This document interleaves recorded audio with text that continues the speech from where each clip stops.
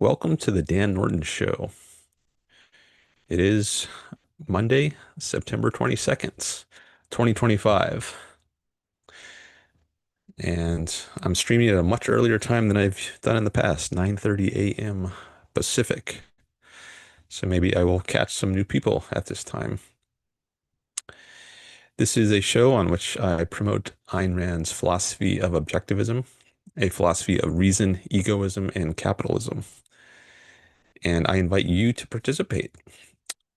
You can chat on YouTube. You can call in on Zoom. There's a link in the YouTube chat, and I invite you all to participate. I'm happy to discuss debates as long as it's respectful and civil. I am happy to engage with all manner of people. I see we've got some people here, several likes. Thank you for that. And it's been a few days since I streamed. 4 days. That's been my schedule recently, every 4 days.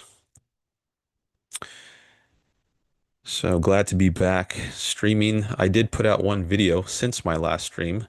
Maybe some of you saw that. I published my commentary video on my first call to the David Pakman show. And I was pleased to get some comments on that video. Some of the issues that were raised in the comments also came up in my second or third calls to the Pakman show. So I guess the person who was making some of the comments I was engaging with was anticipating some of the responses to my position that a leftist would commonly make. And so if you read some of those comments, I think you might see that they appear again in my second and third calls. So we got a chat here from Robert. He puts a clover leaf, a four-leaf clover, followed by, he says, a provocative show title should make for an interesting episode. Okay, and I just see a heart floated up from somebody. Thanks for that. Yeah, I like the title. Actually, I came up with it yesterday when I was listening to or I was watching this Charlie Kirk memorial service. Maybe some of you saw that or heard about that. There was a memorial service for him in Arizona, and I watched some of that. Some of the speeches. J.D. Vance gave a speech. Charlie Kirk's widow, Erika Kirk, gave a speech. Um, Stephen Miller, Trump. So there were a lot of big names there. Um, and one thing that I found kind of off-putting about the entire event was just how much religion was involved. There was so much talk about how Charlie was living, he was um, doing God's work, and that was the most important thing to him. And this wasn't really surprising. Um, I didn't know much about Charlie Kirk, but I think I mean, he's a conservative, so he's he's probably going to be religious. Um, and at a memorial service, there's if you're a conservative, if you're a Christian, there's going to be a lot of talk about God and Jesus probably. So it wasn't really surprising, but it was still off-putting to me as an atheist, as an egoist, someone who thinks um, God and religion and Jesus and altruism are um, on the wrong side of things. They're part of an otherworldly, mystical, anti-self view, and it was shortly after I was listening to some of that memorial service that I had this idea of how can I sort of counter that and put out a different perspective. And then I had this idea of the title for today, uh, This World, Not God, Reason, Not Faith, Egoism, Not Altruism, Capitalism, Not Statism, Ayn Rand, and then three big thumbs up. So that's my counter to the memorial service, the very religious memorial service of yesterday for Charlie Kirk. I mean, it's terrible what happened to him. Um, Someone should be able to exercise his right to free speech and not be murdered for it. That's horrific. Um, so that was terrible. On the other hand, it's also terrible to hold a philosophy that is anti this world and anti-reason and anti-individual, um, anti-self, which Christianity is. And I think you could make a case that if we had a secular, this worldly, rationally egoistic philosophy, then murders like this would be much less likely to happen. To make the world a better place, we need a philosophy of reason and self-interest and capitalism. Um, Florida Nick is here. Hello. He says, yes, it's a good title. Okay. Uh, Glad you think so. I do, I try to vary up my title every time, and it's often got some of the elements that are there today. Like I will often say something about reason, egoism, and capitalism. This one is a little bit more than that. It's expanded to include metaphysics as well as epistemology, ethics, and politics. So reason, ethics, or reason, egoism, capitalism, those are stating some of the core ideas of the objectivist epistemology, ethics, and politics. But it doesn't include anything specifically about metaphysics, the basic nature of reality. And I guess hearing all this religious talk yesterday made me think, oh, it would be nice to actually include something metaphysical in the title. So that's what led me to include. At first, I was going to say reality, not God.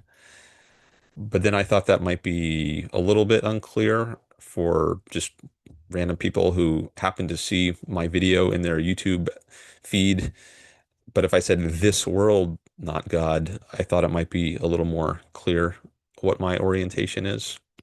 If you say reality, not God, that implies, well, what I was trying to imply is that God is not real. He's not part of reality. But I wasn't sure that would come across clearly if I put it that way. If I say this world, not God, I guess it loses the benefit of that implication that God is not real, because you might say, okay, well, this guy, Dan Norton, whoever he is, if you just stumble across my YouTube channel, he's in favor of this world as opposed to the other world, the supernatural world with God. He doesn't deny its existence. He just likes this world more. Um, so it's there's a different emphasis that comes across if you say this world as opposed to reality. At least that's the way I was thinking of it. But I thought it might be a little more concrete and understandable at first glance. So I went with this world. But maybe in the future I'll try it differently. I'll say reality, not God. I'll vary it up. But I always like to change the title, the working title for during the live stream. I always change it later anyways. After the stream, I update it to reflect the topics that were discussed because I never know in advance. Usually I don't know in advance what topics I'm going to talk about because it depends on you all. What do you all want to talk about? And that will guide the discussion. And then after the stream, I will retitle the show. So if we talk a lot about religion today, maybe something about religion will appear in the title. But anyways, as a working title, this is what I went for today. And I'm glad some people like that. All right, so what else is going on? I got some notes here I can talk about. If you all don't have any chats, I do want to give priority to people who are here live. So if there's anything you want to talk about, do feel free to raise it in the chat. But some other things I could discuss in the meantime. Oh, I thought I might put out a. Usually I put out the announcement for my video just an hour or two before I go live, but I thought it might be good to do it much sooner than that. Like, for example, I've been streaming every 4 days. So I thought maybe right after the stream ends or sometime later today, I could put up an announcement for the next stream instead of waiting for 4 days from now and putting it up on the morning of that stream. Because maybe that'll generate more interest and traffic if people, whenever they come across my channel during the next few days, they'll see, oh, there's this live stream that's going to happen. Um, and maybe if that's on people's radar, uh, the whole intervening time between this stream and the next stream, maybe um, more people will be interested potentially, and maybe more people will show up. I had a great showing on the last live stream. I had 19 concurrent viewers. That was my peak, which I think is the highest it's ever gotten. So that was great to see. And maybe I can go even higher than that number if I announce it well in advance. Now, there's a risk to doing that, which is that's on the day of the stream. I sometimes something might come up and I have to change around the time. So I was thinking what I could do is just choose a default time, like 11 a.m. Pacific, which is usually around the time that I start streaming. And then on the day of, I might tweak it a little bit. Maybe I'll change it to noon or 10:30 or something. But at least it gives people an approximate idea of when the next stream is going to be. And just keep in mind that there might be some late changes to that. But overall, I thought it might help increase viewership and interest in the channel if I've always got an announcement of there's this upcoming stream. So I think I might try that. Um, so that was just one idea I had for the channel, and I wanted to give you a heads up about that. Especially about the fact that it's a little bit tentative, like so that if it shows up as going to happen at 11 a.m., just realize maybe that will be tweaked a little bit, so it's not a surprise to you. Let's see what else. Um, I was watching or I saw that the streamer Destiny got demonetized on YouTube.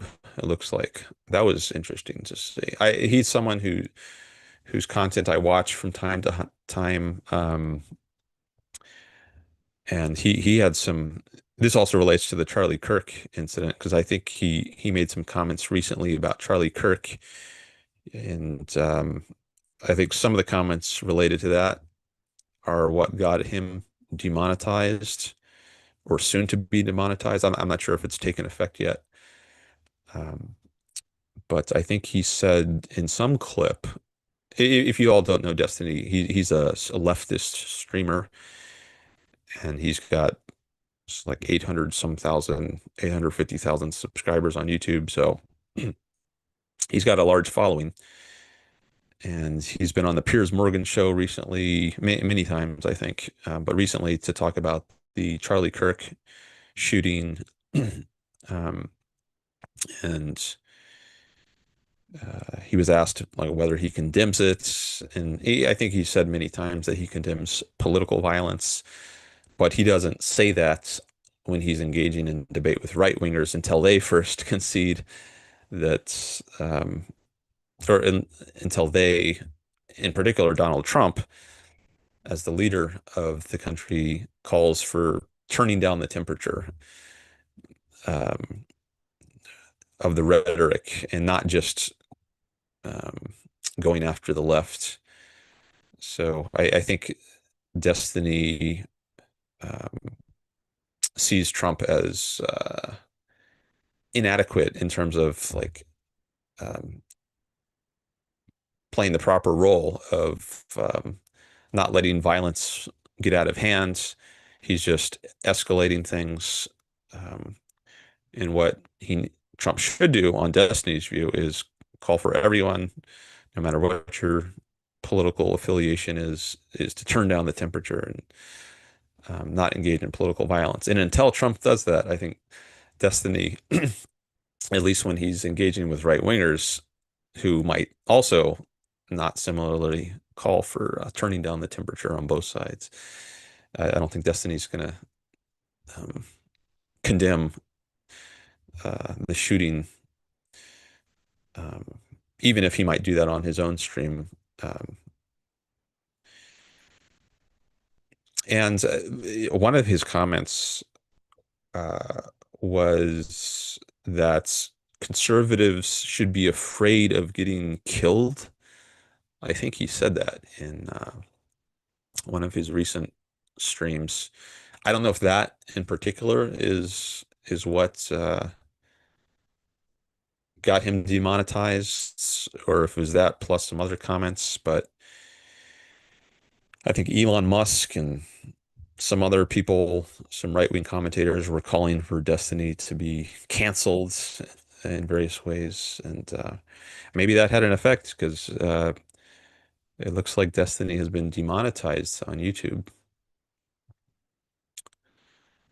Sometimes it makes me wonder about my own monetization situation and like what risks I might face. I'm not currently monetized yet. I've never been monetized because I haven't gotten big enough yet. So I'm hoping to be monetized one day. I have to hit certain metrics in terms of subscribers and watch time, and I'm getting fairly close. I need 3,000 hours of watch time. Currently, I'm around 2,300, 2,400. So if I get a few hundred more hours of watch time within the last 12 months, then I'll be eligible to have my channel monetized. And I think maybe within a few months I'll get there. But I wonder sometimes, like, how safe am I in terms of what I talk about? Uh, uh, like, if I don't call for political violence, I oppose that. Um, but sometimes I see some other streamer gets demonetized, and it's for a reason which doesn't seem very good to me. And I wonder, like, could that happen to me? And maybe it's good to have other backups, sources of income, like Patreon, for example. In case if you get demonetized on YouTube, at least you could have supporters on Patreon. I know Yaron Brook, he has a lot of Patreon supporters. I'm one of them. So it could be a good idea to diversify, just like when you're invested, diversify your income streams somewhat. So in case something happens with one, you don't lose everything. Um, all right, let me take another look at the chats. Uh, okay, don't see any new chats. Um, one thing I was wondering about is in terms of service and what you can talk about without being penalized. There was I saw someone on Twitch, another streaming platform. It looks like someone got banned on Twitch for expressing pr approval at someone else's traumatic experience. So there was apparently Twitch has a rule that says you're not allowed to express approval or enthusiasm for someone else's current or past traumatic experience. Like if someone is killed, like Charlie Kirk, and I think this was actually the example that was relevant in this case, someone was pleased by that, or at least expressed. He was kind of ambiguous. I don't know if it was 100% clear. Maybe he was trying to give himself plausible deniability because he was saying it was a good thing, or he was pleased by that Charlie Kirk is no longer here. On the other hand, maybe he's not pleased.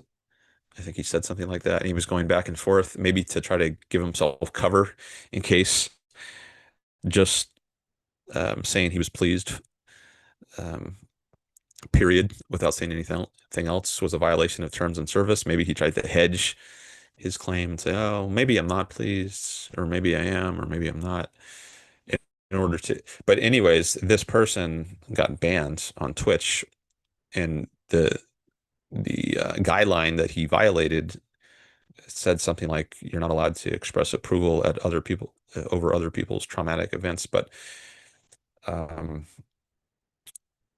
I wouldn't, celebrate the death of someone like Charlie Kirk. But what if it's someone like Adolf Hitler, or some Hamas terrorist, and you express approval that they were killed, like in the Pagers attack, right, or some Israeli bombing. So according to this Twitch guideline, does that mean you would get banned on Twitch if you expressed approval at the traumatic events that befell this Hamas terrorist or Adolf Hitler? Do they really want to ban people for being pleased and happy that evil people die? If so, I question whether that's actually a good policy. Um, I mean, if you don't have that policy in place, then that opens you up to having people disgustingly celebrate the traumatic events or murders of people who are not bad, because there's going to be a judgment call. But on the other hand, even if people do disgusting things, you might also think it's disgusting if people aren't able to express pleasure at the death of evil people. And you might think that's a kind of, what's the word I'm looking for? Equivalence or balance that's corrupt. Like it's, yeah. So anyways, I think you probably get what I'm trying to say. But I don't know if YouTube has any provision like that. Like if I want to express pleasure that some evil person is no longer alive, uh, can you do that on YouTube without being penalized? I don't know. I haven't seen anything about that, but I guess things like that concern me. Like because it seems reasonable to do that, um, that you can express pleasure that an evil person has died. It seems reasonable that you should be able to do that. And I want to be able to say reasonable things, but am I going to be banned for saying something like that? So that's a reason which I think diversifying platforms could be a good idea. Right now, I just stream on YouTube, but maybe in the future, I'll stream on other platforms also, like Facebook and Twitter or X, and Kick, Rumble. These are some of the other platforms that I hear people talk about sometimes. All right, we got some more chats here. Simon, Dootsy, and Greg. Hello to you all. Simon says, "Hey Dan, did you hear what Charlie Kirk's wife said in regards to forgiving the assassin?" Well, I did hear that he forgave, or that she forgave the assassin, which was uh, quite displeasing to me to hear. Uh, I don't know if I didn't hear that if she like explains more beyond what she said in her speech at the memorial service, but I did hear her say that, and I did hear her speech. That was one of the few speeches that I listened to the entirety of, and I guess it's not really surprising since she's a Christian and Charlie is a Christian, and I guess they take their Christianity seriously, and you're supposed to love your enemy according to Jesus, and I guess that part of that is forgiving. Um, but I think that's terrible, but to be expected given how religious they are. I actually tweeted some about that Uh, maybe I should pull up my Twitter page and I can show you some of my. I had a little back and forth, just one or two. Oh, now there's some more comments I see on my X page relating to this, I guess. Um, okay, here I just got another comment I see from here. I'll pull up this one. Should I play the audio on this? It's 51 seconds. Maybe that's not too long. I guess I can play that. The clip of Charlie Kirk's widow.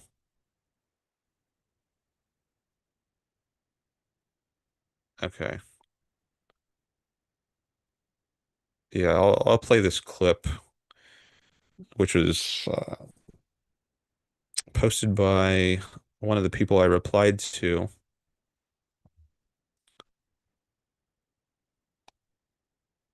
And I got to remember to share the sound.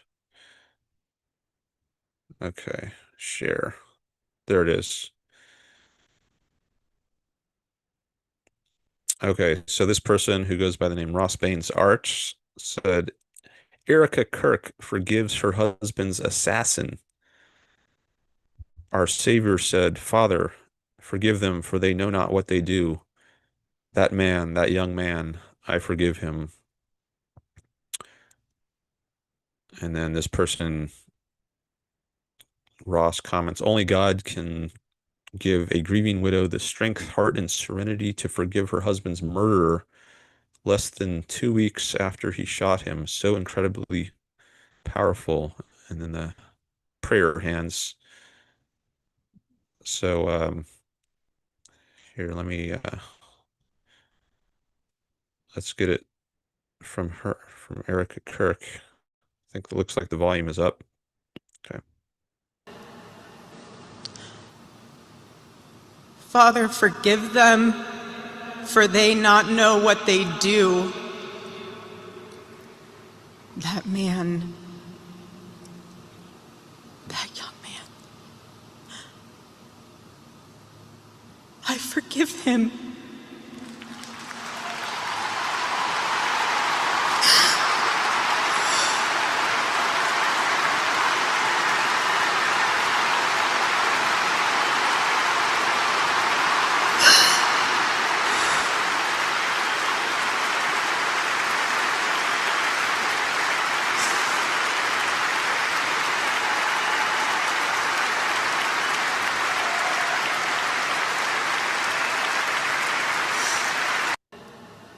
Okay.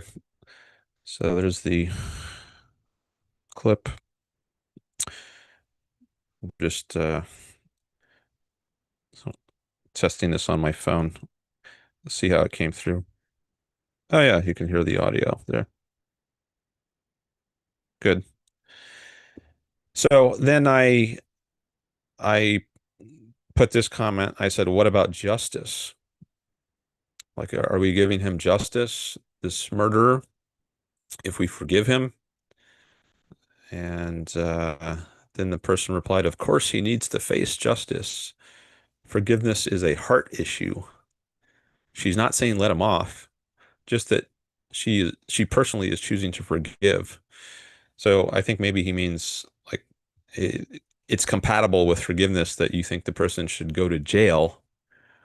And someone in another thread, so I made some comments in mini threads, and someone in another thread on another page said, "Well, yeah, he should still go to jail and do time or something like that." But that doesn't mean he shouldn't get forgiveness. But here, I wasn't talking about justice just as in a legal sense, where justice would be served by him going to jail, for example.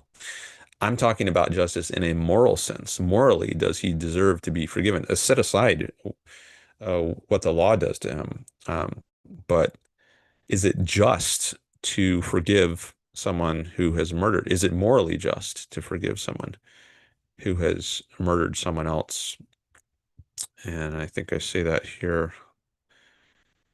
It's got to load. Yeah, is it just to forgive him? And he says yes, and I say why. Um, and this is one I haven't seen yet. I just saw it right now. This person says it's morally just under Christ's teaching. The law still needs to be implemented and the necessary punishment applied. So I think you'll probably hear this from a lot of Christians based on what I've seen in the past, the way they respond to this kind of point. Um, but I saw someone in another thread say, well, if the forgiveness is genuine, he wouldn't be behind bars. I don't know if that person was a Christian, but I'm wondering now, looks like there's some other replies on this thread. If I should reply to this one, I can do that real time here. I've done that in the past. Like I've replied on stream to some X comments. Maybe this is a good time for me to reply. Here, let me open up a reply box. So what should I say to this? It's morally just under Christ's teaching. The law still needs to be implemented. So there's a moral point, and then there's a political point. And I think I want to focus on the more fundamental here, the moral issue, and just set aside for now what should happen to him legally and whether it's actually consistent to try to punish him in the law if morally it's it's good to forgive him. Um, Maybe that's not a consistent position, but I think it might be better just to focus on the more fundamental issue of morality here. I think it's often best just to focus on the most fundamental issue because if you disagree on the fundamentals, you're not going to you're not on the same page yet. So things that are further downstream, like politics, which I think is downstream of morality or ethics, you can't agree on that until you first have a common basis um, on the more fundamental things. Even more fundamental than morality is something like epistemology. Should we settle this by reason or settle this by faith? How are we going to figure out what the best attitude should be? I don't know if I want to go to epistemology immediately, um, or if I should just stick with morality. Um,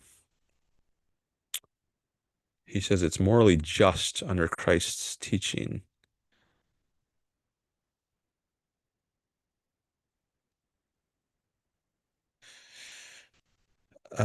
Maybe I could tie this to faith. Like I could say,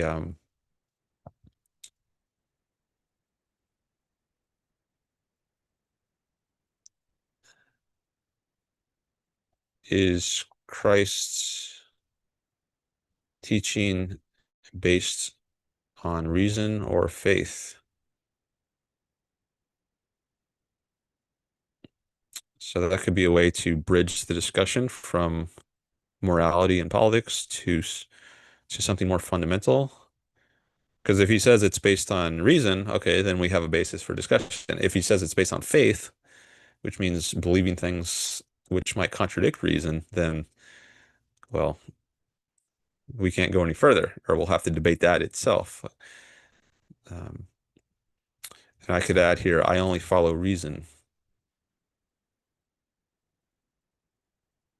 Now, he might try to say there's no dichotomy there, that faith and reason are not opposed. And I think many Christians try to do that, which I think is an indefensible position, but um, some will try to make that case.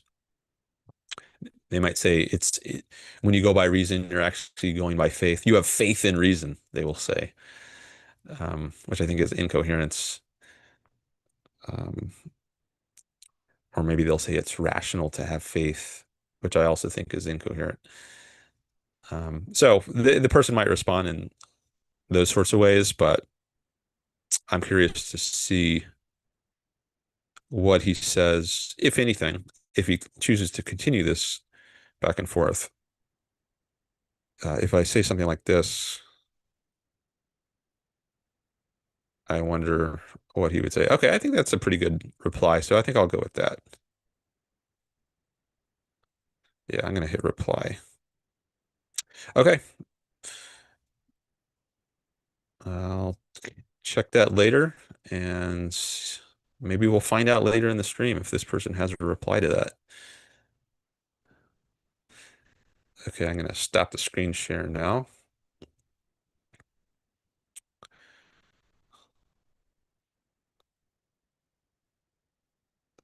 Come back to the chat.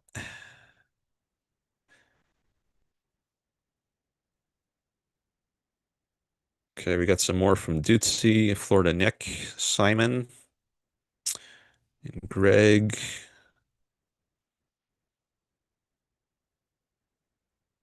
So that I guess that was all in response, or that was all triggered by Simon. He says he was asking about any thoughts on the what Charlie Kirk's wife said. So there's some thoughts on that.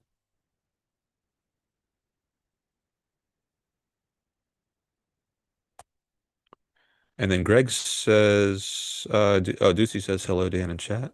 Hello.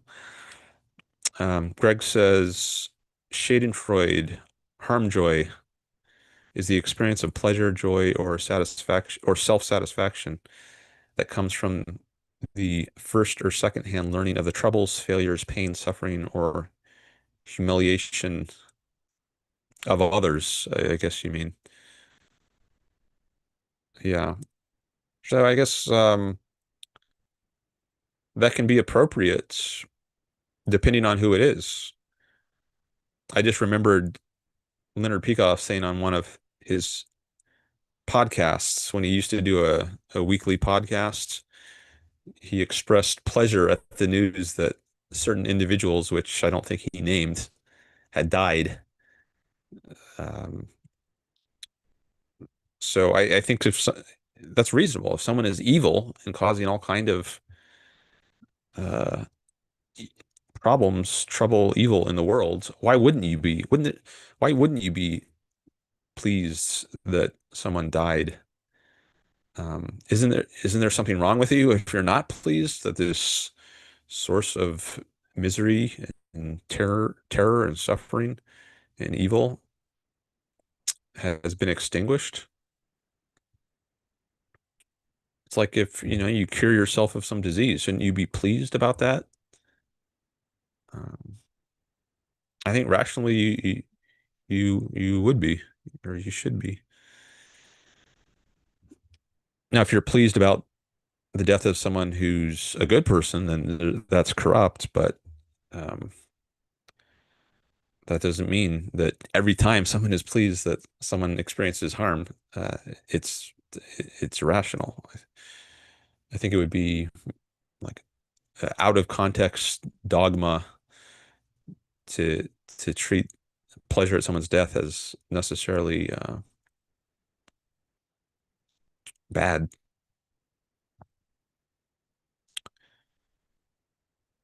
Okay. Simon says, would you mind going in depth why it would be terrible? I think it's a betrayal of the virtue of justice, but we'd be interested to hear your thoughts. Why it would be terrible to forgive a murderer? Well, yes, a betrayal of the virtue of justice, but you're condoning evil, and I think you're giving a license to evil if you forgive it, at least if it hasn't earned forgiveness. I think there's there's a distinction between earned forgiveness and unearned forgiveness.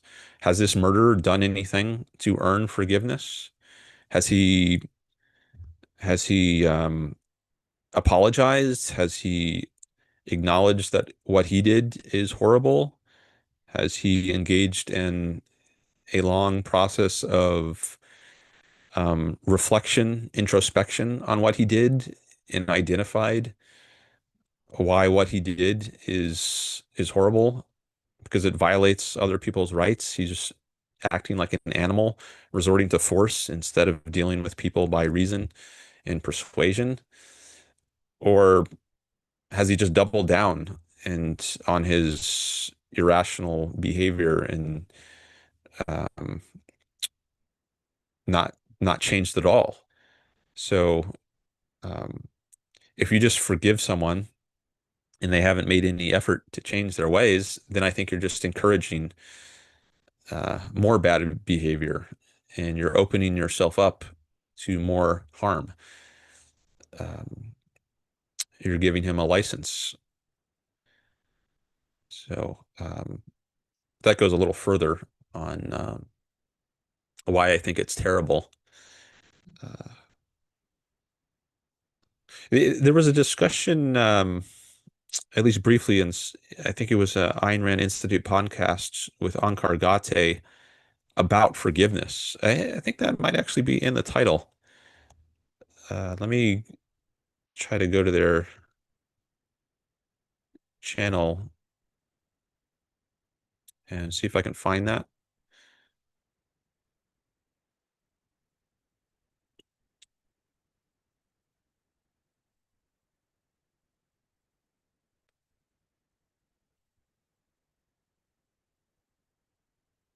Oh, I need to.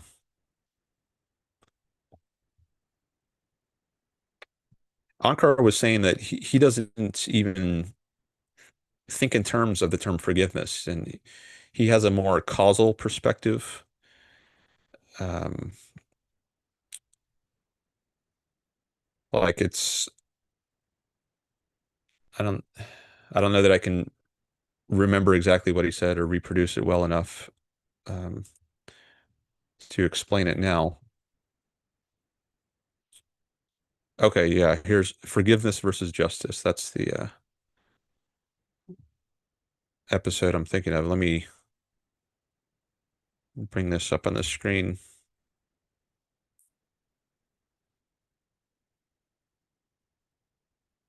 Okay, here it is. Looks like Ankar and Tristan de Liège are the participants.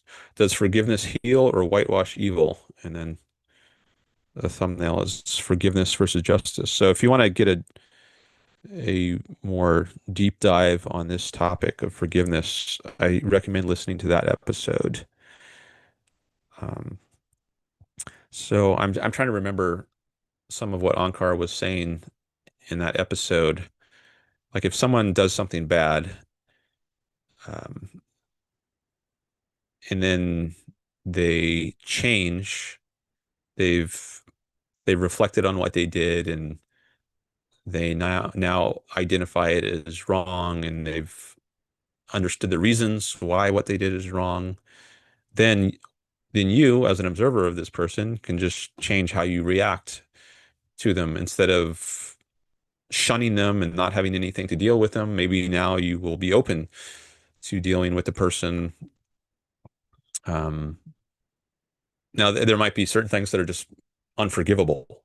I think murder is plausibly one such thing. I mean, you have ended someone's life, and that's not something that can be undone, right? You can try to compensate the family of the victim, but that's not really. I don't think that's undoing the full damage. So if it's something that is just so heinous, like murdering someone, where it's irrevocable, the consequences of it, I don't think that you can forgive that. I think the proper thing to happen in that case is capital punishment.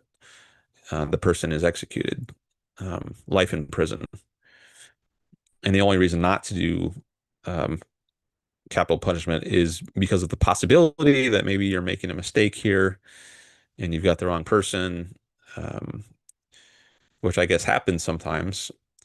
But um, and maybe the evidence proving that you got the wrong person will come out some years later, and then you can um, let the person out of jail, right? Sometimes this happens, but if there is no doubt, if let's say the person, he did this, he killed someone on live TV, like in the middle of a stadium, and he shot someone, and it's, the whole world can see it, and there's video evidence of it, and he doesn't even deny it. He confesses to it. He admits, yes, I did this in front of the world, and there's just no grounds at all for doubting that a certain person committed the murder. Then I think that person morally deserves to die.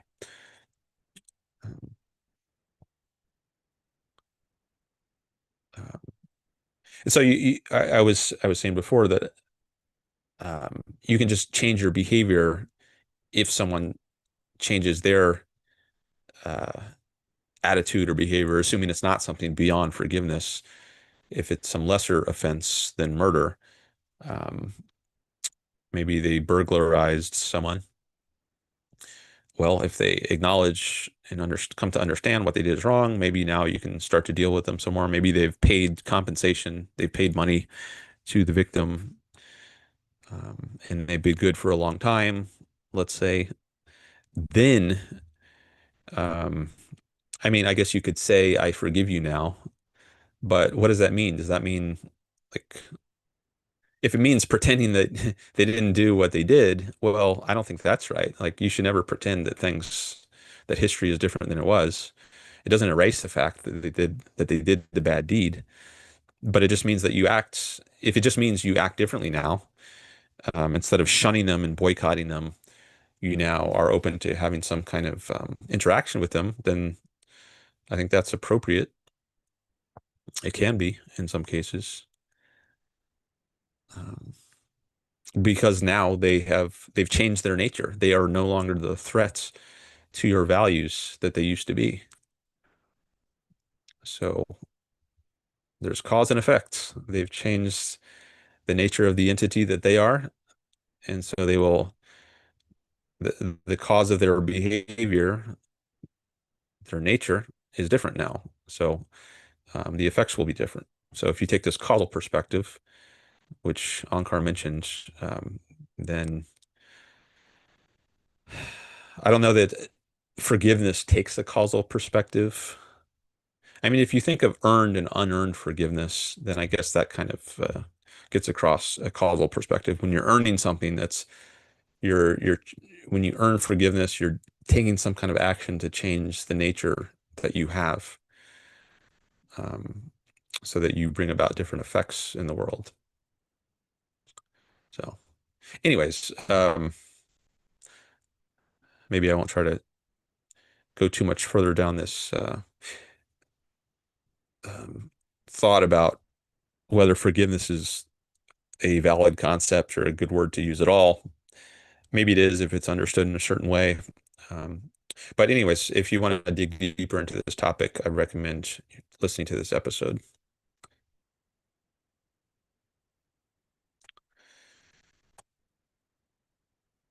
All right, let me come back to the chat.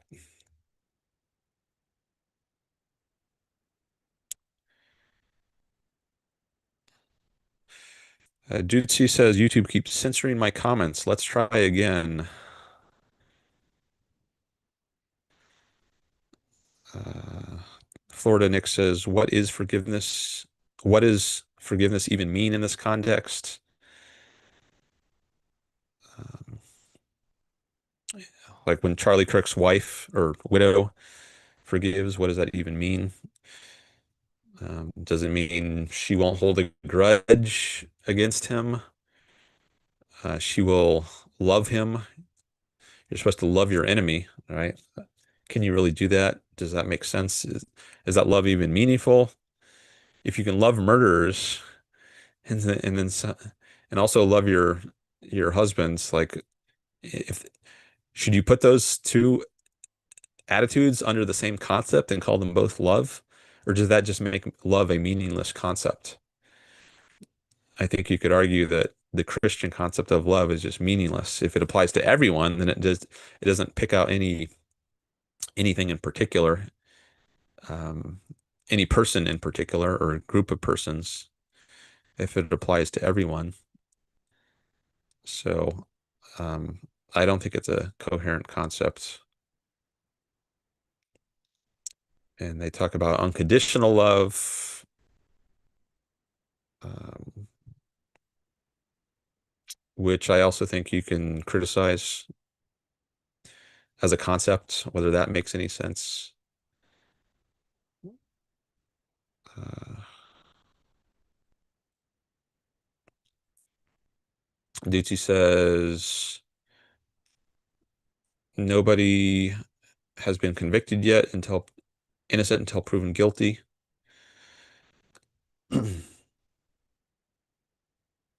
Didn't I think the shooter confessed,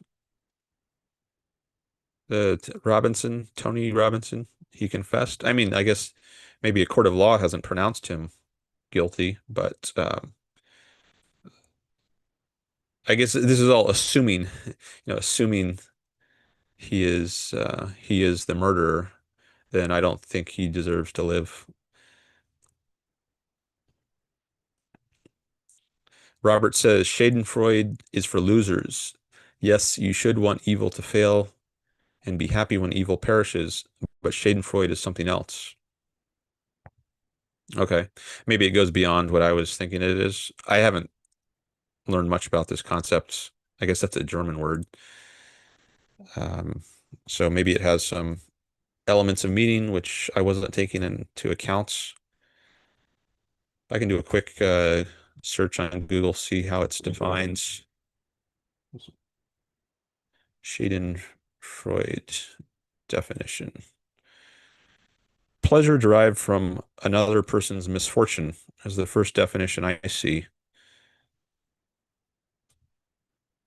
Um, and then there's a Wikipedia entry. Well, I mean, that definition seems okay. If it's just pleasure at someone else's misfortune, I think that can be appropriate. But maybe Wikipedia goes more into depth. Here I will let me share this.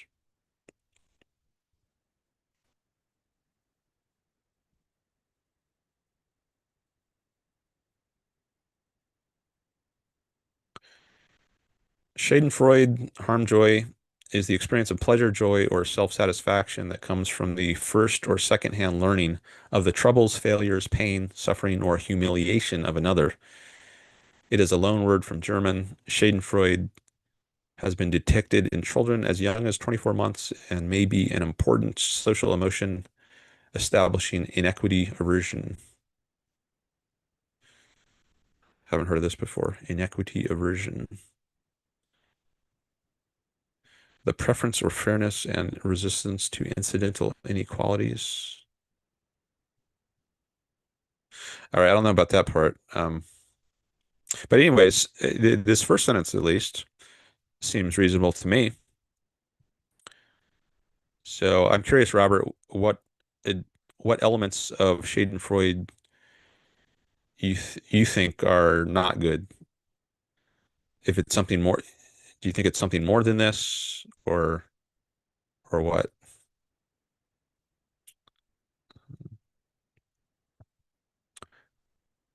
Okay, I'm going to switch back to a different screen, which I think is going to leave this screen up.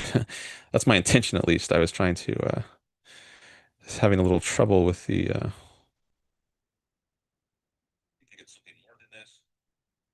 screen sharing the other day. I'm going to keep an eye on it on my phone and see if it make sure it's sharing the part that I want to. All right, so I'm going to go back to here's back to the chat. Okay. Well, maybe Robert already did say in chat because I'm behind. Maybe he already explained what he thinks is wrong with Schadenfreude. He says, I understand this is controversial and depends on definitions and context, but wallowing in the suffering of others, even if they deserve it, is not the best way to experience or reinforce justice. Well, does Schadenfreude mean that you're wallowing in it, or just you temporarily, for a moment, experience pleasure at someone's suffering. I mean, I do think it's not good to spend your whole life reveling in the misfortune of others. Primarily, you want to be focused on achieving values in your own life. Um, if it, but if you just temporarily along the way, you find out some information that some misfortune befell an evil person, and you take pleasure in that, I don't see anything wrong with that. And I didn't see anything in the definition of Schadenfreude. Let me go back to that. Where is that? It didn't say anything about dwelling on it. The experience of pleasure, joy, or self-satisfaction that comes from learning of the troubles, etc., of another. At least there, it doesn't say anything about dwelling on it and spending lots of time, like obsessing over it. I think that would be wrong, but it's not clear to me that you are doing that if you're experiencing Schadenfreude. But maybe maybe the this concept has connotations that I'm not aware of. Then Robert says, as for forgiveness, ideally, forgiving and forgetting are two different things, and you can forget without forgiving. Yeah,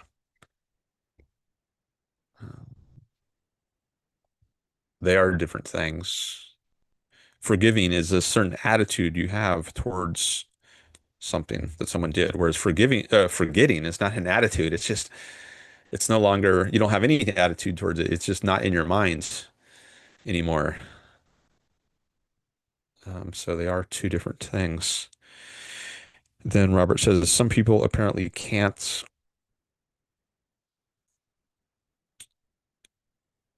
forget. Is that what you mean? Some people apparently can't and require some forgiveness ritual to get past trauma. I think the resultant injustice is also harmful, and so they should work on that, says Robert. I guess if something is so bad that you can't, it's hard to, like if your spouse is murdered, that's not something you can ever forget. And I don't think it's something that should ever be forgiven because as I said before, I think some things like murder are just so heinous that's the only way or the closest thing you can do to compensating the victim is to end the life of the person who ended the life of your spouse or whoever they murdered. Um, and that's not really compensation. It's not like things are as good as they were.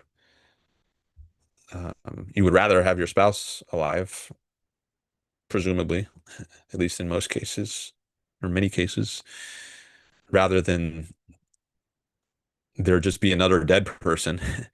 But at least the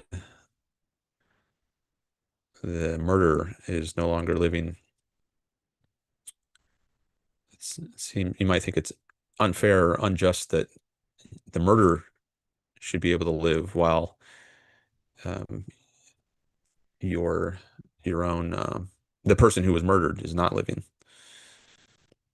Unless you think living is somehow worse, like if you think it's like torture to be alive with the guilt of having done this, but I don't know that that's necessarily the case.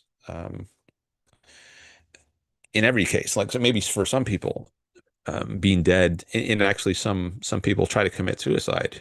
I think who are on who do have life sentences because they would rather. It's so horrible, I guess. So maybe living is a worse penalty than death, at least for some people. Other people, uh, maybe not. Maybe they're not repentful. Maybe they don't feel guilt.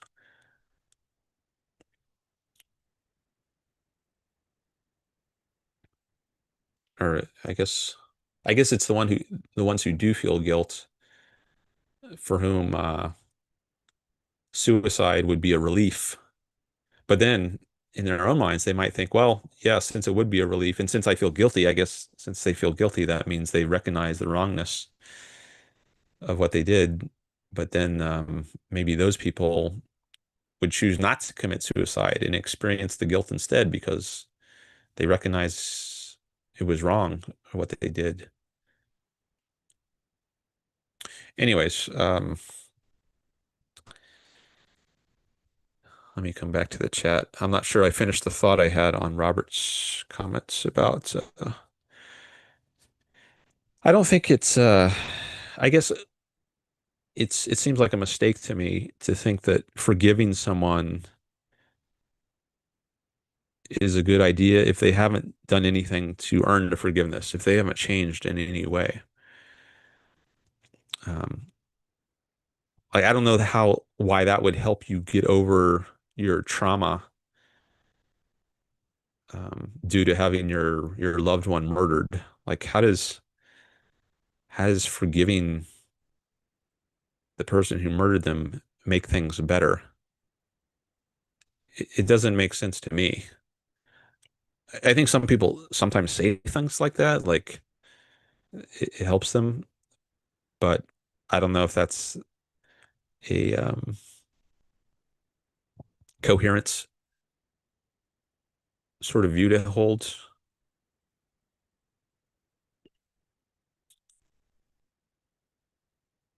But I think it's a kind of giving up, a renunciation of your values to forgive if someone hasn't done anything to earn the forgiveness.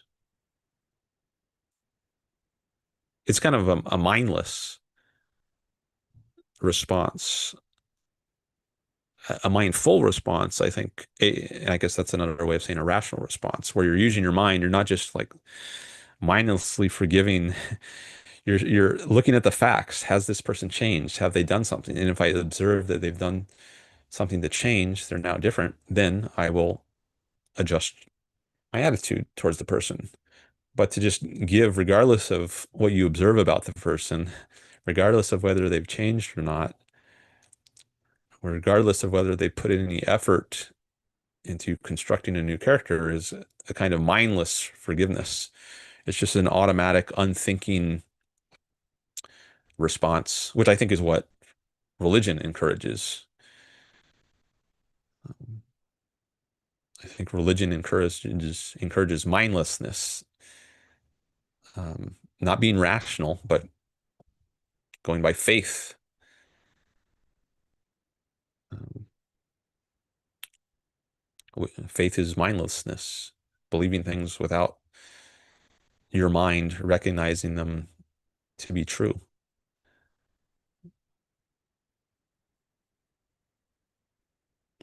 which you can't really do. I don't think. Um, so it's maybe it would, if you believe something, quote, on faith, it's a pseudo sort of belief. Like I don't think you can really believe something if you don't actually have evidence. Like you can't believe that 2 plus 2 is 5 in the way you can believe that 2 plus 2 is 4. Um, it's not like they're different kinds of belief. I think one is a pseudo belief, if you're going to call it a belief at all. It's not really a belief. It's just, I don't know what you would call it, an emotional commitment. But um, all right, let me go on a bit in the chat.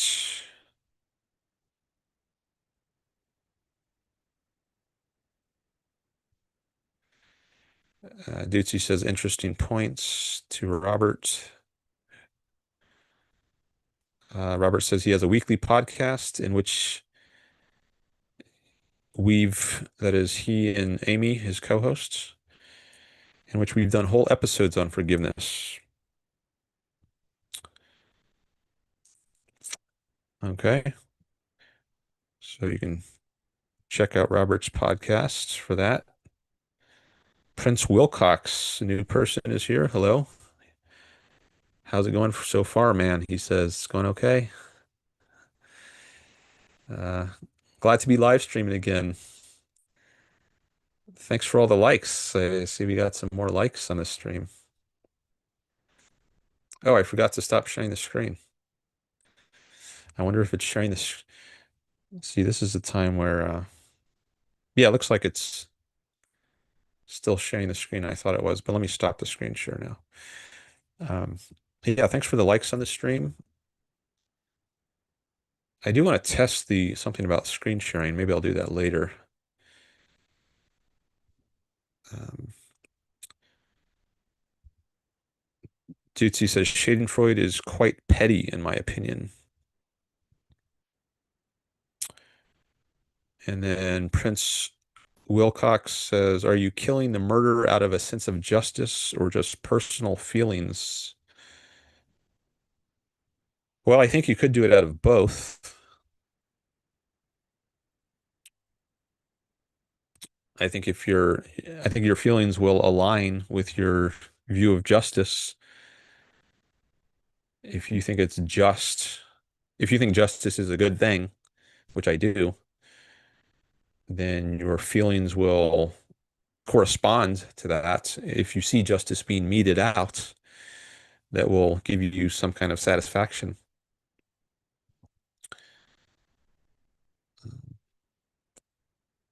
If you think justice is a bad thing, as I think Christianity does, insofar as it promotes mercy over justice, that is not giving people what they deserve. That's how I understand mercy. So if you're really a Christian, maybe some of the modern Christians have been more influenced by rational enlightenment kind of views, and they're not consistent about their Christianity. But maybe if you're a consistent Christian, you will have a negative attitude towards justice because you think it's not compatible with mercy. Then, if you see justice being meted out, you might have a negative feeling towards that. But I have a positive feeling towards it because I have a positive view of justice.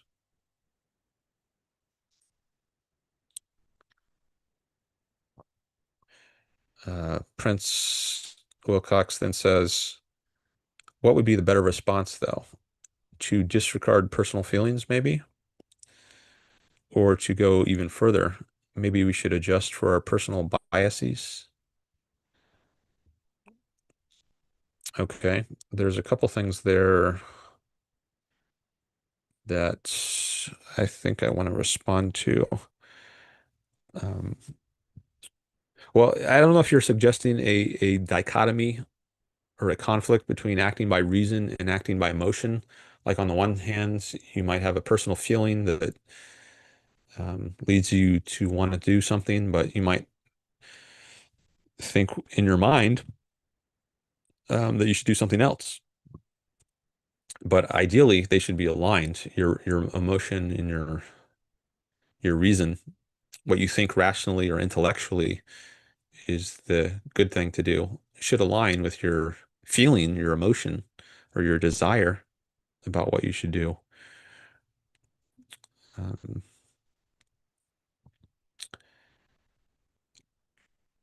uh,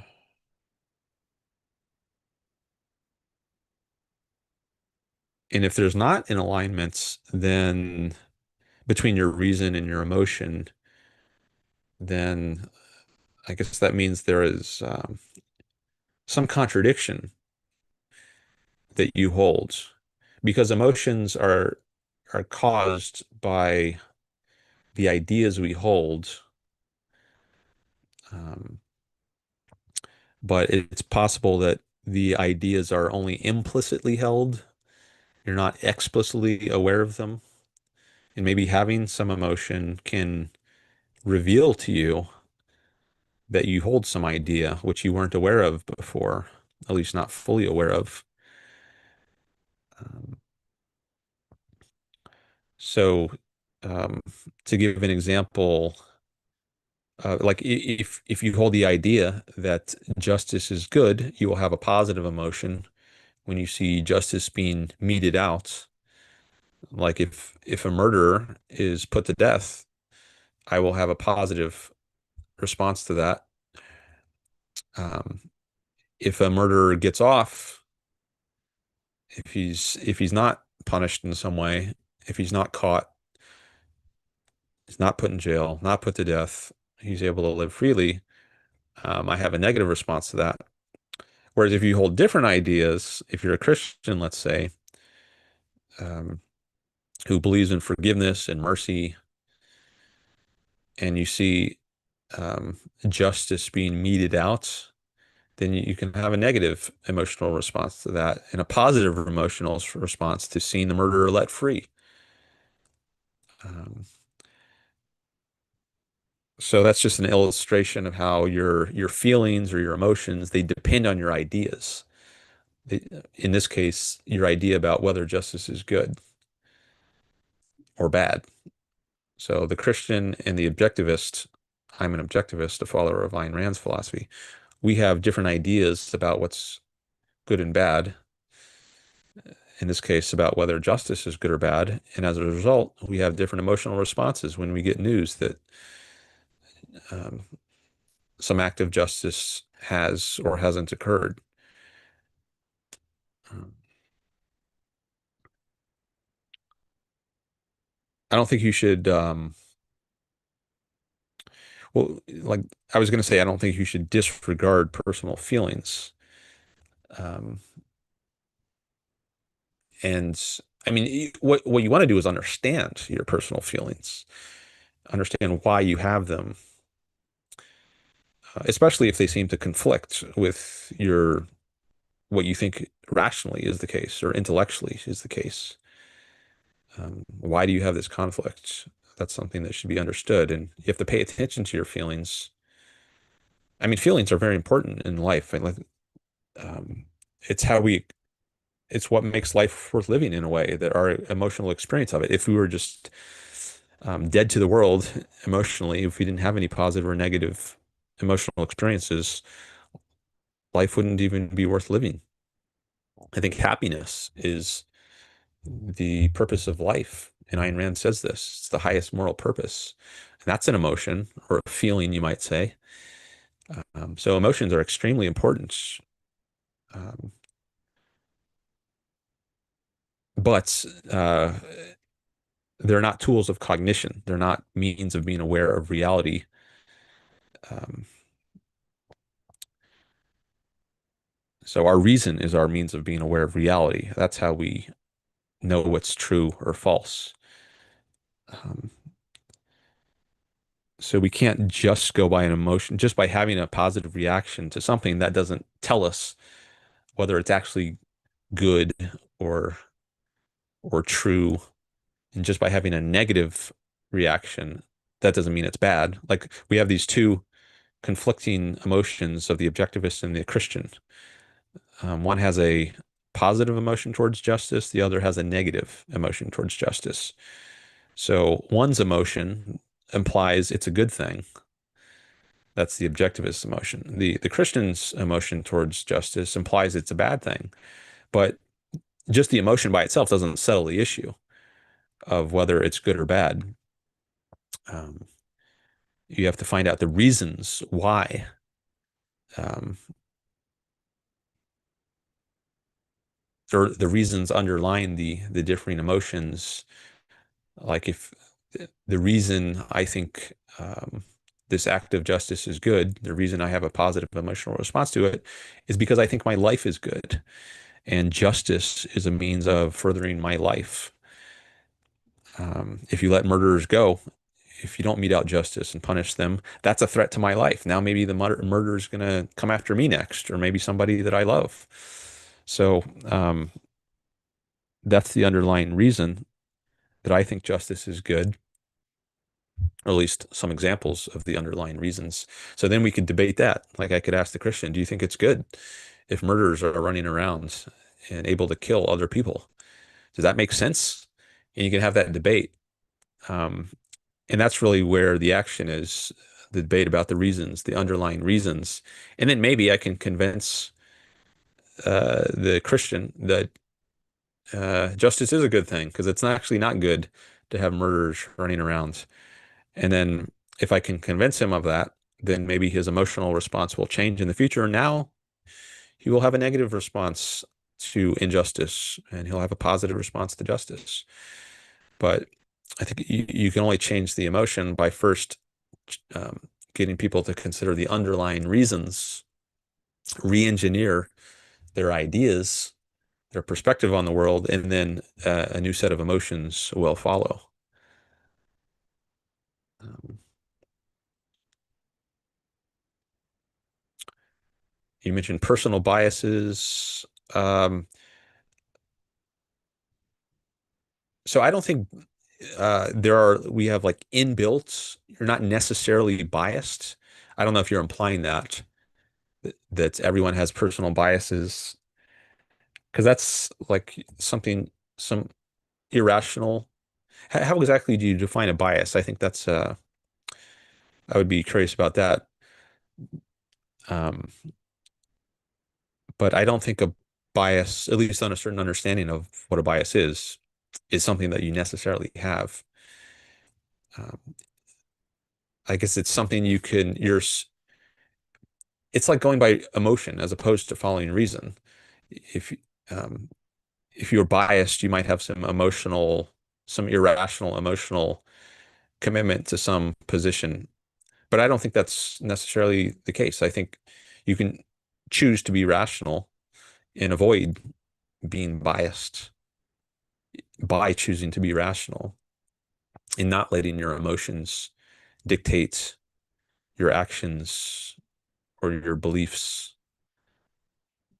Even if you have an emotional response positively to some idea, you don't have to endorse that rationally as being true. Like just because it makes me feel good to think that the shooter of Charlie Kirk is a leftist. Um, that might make me feel good, but that's not sufficient reason to believe it's actually true. I need independent reason independent of my emotion to believe that the murderer was a leftist, let's say. I'm not sure that he was. I haven't looked into this much. But what's important is that you find actual evidence to support your beliefs and not just let your beliefs be dictated by what gives you emotional comfort. Um,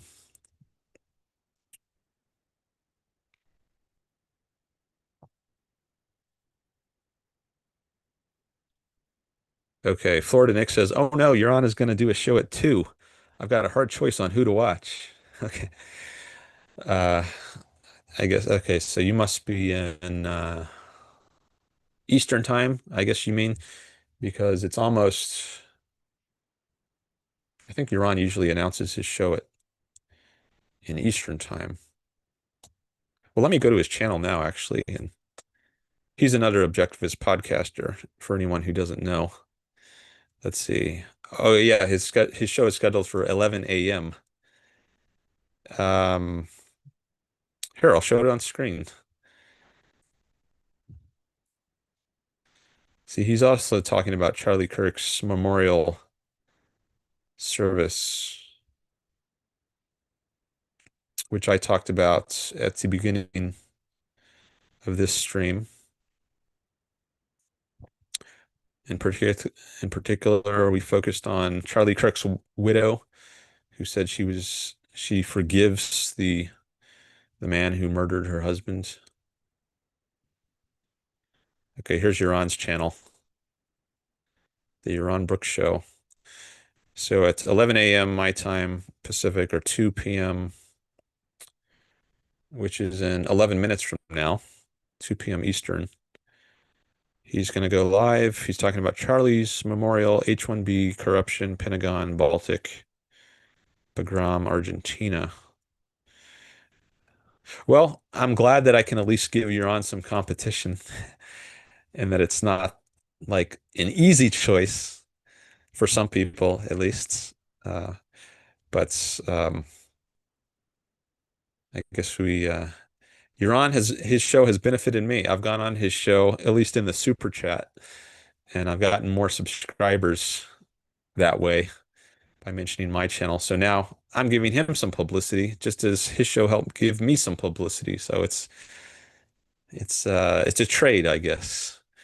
Win-win transaction here. Euron talks about that. Value for value. He gives me some value, I give him some value. Um, I won't hold it against you if you want to watch Euron's show live. Or you can watch both shows maybe. One in each year. I think uh, Robert said he was listening to both of our shows at the same time once. All right.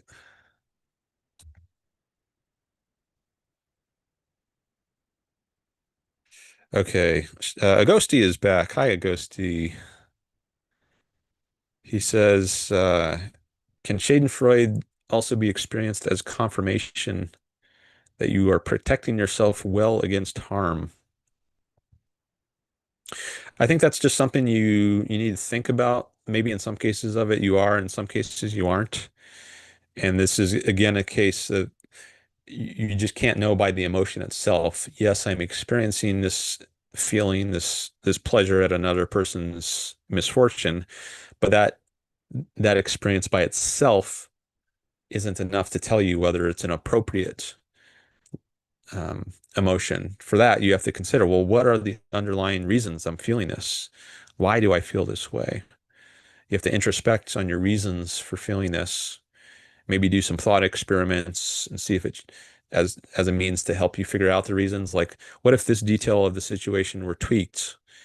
Would I then feel differently? Like, maybe if Charlie Kirk wasn't shot by a leftist, but he was shot by a right winger, would that change how I feel about it? Would I then be sad that it happens? That he was murdered, instead of glad, or the reverse? So you could change the variables in depending on, and then you can introspect. Oh yeah, that would really change how I felt about things. Um, that can help you identify the reasons that you're feeling the way you're feeling. You can do these little internal thought experiments, change some variables to isolate the causes, and then figure out, is this an appropriate kind of Schadenfreude? Am I experiencing pleasure at someone's misfortune because they deserve it? So I see this as an act of justice, and that's why I'm experiencing it. Or am I experiencing it as a kind of hatred of the good? It's a emotion Ayn Rand talks about. You're hating someone because they are good. Then you can realize, oh, there's some corruption here. That's not a good thing. Um,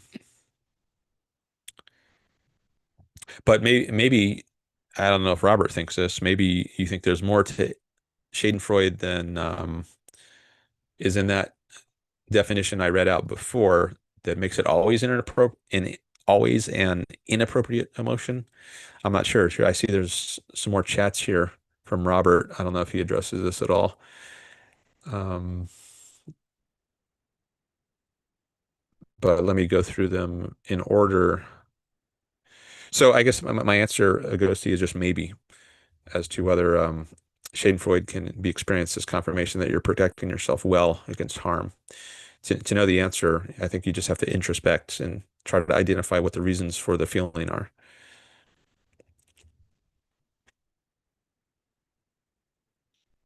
Okay, then Prince Wilcox says emotions are also caused by our sense of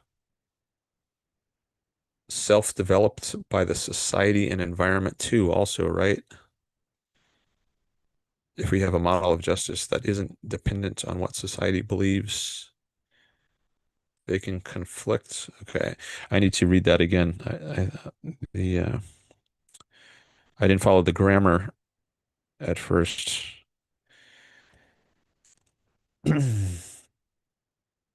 Oh, well, just because I see Dutzy was replying to Agosti, and I was just talking about that. Let me skip over that one. She says, Agosti, not necessarily. You can feel Schadenfreude over someone who gets a parking ticket, regardless of whether, reg- regardless of whether they were illegally parked in your private parking spot or somewhere neutral.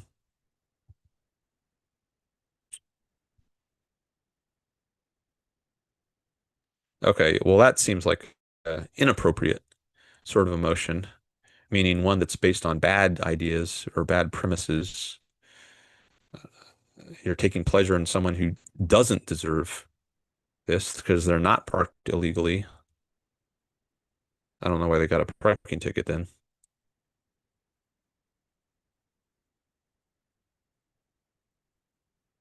Maybe the ticket officer made a mistake. But yeah, if you felt pleasure over someone getting a ticket in that case, that seems corrupt. So I guess Dutzy's answer aligns with mine. It just depends on the case. It's not necessarily a bad thing. It might or might not be, which I think is true of many reasons or many emotions, right? Um, the emotions by themselves doesn't tell you whether they're appropriate. For that, you have to consider the reasons underlying them.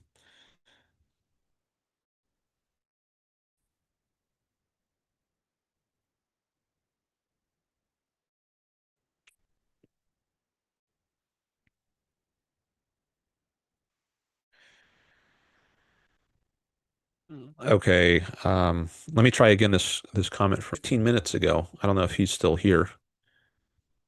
You can let me know. I'm more likely to engage with chats if the person who made them is still here. I have more motivation to do that. Um,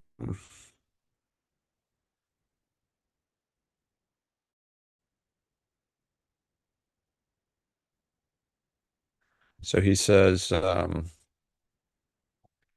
emotions are also caused by our sense of developed by the society and environment. Okay, he just said he's still here. Thanks for the update.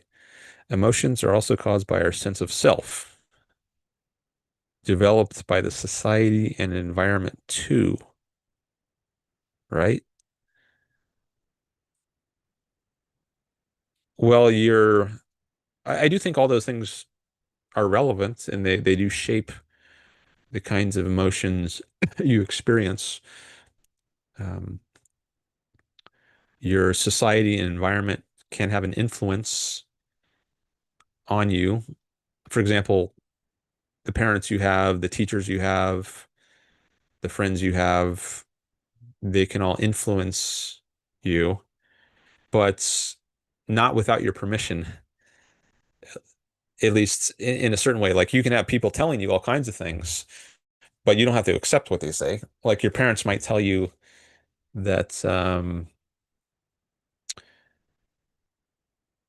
you you are a liar. Maybe you say maybe you have a chore like a task you're supposed to wash the dishes every week, and then you get an allowance from your parents, and you tell your parents that I washed the dishes. Can I have my allowance now? My $5 or whatever it is. And then your parent says, "No, you didn't wash the dishes. I can see a dirty dish in the sink right now." And you say, "Oh, that's because my brother just came in here a second ago. I washed the dishes 30 minutes ago, but then after I did that, someone else came in here and used the plate and stuck it in the sink." And your parent says, "No, I don't believe you. You're lying." Um, well, just because your parent says that doesn't mean you have to believe it. You can know in your own mind you're not a liar. Um, so even if your parents can have some kind of influence on you, or the people are more generally the people around you, they can have an influence on you. They can tell you things. You still have your own mind. What they say doesn't automatically enter your mind and make you accept it as true. You can still judge what other people say around you as not true. Other people can give you things to consider, like and maybe you can't avoid that. Like if I say, don't think of an elephant or do think of an elephant right now, just by using the words, maybe the image of an elephant automatically pops into your mind and you can't avoid that. So I've now influenced you. Um, so people they can have some effect on you, which is not in your control, but it only goes so far. Like if I say think about an elephant for the next 10 hours.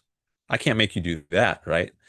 Your mind can go somewhere else and wander to all kinds of other topics, non-elephant topics. So even though I can have some influence on you, like my voice right now is having some kind of impact on your brain. Like the sound waves are hitting your nervous system, and I'm having some influence, but the kind of influence that other people can have is limited. And um, the external influences on you, they can't just totally bypass your faculty of judgments. That's still up to you how to assess these external influences. Um, so that this was all triggered by Prince Wilcox's comments about your sense of self and your emotions being caused by society and environments to an extent. Um, but I think more fundamentally, they're caused by yourself, by how you choose to use your own mind in reaction to things in the environments. Um, so you talk about society also, you say if you have a model of justice that isn't dependent on what society believes, they can conflict.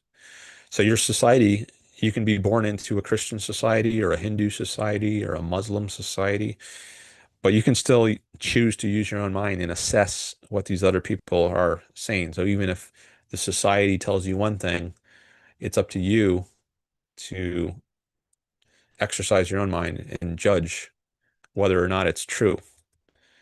Because you have free will, as it says here on my background. That's one of the fundamental features of human nature, which objectivism acknowledges. Many people don't. They're determinists. They think you are determined to act in certain ways or have certain beliefs. Christians, among them, I think many Christians, I think they're actually conflicted. Like they think God has this master plan for everyone and he knows everything in advance. He has foreknowledge of the future. So how can you really have free will if God knows what you're going to do in advance? Is what you do or what you believe really up to you? If God knows already what you're going to believe or do? You might think not, and that you can't really reconcile free will with um, divine foreknowledge. Um, but some Christians have tried to reconcile them. Uh, but anyways, I do think it's part of Ayn Rand's view that people have free will, and fundamentally, what their free will consists in is their power to exercise their reasoning minds or not. That's open to your choice. And if you do choose to exercise your mind, you can judge what people around you say, what your society says. Oh, I said last time I was going to share the chat. I was just, yeah, let me do that now. Something just reminded me of that.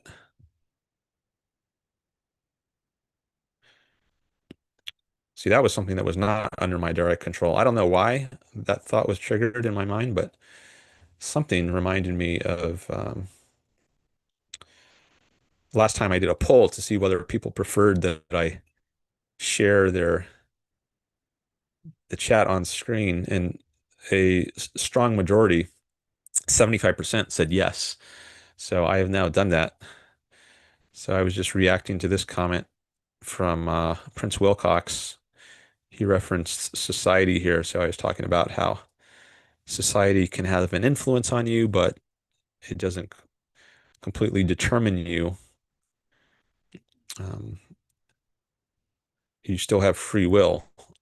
And depending on how you use your free will, whether you choose to think about what people in society tell you or not, if you just unthinkingly, mindlessly conform to what people around you and society say because you don't want to ruffle anybody's feathers, um, you don't want to offend anybody by believing something different. Maybe you think you would lose social approval. Some people are ostracized by their friends or family if they don't accept like their certain beliefs, religious beliefs, for instance. And you might be scared of that. And if you allow yourself, if you allow that consideration, those feelings, that fear of disapproval to be paramount in your minds, then maybe you'll just unthinkingly conform. Whereas if you think, no, oh, what other people believe is not the most important thing. What matters is what's true, whether or not they believe it. Then you're not just going to mindlessly conform. You're going to question what other people say, and you're say, I don't care if they disapprove. Their disapproval doesn't matter if they're wrong. I want to be true to reality, not to other people. I think that's the right policy. Um, and if you have that policy, then your views will not be determined by what your society around you says. Uh,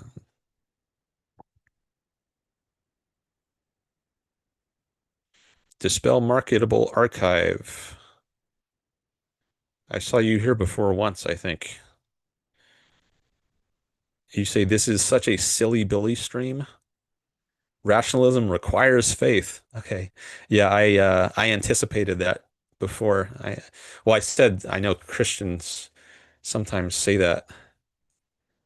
So maybe you're a Christian, but if you're a disrespectful Christian or a disrespectful anybody by calling my stream silly Billy, then I might have to block you.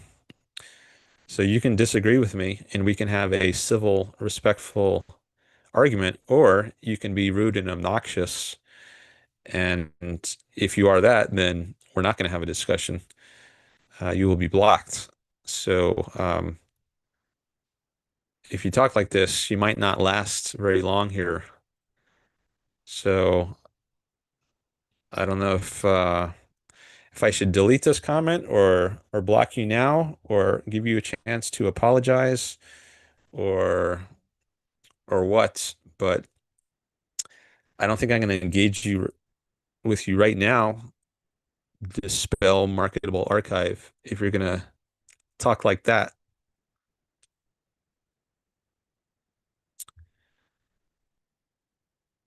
All right.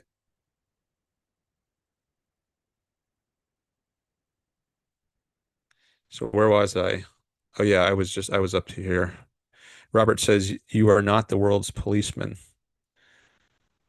and agonizing over every injustice in the world and wasting time, energy, and resources on evils which are not your problem is self-sacrifice. I've watched too many people, including supposedly self-interested people, make this mistake, making themselves miserable, obsessing on evil instead of achieving their values and happiness. Okay, but was someone advocating that? Because it wasn't clear to me that Schadenfreude involved obsessing on evil or taking. Uh, so it is a problem if you're agonizing over every injustice in the world. But is that what Schadenfreude involves? It's not clear to me that it is. It's just you're taking pleasure in temporarily in the misfortune of someone who deserves misfortune. So I'm not sure what you're responding to here, Robert. Or being the world's policeman? Was someone talking about being the world's policeman?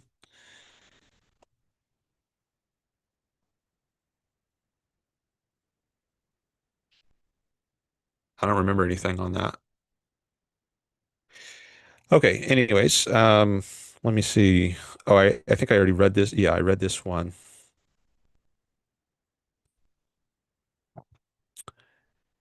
Tucci says, I mean, the person may get a ticket for parking illegally somewhere else, but not in your private parking spot. Okay.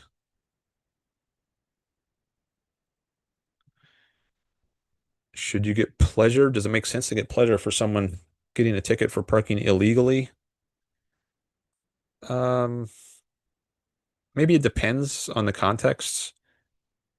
Like if this person is doing this all the time and it's causing a problem for other people who are trying to, like maybe he's parking illegally by parking right next to a fire hydrant, and then some house burns down because the fire truck can't pull up and get water out of the fire hydrant because this guy is illegally parked. You might be rationally happy that this person is finally getting a ticket for parking in front of the fire hydrant, um, because now it's less likely people's houses are going to burn down. But if he parks illegally, may, not knowing the rule, maybe, or maybe he didn't see the fire hydrants, um, or know something is a fire hydrant. I actually did that once. I parked in front of a fire hydrant, which had a different shape than I was used to. It's like a different city, and it wasn't the normal shape. I thought it was some other kind of electrical box or something. So I didn't realize it was a fire hydrant, and I parked in front of it, and I got a ticket. So if you take a if you're pleased by that, then that's corrupt, I think. When it was just no, it's not wrong that I got a ticket. That's not corrupt, but taking pleasure in the fact that I got a ticket, if you know that I didn't know that it was a fire hydrant, I think that's wrong.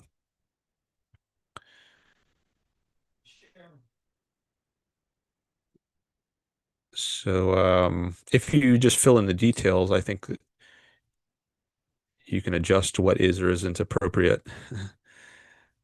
Um,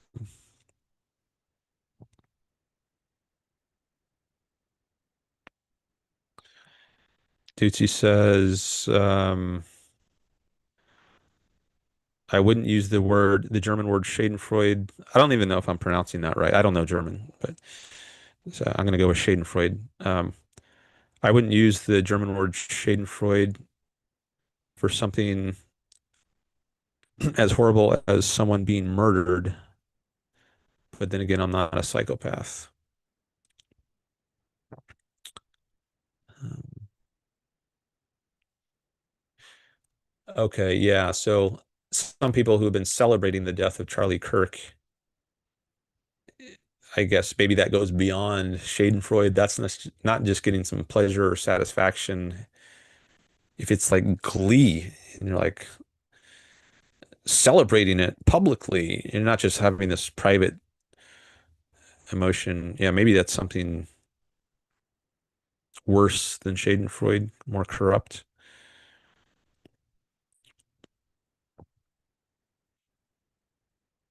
Okay, then Prince Wilcox.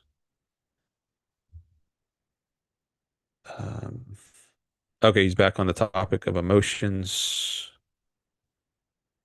and what causes them. Here, I'm going to look ahead in the chat on my phone.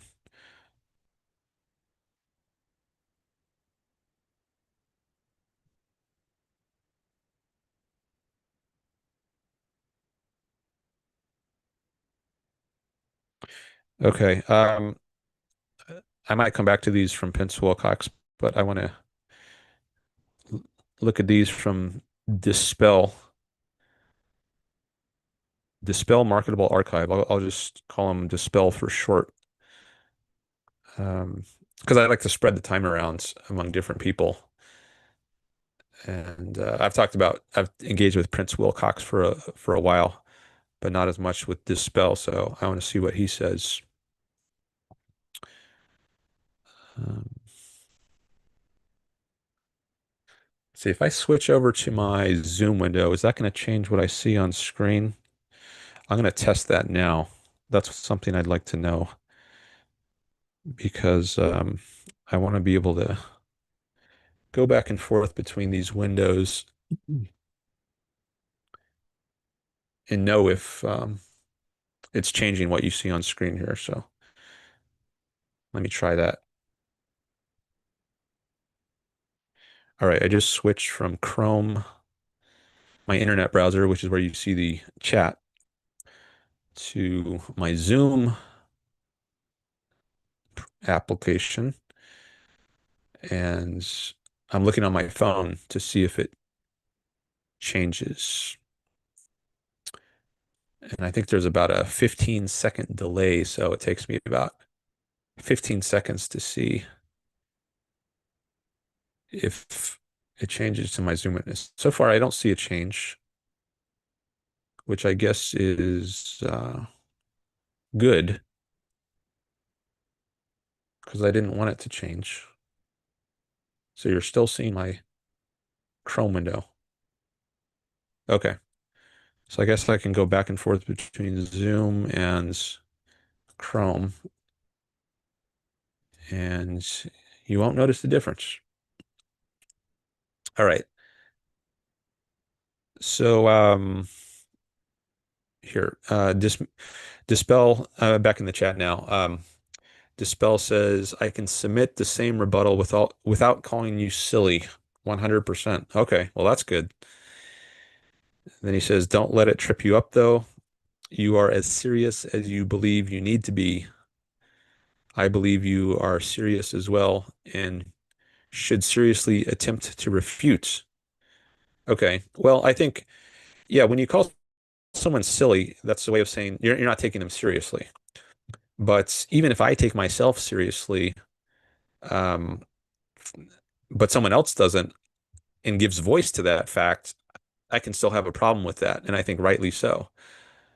Or if someone calls me an a-hole, right? But I don't think I'm an a-hole. That doesn't mean I'm going to be okay with them calling me that just because I, in my own mind, believe I'm not that, right? So even if I believe I'm serious, it doesn't mean I'm going to be okay with someone else calling me not serious or calling me silly, um, because you're putting out public criticism of me, and I guess part of sticking up for myself is not platforming people who treat me as in a disrespectful kind of way. I mean, if you're just some random person on the internet, some other platform which is not mine, and you are disrespectful to me, I'm not gonna like search the whole internet for people who say bad things about me. But at least on my own platform, I'm gonna insist on a certain level of respect. Um, so I think it's appropriate to do that on your own platform at least. Um, so okay, but getting to your last chat there, you say rationalism requires faith and capitalism requires the state.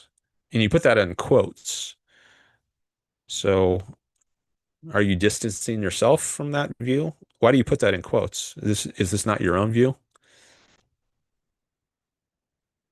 Um,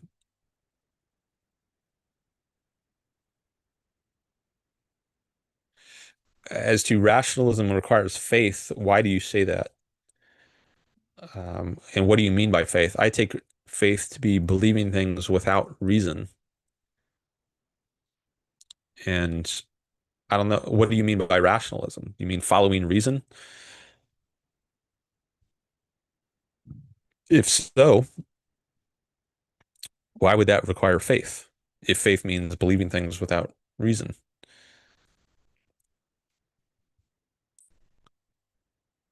I think being rational means going by evidence, meaning the evidence of your senses, your five senses, and using your reasoning mind, your ability to think logically and recognize that A is A, for instance. If you hit a contradiction, like if you say 1 plus 1 equals 3, that's equivalent to saying 1 plus 1 equals 1 plus 1 plus 1. You have different things on each side of the equation. That's a contradiction. And your reasoning mind can recognize that and say, okay, this is wrong. There's a contradiction here. It's like saying A is not A. A equals non-A. You can use your reasoning mind, and your logical skills to figure out what is or isn't true. If you do that, how is that believing things without evidence? As for capitalism requiring a state, I agree. I'm not against the state. I'm not an anarchist. I, I think there should be a state. If by that you mean a government, I think we need a government to protect people from force. We need a police, a military, and a court system. Those are the three, and basically the only three proper functions of government on Ayn Rand's view.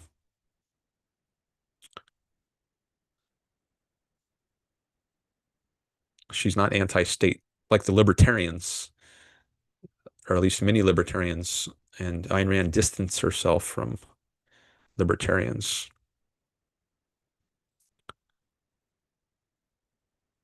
And you say, um,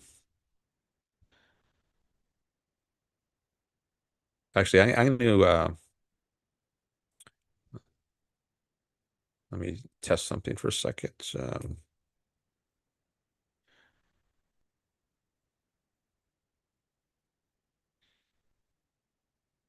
Yeah, I was going to switch windows to see if I don't think if I switch windows, I don't think that's going to affect what you see on screen. Let me go back to the chat. See, right now the screen that you see is different than what I see. Um, but I think everything is as it should be because what you see is the one that I shared. I just want to know that I can go back and forth between these two different screens, and only I am going to see the other screen, which hasn't always happened in the past because I think I've detached a tab from another window, and then I end up seeing the other window. Um, but now I'm going back and forth between actually several different screens. I'm rotating through about 5 different windows, but I think you only see one screen, one window this whole time. I'm just confirming that on my phone. Okay, but let me look at some more of these chats from Dispel. He says, lots of uncomfortable stuff we can't control. We don't have to mentally platform it all. Otherwise, we'd get burnt out. We can choose what to incorporate and what we believe merits discussion totally, he says.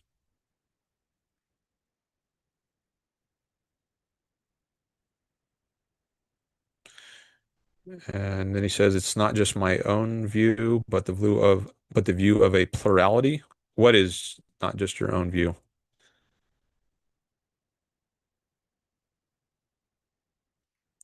I'm not sure what view you're talking about there.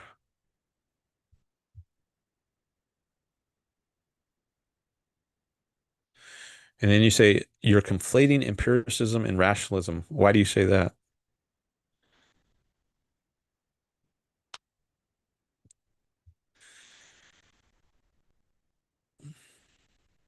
I got to plug in my laptop. The battery's getting low.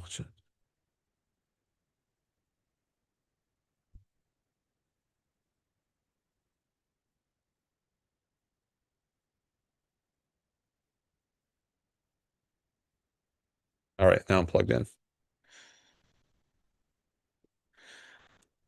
All right, anyone else want to jump in here while Dispel is gonna, well, maybe we'll see if he explains why he says I'm conflating empiricism and rationalism, or I don't know what if he's commenting on something else right now or what. But anyways, I invite anyone to jump in here and raise a topic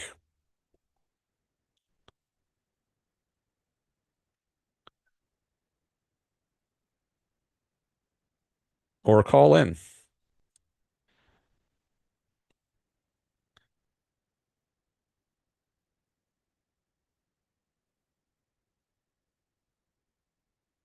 Oh, okay. Dispel says, you doubted whether my quotes represented my beliefs. It does.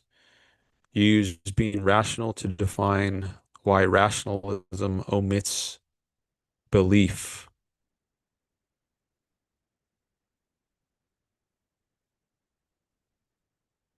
Well, I think or one thing I said is that I take faith to be belief without evidence. There is a sense of rationalism that I think is bad. It's thinking detached from reality. Um, it's thinking in terms of what Ayn Rand calls floating abstractions. Um, Thinking that's detached from concretes in the world, examples in the world. But I'm not sure if that's what you mean here by rationalism. I thought maybe you had something different in mind.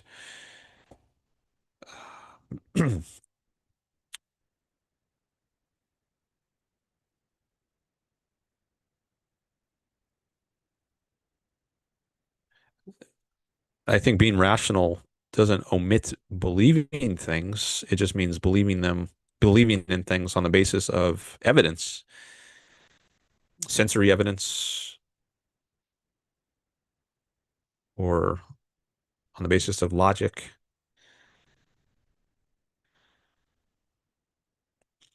Dutzy says to DMA, are you part of the Borg? Why is it important that something is the view of a plurality?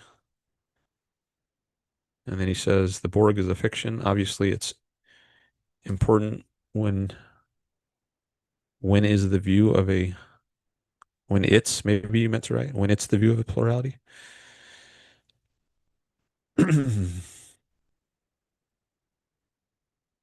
Oh, I guess when you said it's not your own view, you meant the thing that I read that was in quotes, and you were saying that is not just your own view, but you confirmed that it is your own view. It represents your beliefs. It does.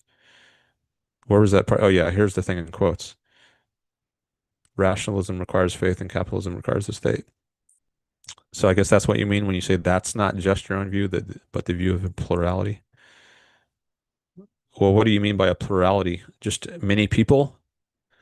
Well, there's also, or you mean a majority, or what? In any case, it doesn't matter if a majority believes something.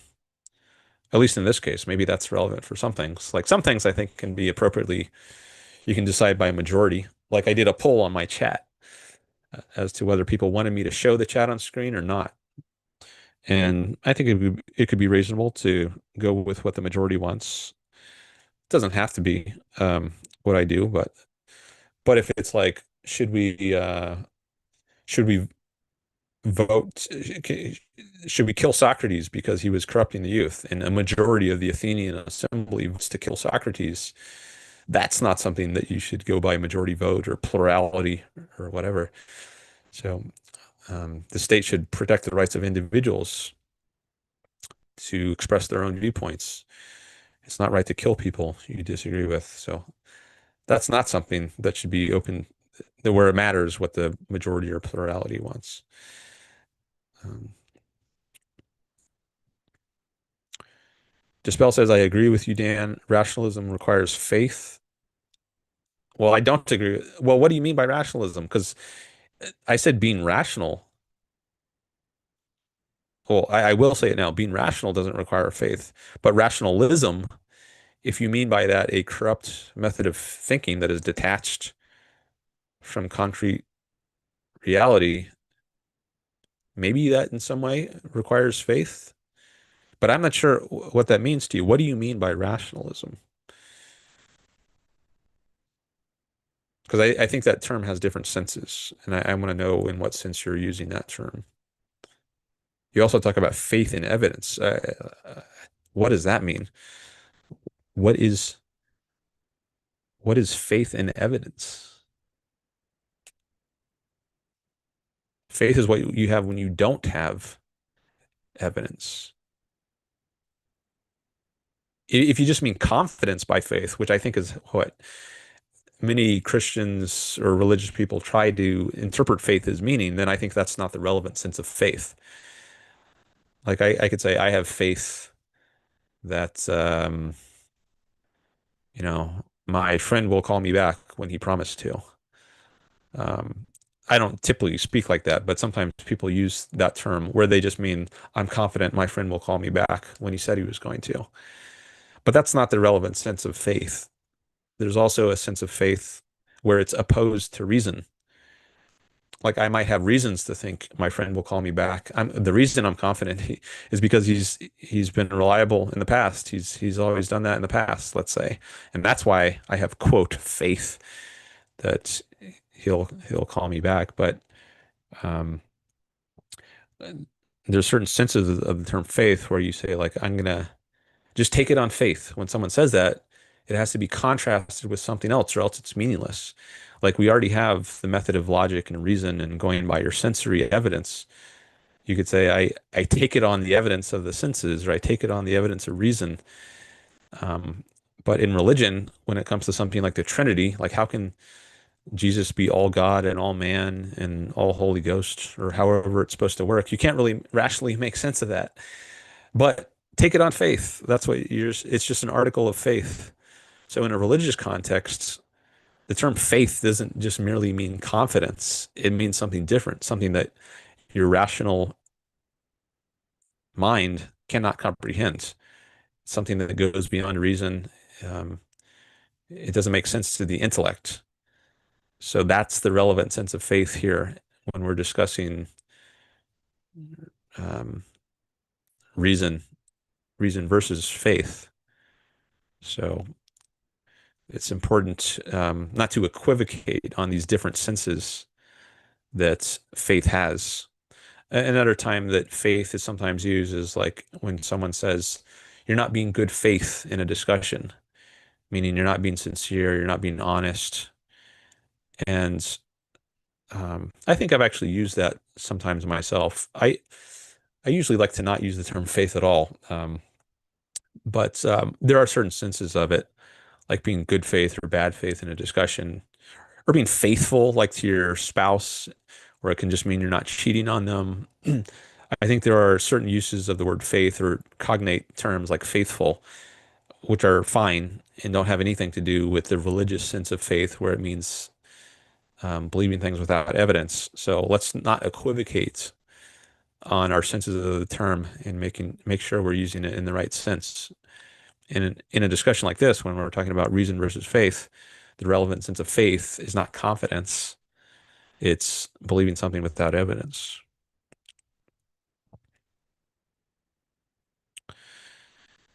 Okay, Robert says, given that both rationalism and empiricism have been brought into the conversation, I assume the philosophical definitions apply. And so it's worth mentioning that objectivism regards rationalism versus empiricism not as two modes of achieving knowledge, but as a choice between two errors. Okay, right. Yeah, so if you are using them in that sense, then I agree. Those are both faulty methods of thinking. One is thinking in terms of abstractions, detached from concrete reality. The other is thinking in terms of concretes without being able to unite them and think in terms of abstractions. Um, so an example that's given in a course by Leonard Peikoff, who was one of Ayn Rand's students, her top student, um, he gives some example of a person who's given an argument that tariffs are bad on the steel industry. And then he says, but what about the copper industry or whatever? And he doesn't get the principle. He can't see the what's in common between the different cases. It doesn't matter whether it's tariffs on the steel industry or the copper industry or the cotton industry. It's the problem is that you're coercing people. That's what unites all these different sorts of examples. You're using coercion against people, and that's what makes it bad. That's the one in the many.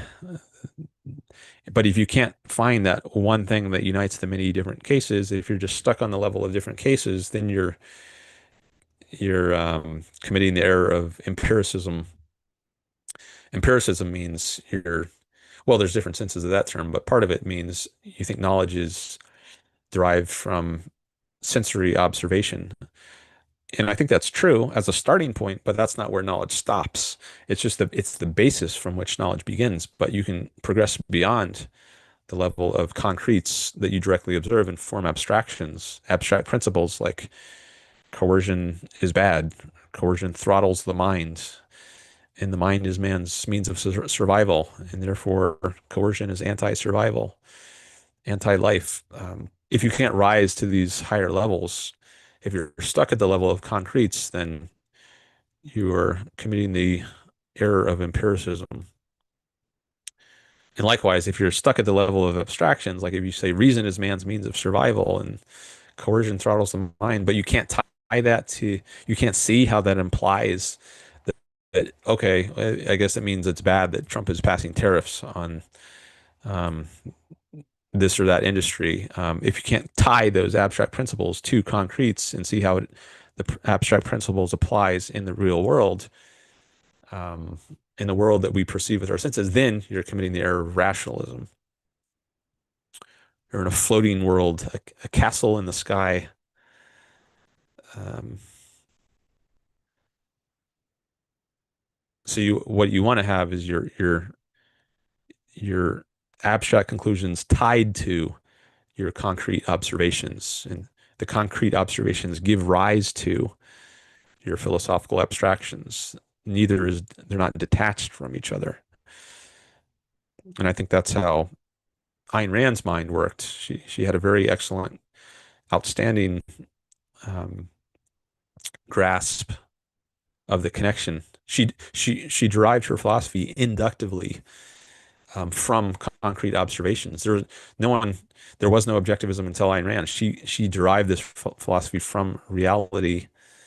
Whereas we, who come along generations later, we can just read her books and get a lot of the abstract principles, but they're not immediately in our own minds clearly tied to our own concrete observations of reality. We have to do work to ensure that that connection does exist. Um, so I don't know if, well, hopefully that gives some more concretes to this topic of rationalism versus empiricism. These are abstract terms, rationalism and empiricism, and I've tried to tie those down to concrete reality, at least some more, by giving examples of what they mean.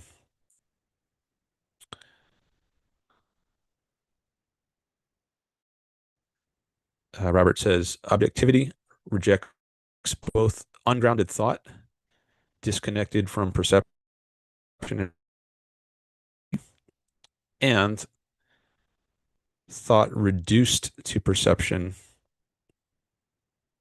while denying reality-based abstractions. Yeah, right. If I understand, I think I understand what you mean. Like there is a sense of reduction to perception, which is good, but that would make abstractions reality-based. So um, Leonard Peikoff talks about how we can tie abstract knowledge to concrete reality through a process of reduction. So you take an abstract term like rationalism, and someone who hasn't heard that before is going to not know what that means. But I can tie it to reality for them by giving examples, as I just did over the last few minutes, by saying, well, if you've got this idea like coercion is bad, but you can't tie it to a specific event or observation in reality, like that means tariffs are bad because tariffs, they force people to pay a certain amount for goods which they haven't voluntarily chosen. That's an example of coercion. And if I can't give a concrete example of what some abstract principle means, then my abstract principle is floating. It's not attached to the concretes.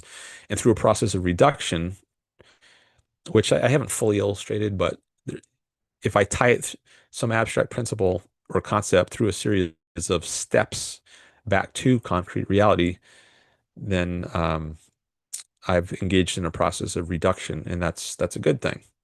Or you might find, if it's an invalid concept, like maybe God or ghost, that you can't trace it back to some concrete observation in reality. And that can tell you this is an invalid concept because there is no tie to reality.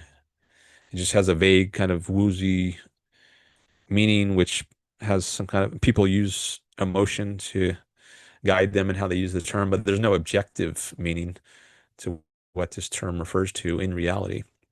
That can tell you you're dealing with an invalid concept.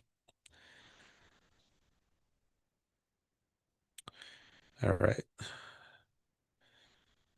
Let me go back to a different screen. That was the last chat from Robert.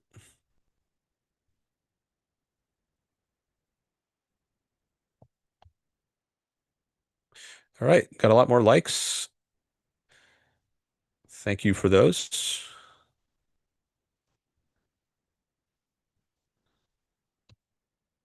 Up to 16 now.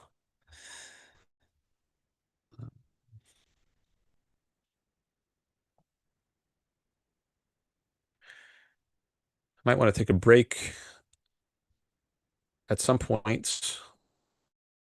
I've been going for over 2 hours now. I started at 9:30.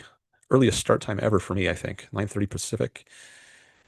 It's now 11:41 Pacific.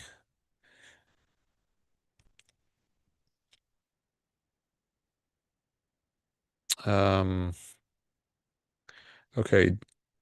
Dispel just came in with a couple more chats.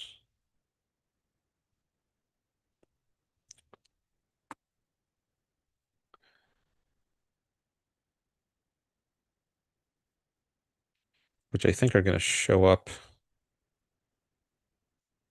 in a few seconds on my phone. I'm testing this to see if that does indeed happen. Because if I'm scrolled to the bottom of the chat on my laptop in the window that you can see,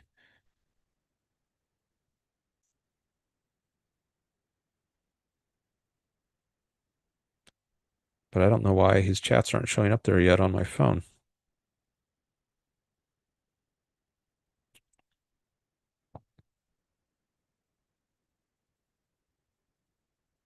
The last one I see is from Robert.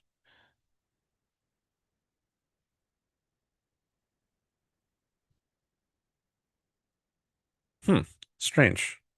I wonder if I have to refresh the page by going back to it. Let me try that.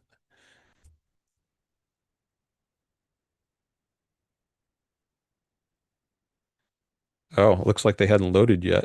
I had to be on this screen that you're sharing, that I'm sharing with you in order for the new chats to pop in. I have this other window where I can see, it's called YouTube Studio, where I can see the new chats. And I can see those before they appeared in the chat that I'm displaying on the screen right now. I think that's why they weren't showing up for me yet. Okay, so we got some more here from Dispel. He says, yeah, this convo has come along great. One thing I'd like to add, empiricism also requires a belief because we need to have faith. The principles guiding the difference between observations is due to some principle about reality. So rationalism and empiricism require faith, and we've got the capabilities to move above and beyond. All right, I'm not sure I understood that.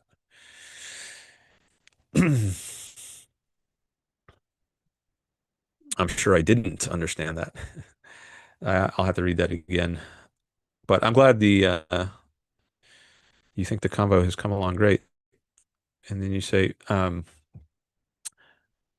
you'd like to add empiricism also requires belief because we need to have faith in faith, the principles guiding the difference between observations.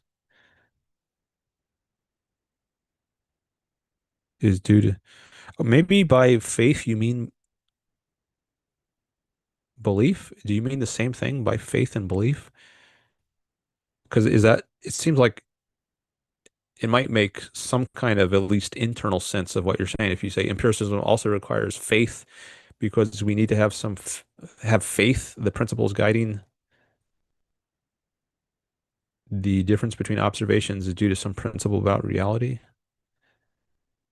So rationalism and empiricism require faith, and we've got the capabilities to move above and beyond.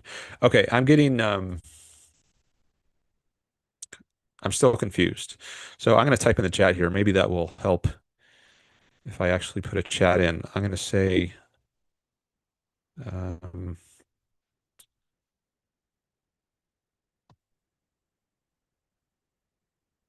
what is your, or I'll just say, do you have a definition of faith? Okay, I just put that in the chat. I'm curious to know if you do have a definition of faith, what it is.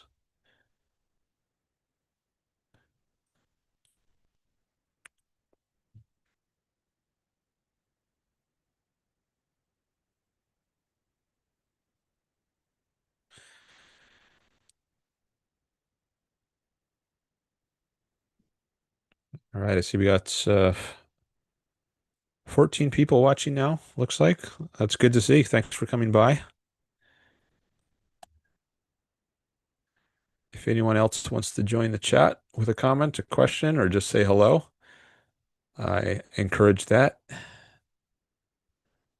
You can also call in through that link I have pinned in the YouTube chat.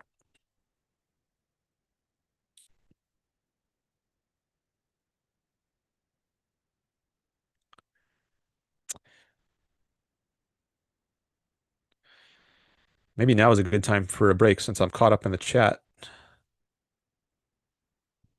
Oh, okay. Well, I just saw two new chats. So. Yossarian says hello. Okay, hello. New person there.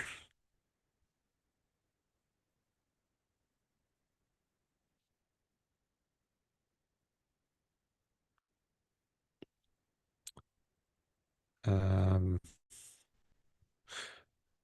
Maybe, should I check out your channel? Maybe I'll check out your channel. If I see a new person, sometimes I like to go to their channel to get a little more information about them, which I just did. But I don't think it gives you a link to do that if you click on the three dots in the chat. But I can do that as the host.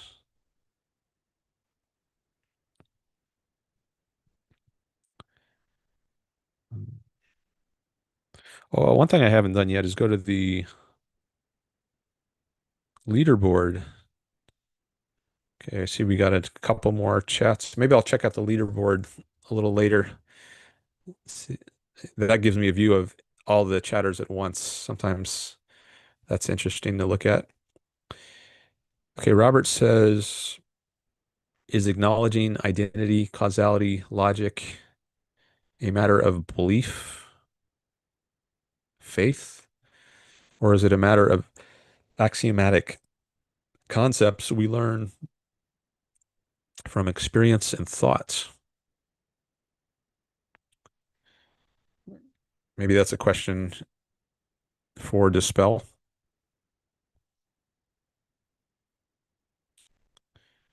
to get clear on what he means by faith and belief.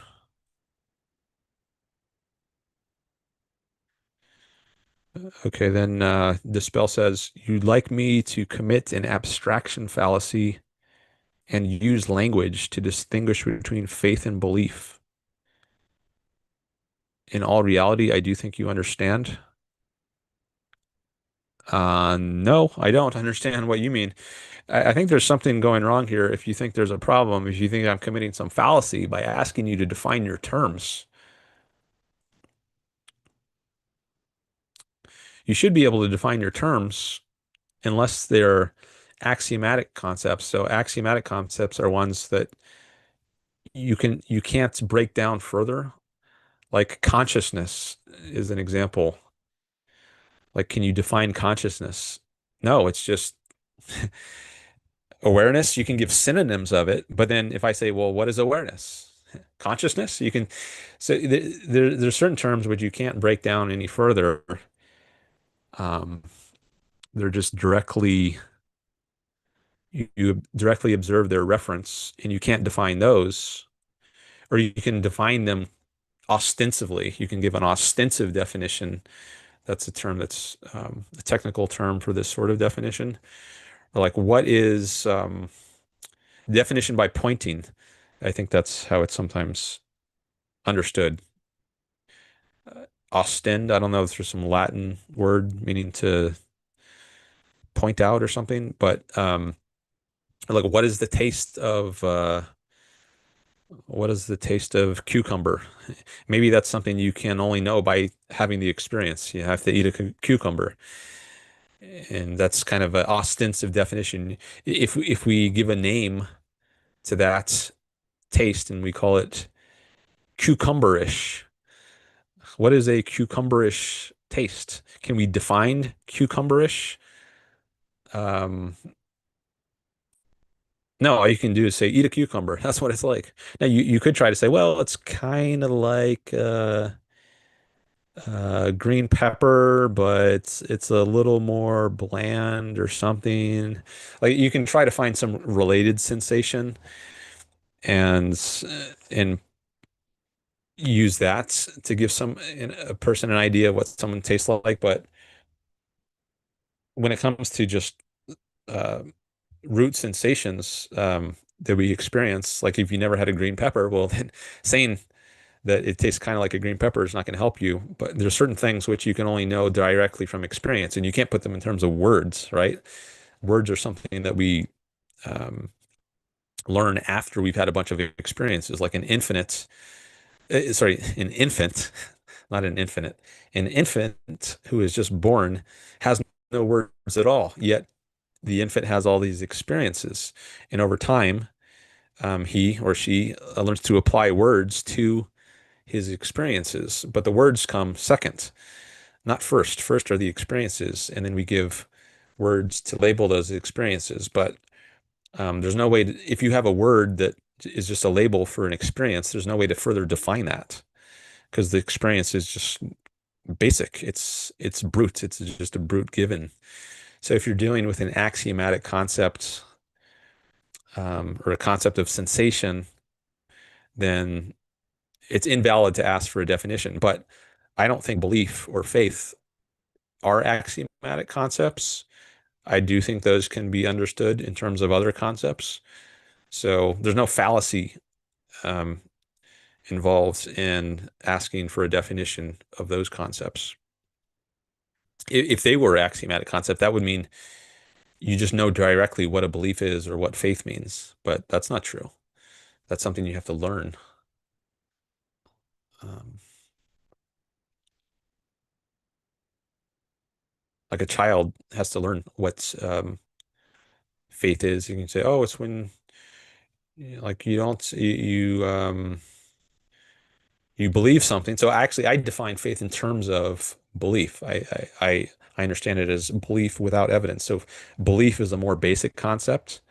And first, you understand what a belief is, and you have to understand what evidence is and what it means to lack evidence. And then you put those together, and you have belief without evidence. And then that's how I understand faith. So that's how I define it. Um, and belief is just a view of reality, a view of the way the world is. So you have to understand what um, a view is or the world is, and um, then you can have and maybe a way of viewing the world because you have to recognize there are different ways you can view the world. And like maybe some people have the view that the world is flat, or the earth is flat, and other people have the view that the Earth is round, and then you get the idea, oh, there are different ways. You call these ways of viewing the world, and these ways you could call beliefs. Um, I think the concept knowledge, which is kind of a neighboring concept, is not quite the same as belief, which I think knowledge actually might be a more fundamental concept than belief. Um, but maybe I'll say more about that later. But I'll just say for now, at least, that I don't think belief or faith is an axiomatic concept. I think those are concepts that can be defined in terms of other concepts, not just by ostension, just by pointing and say by cucumberish, I mean this. And I, I show you a cucumber and you know, gesture, stick it in your mouth, right? Um, I don't think belief and faith are like that. These are abstract terms, right? You can't chew on a belief or smell faith, right? These are concepts that you have to understand in terms of other concepts, which ultimately they have to trace back to something in sense perception, or else they're invalid concepts. They're floating concepts or floating abstractions, but I don't think belief and faith are like that.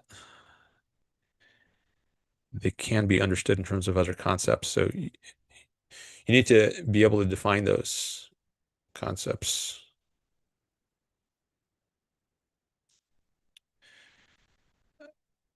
All right.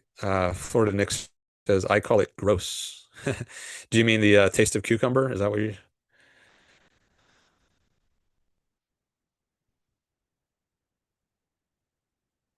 Okay, then Dispel says, yeah, I agree. Well, I said a lot there. I'm not sure what you agree with. Let's see. Maybe it's rationalism requires faith. Okay, have you defined faith yet, though? Rationalism requires faith and humility that you may be wrong. There is a fundamental level of subjectivity in reality and attempting to reify it in language. Okay, you haven't given me a definition yet. So um, I'm not sure we're on the same page yet about how we're using these terms, which we need to be if we're going to make progress in this discussion. So if you're going to continue to use the term faith, I need you to define it so I understand how you're using it.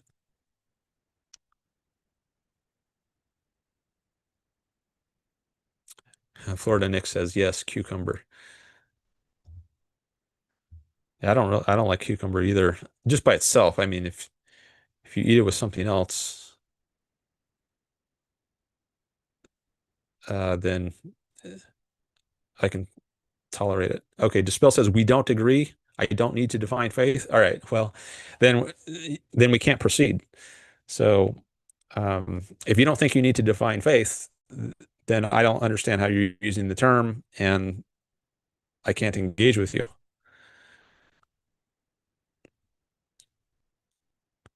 You believe your definition doesn't match mine? I don't know what your definition is. I mean, I can try to guess or make inferences based on what you've said, but I would rather just have you tell me. Oh, you say, oops, sorry. I meant we do agree. Phone autocorrect. Okay, so you meant to say we do agree. I guess you can't edit your chats here. Um, so you meant to say we do agree. I don't need to define faith. Well, I've been saying you do need to define faith. So I don't know why you say you meant to say we do agree. If what you mean there is we agree that you don't need to define faith, because I don't think we agree with that about that. I think you do need to define faith, and you said you don't need to define faith. So um, we need to resolve that disagreement if we're going to make any progress here.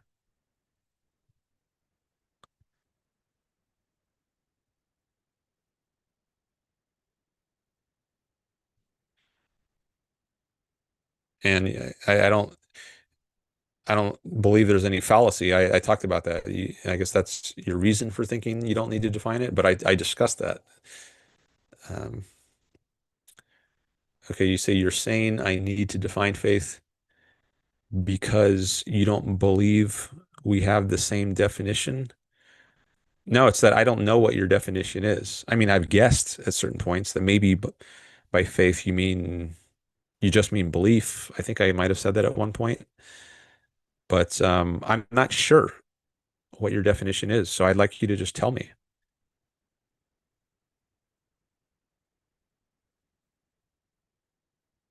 Oh, okay. Maybe I'm misunderstanding. You say I'm telling you we do have the same definition. So you're saying you agree with my definition that faith is belief without evidence? Maybe I should just put that in the chat. Maybe that'll make it more okay. Is your definition of faith belief without evidence? And I'll tag them.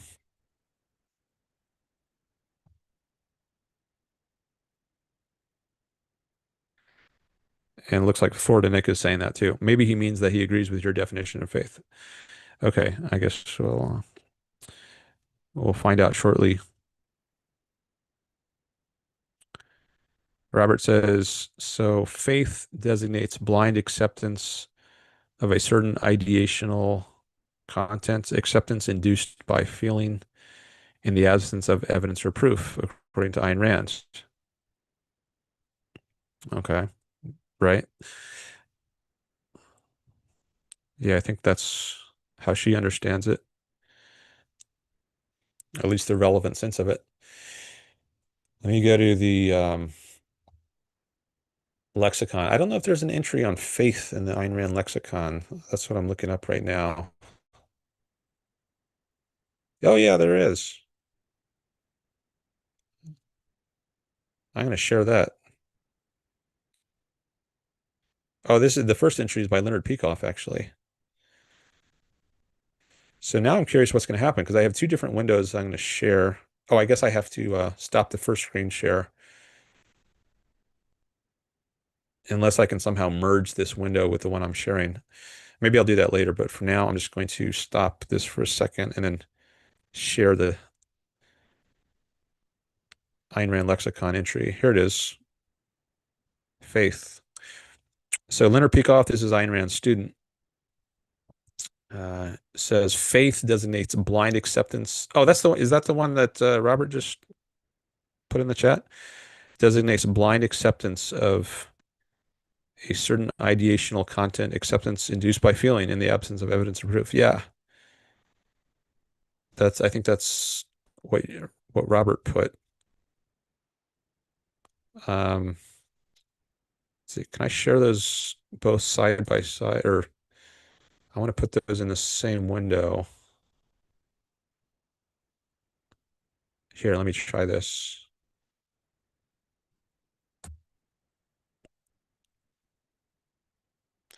Okay, now I've got them both in the same window, so I think I can go back and forth between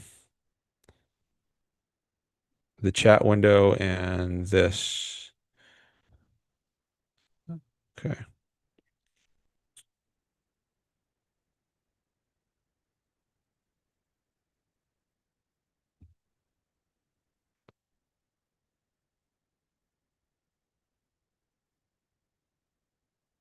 Yeah, okay. So, yeah, that's the one Robert was quoting. By the way, Robert, I think you should put that in quotes if you're quoting someone else, unless you just happen to come up with the identical wording on your own independently. If you're going to use Leonard Peikoff's wording, I think that should be in quotes. And then you can just put at the end of it like dash Leonard Peikoff so to identify the source. But at least the word should be in quotes, just to so you're giving credit to whoever was the source of this formulation.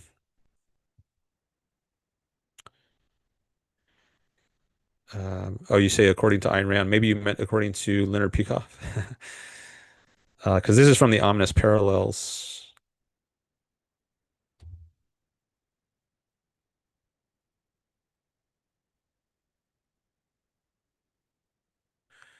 But then we have some from Ayn Rand.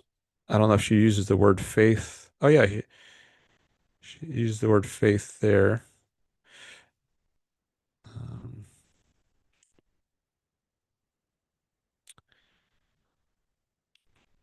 so there's a few instances of the term faith, but I think that if we're talking about a definition of faith, I think the best formulation on this page is the one given here by Leonard Peikoff.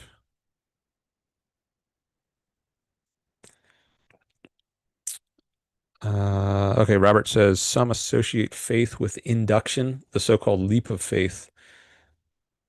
So yes, agreement on definitions would be helpful here. Okay. So I think I maybe dispel meant we he agrees with my definition, this one here. Why does it do that? I don't want to belief without evidence. I think maybe he means that he agrees with that now, but I'd like confirmation of that in the chat.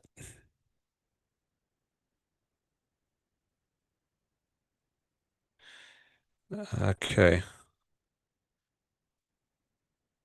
See, when I just click on a chat, it gives me this menu over here on the right, and I don't like that. So if I want to highlight something, I need to remember to hold down the trackpad and not just click on it, or else I'll get that menu I don't want.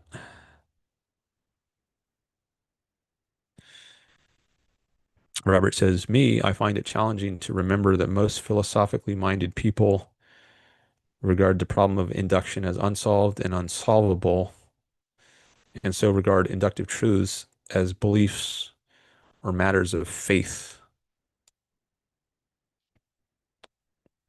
Mm. There is the title of there's a book called The Logical Leap. Maybe that's meant to contrast with a leap of faith. It's not a leap, it's a leap of logic, a logical leap. This is David Harriman's book, um, which presents Leonard Peikoff's theory of induction and illustrates how it applies in science. So, um, an inductive inference should be a logical one, not a leap of faith. But how do you do that? How do you make an inductive leap that's logical? Well, there's a whole theory behind that, which Leonard Peikoff presents. Well, David Harriman presents Leonard Peikoff's theory in that book. And you can also hear Leonard Peikoff's lectures in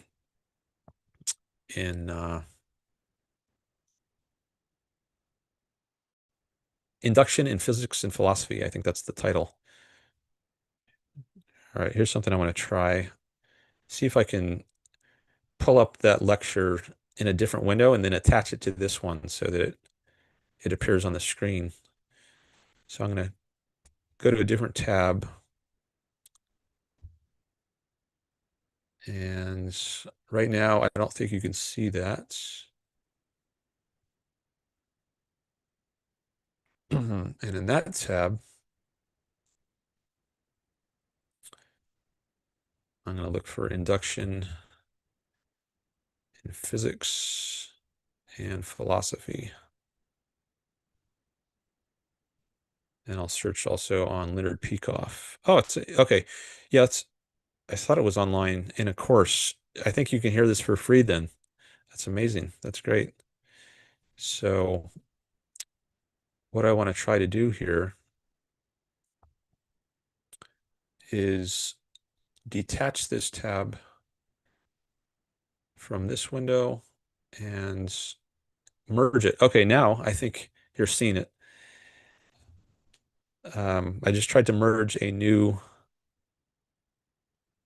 tab from a different window into the window that I'm sharing. I'm just waiting for the, yeah, okay. I had to wait a few seconds for the delay to pass. So here's the course I was just talking about, Induction in Physics and Philosophy by Leonard Peikoff, Ayn Rand's foremost student and the author of The Definitive Objectivism, the Philosophy of Ayn Rand, that book. So if you want to learn about Leonard Peikoff's theory of induction, you can take this course. Here's the URL. And it's part of the Ayn Rand Institute's website.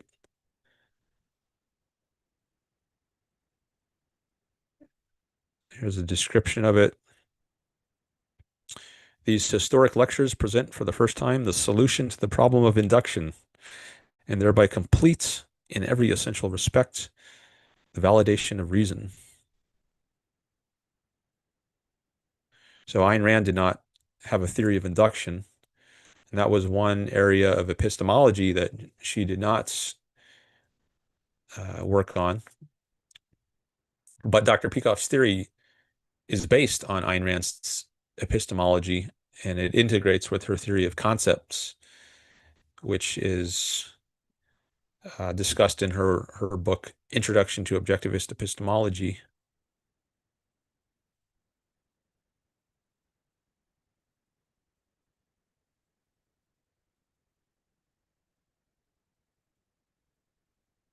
Okay, so this course came out in 2002.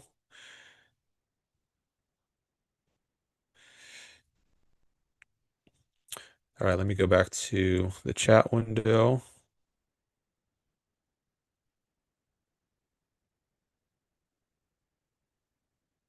Dispel says to Robert, rational people, yeah, rational people are agnostic, not atheists.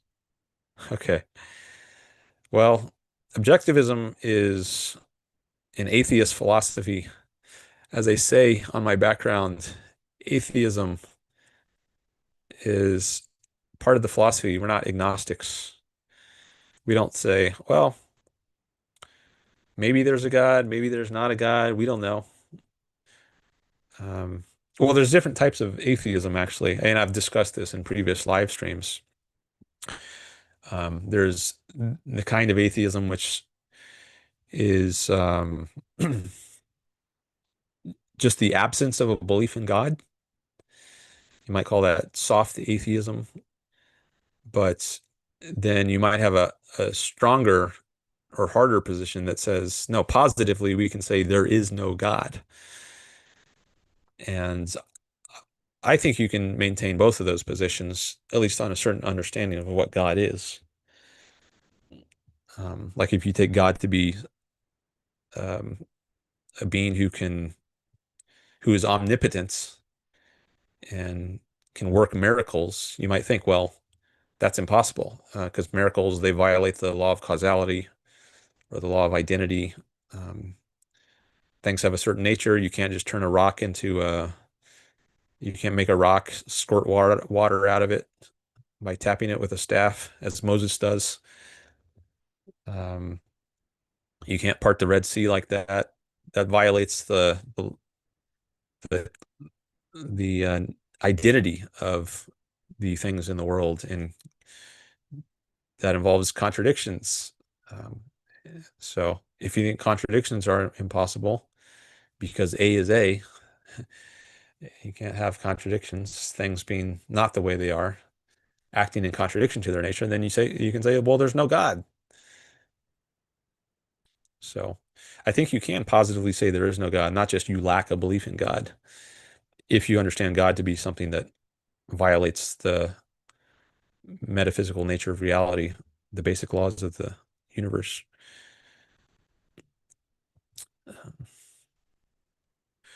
So yeah, so we are atheists here. At least if you're an objectivist, you're an atheist, not an agnostic. But um, I guess Dispel is new here, relatively new. I think he might have dropped by once before, but anyways, we're um, I'm happy to have new people who are new here. Part of my goal here is to introduce people who are not familiar already with objectivism, to objectivism. Greg says, I would think that skeptics are more likely to be agnostic. Yeah, I think that's right. By the way, Greg, I think you were the one who mentioned in the last stream that I banned two people, not just one. And you were right about that because the first ban I did was so quick and short that the person was only in my chat for like maybe less than a minute. And I just totally forgot about it. And the other person who I banned later in the chat because he was being disrespectful and smearing Ayn Rand, I was looking at his chats for a much longer period of time. So that one stuck in my mind more, but I totally forgot the first person. But then I re-listened to the stream later and I saw, oh yeah, uh, Greg is right. There was a prior person that I also blocked. But hopefully I won't have to block anyone today. Simon says either there is or there isn't a God. Obviously, there is no God, but there isn't a choice in between that. There can't sort of be a God.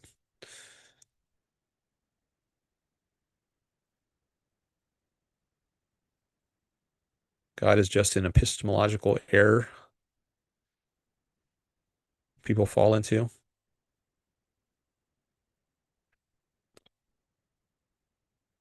says Simon.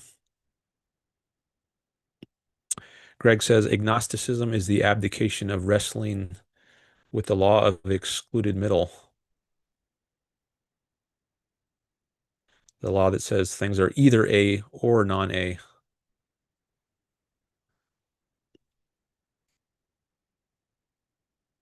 Has to be one or the other.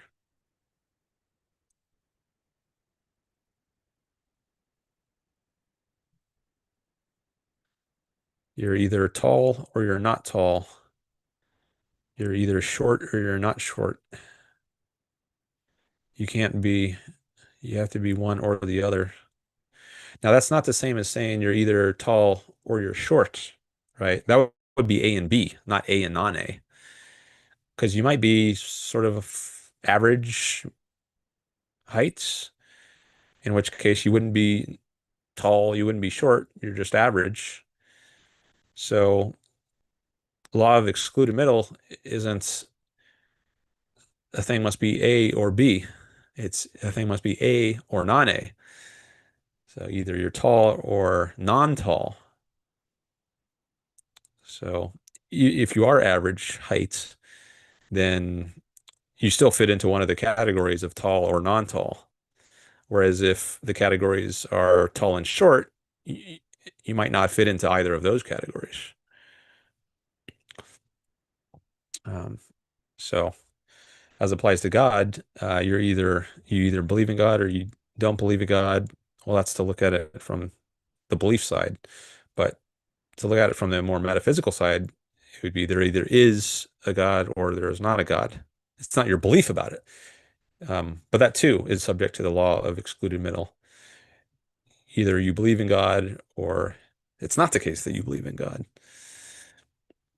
And then taking the belief part out of it, you've got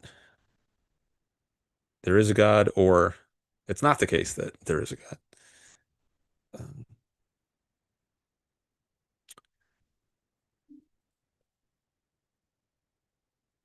but it's a universal law of reality. It applies to everything. The law of excluded middle, as well as the law of contradiction, which says a thing cannot be both A and non-A. Instead of or, the conjunction is and. So the law of excluded middle says a thing either is A or non-A. The law of contradiction says a thing can't be both A and non-A. You can't be both tall and non-tall. And then the excluded middle comes in and says you have to be either one or the other. And both of those are corollaries of the law of identity, which simply says A is A. The thing is what it is. Because it is what it is, it's not what it is. It's not both what it is and non what it is.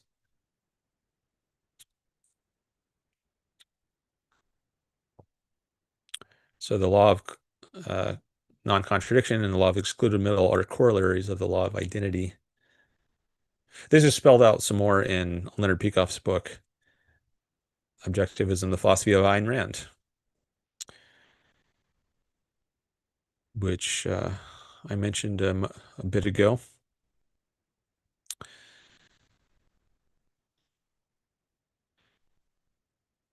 Okay. Dispel says no one has proven God exists, and no one has proven God doesn't exist either.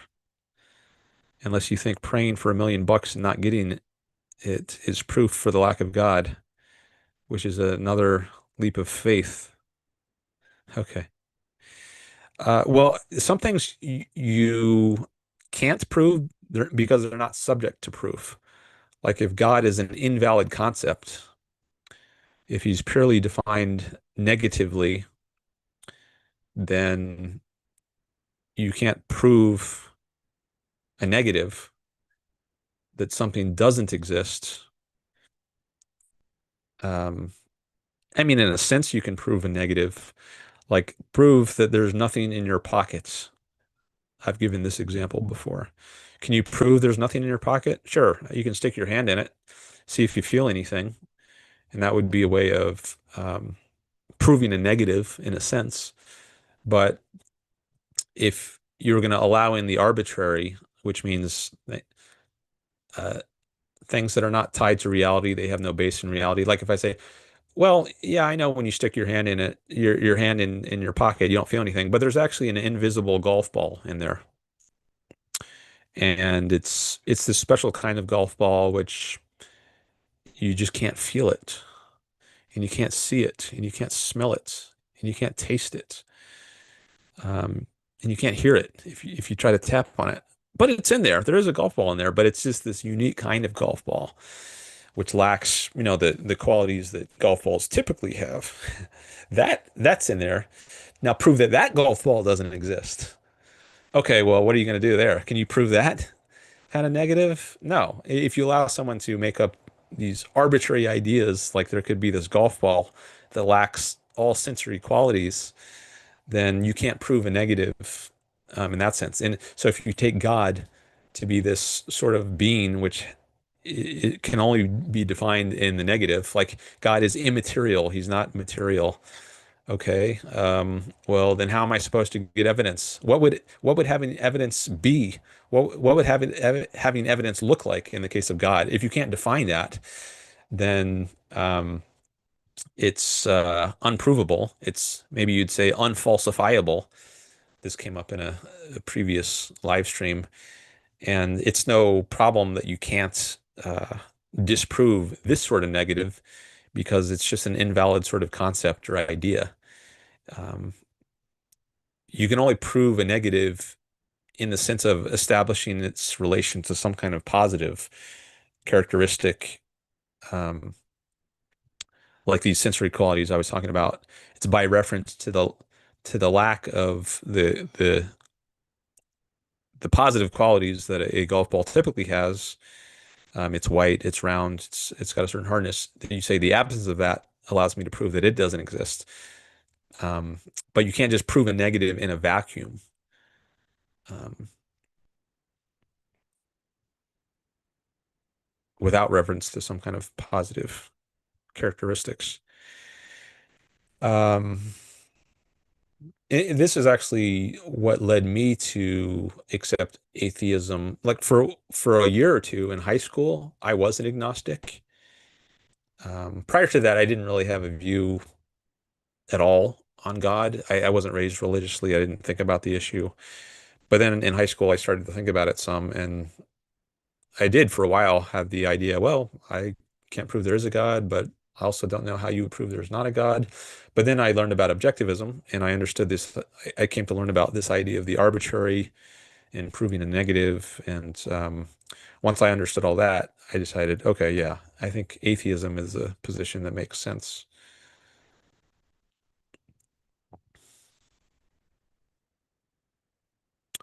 Simon says they use rationalism, subjectivism, or any other incorrect methodological trick to justify positions why God exists. Greg says, and the onus of proof lay on those who posit a God exists, right? Yeah. If you're gonna say this thing exists, then it's on you to say why you believe it exists.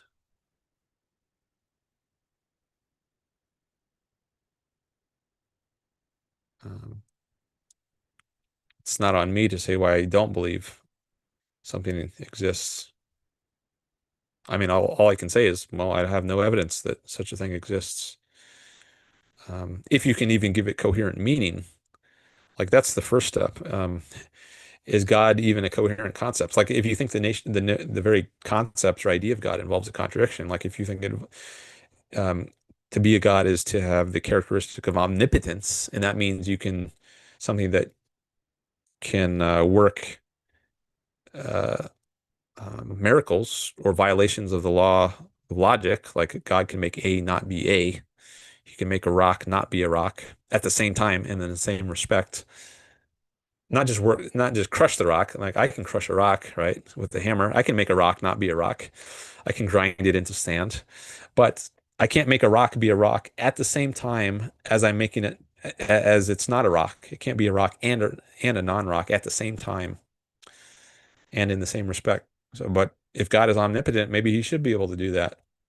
But that violates the law of identity. So you can say this is just a incoherent concept, this idea of an omnipotent God that you have. So there couldn't possibly be any evidence for such a thing. So it doesn't make sense to try to find evidence for or against it. I already know because I know that the law of contradiction is true, or the law of identity is true, that there couldn't be such a thing.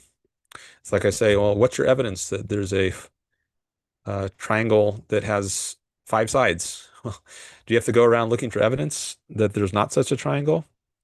Prove that such a triangle doesn't exist, a triangle with five sides. You don't have to search for evidence. You already know just the idea of such a thing is incoherent. It involves a contradiction because a triangle, by definition, has three sides. So you don't have to look for evidence. You don't have to disprove that beyond just considering the idea itself. And I think you could also say that about God. If you can give God some kind of coherent meaning that does not involve any contradictions, then you it would make sense to say, okay, maybe there's some evidence for it or against it. Um, but still, you could take something like, is there life in another galaxy? That doesn't, there's no contradiction there, uh, that I'm aware of, at least, in the way that there is in saying that God is omnipotent. Um, so um, you could say maybe there's evidence of life in another galaxy. So I could say I'm agnostic about that. I'm agnostic as to whether there's life in another galaxy. I can't prove there is. I also can't prove there isn't. But maybe there is. It's not in this category like God is, where I can just know from the very idea of it that it's impossible.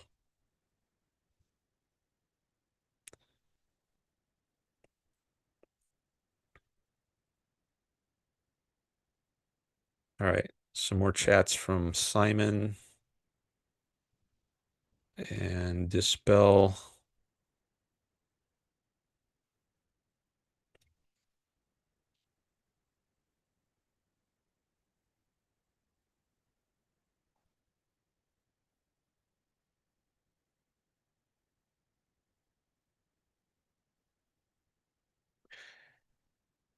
By the way, if you are not subscribed and you're enjoying this content, I'd appreciate it if you consider maybe joining the channel as a subscriber. I am trying to grow the channel, and you can help with that if you are not already subscribed. And thank you to those of you who have subscribed. Definitely appreciate that. I'm especially looking forward to getting up to 1,000 subscribers. Right now, I'm in the 940s somewhere, so I got about 50 or so more to go, and then I can fully monetize my channel. I can partially monetize it once I hit 500 subscribers, which I already have, but I also have to get a certain amount of watch time. I need a few hundred more hours of watch time, and then I can start taking super chats and super stickers and super thanks, um, and start making some money on this channel. So that will be great. Hopefully within a few months, I'll be able to start doing that. But then to fully monetize the channel and not only be able to take super chats and so on, but to also have ads run on my videos, start getting some ad revenue. So even if I don't get super chats, I can still make money from ad revenue. For that, I need to get up to 1,000 subscribers, and you all can help me get there. All right, so there's a little plug for subscribing to my channel. If you want to help, if you're enjoying this content, if you want to see more of it, help me promote Ayn Rand's ideas to the world.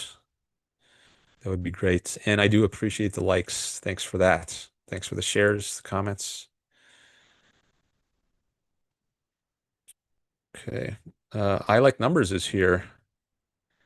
He says, dang, I thought you went after you're on, not competing with him. Actually, I started before you're on today. I started at 9:30 a.m. Pacific time, which was an hour and a half before you're on. And let's see, he started, I wonder if he started about an hour and a half ago. And his shows usually go for a couple hours or so. So he might still be going. Yeah, it looks like he's still going.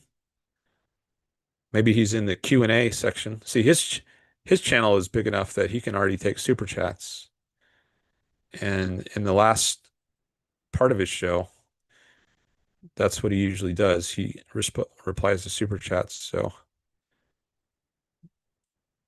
maybe he's going to do that soon, if not already. Actually, I don't see any super chats yet that he's replying to.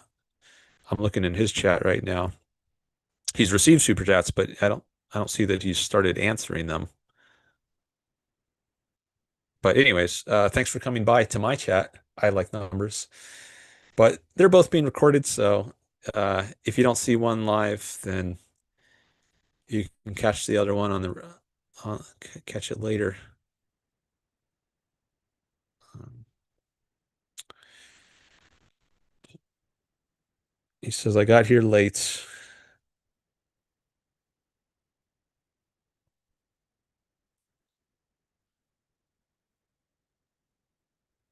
Okay. Scrolling back a bit. I think this was the last one I was up to.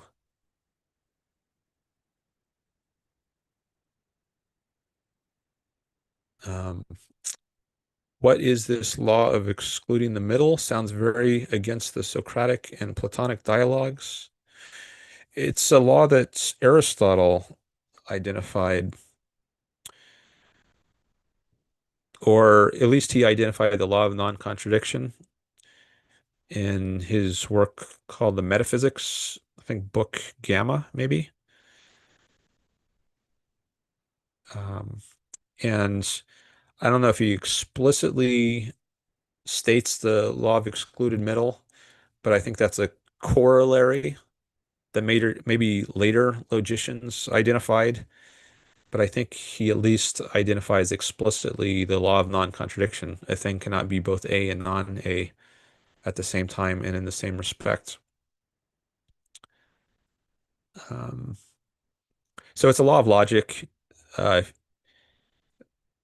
which was identified by Aristotle. I don't know why you say it sounds very against the Socratic and Platonic dialogues.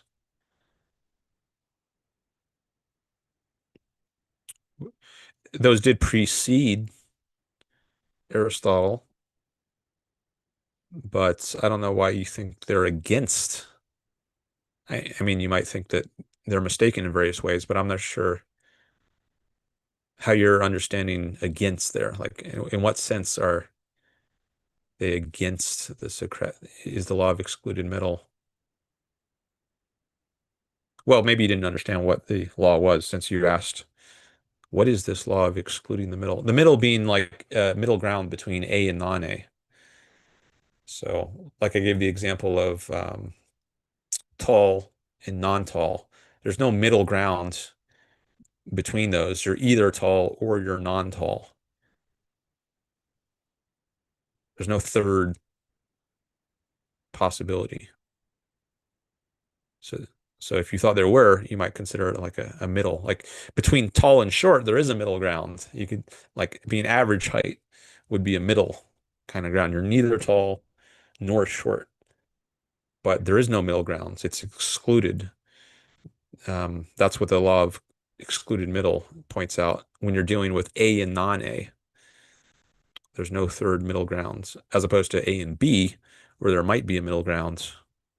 C, call it. Um, oh, Simon says law of excluded means something either is or it isn't. There is no in between. Like if I say a box of Tic Tacs, like if I say I have a box of Tic Tacs and I say there is 36 Tic Tacs inside, but I ask you to guess if there's an even or odd amount, there is no middle ground. With God, either you accept there is a God or you accept there is no God. How in that dichotomy can there be? Is there, because typo there, I think, half God and not half God? Yeah, so with the numbers case, a number is either odd or it's non-odd. But I don't know if even or odd would be mutually would be exhaustive um, possibilities. Like, what about the number 1.5? Is that even? Is that odd? You might think it's neither. E is neither even nor odd. It's between an even number and an odd number, but it itself is not even or odd. Whereas if you say a number is either even or it's non-even, that would be an exhaustive um, list of the possibilities, even or non-even. There's no middle ground there, but you might think there's a middle ground between even and odd. Or you might also say, well, 1.5 is not really a number. It's like I don't know, some kind of ratio, or I don't know what else you would call it.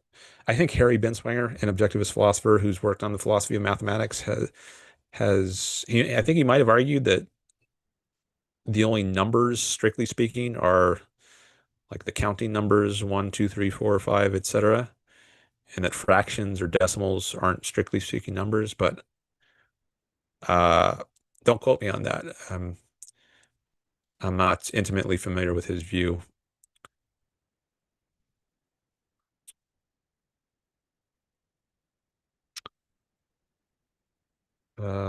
Simon says, good point. Thanks. I guess you mean the one about numbers I was making. Um, Dispel says somehow Christians believe God became both man and God, and there's evidence to support such an identity. Well, maybe that's just something that's an article of faith. Maybe that's just something they take on faith. It's not the somehow is they just have an emotional commitment to it, I guess.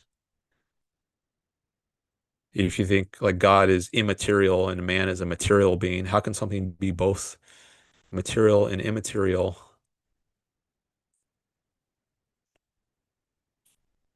And there's evidence. Yeah, what is their evidence? Some people just don't believe in that evidence. Well, what is their evidence that something can be both God and man?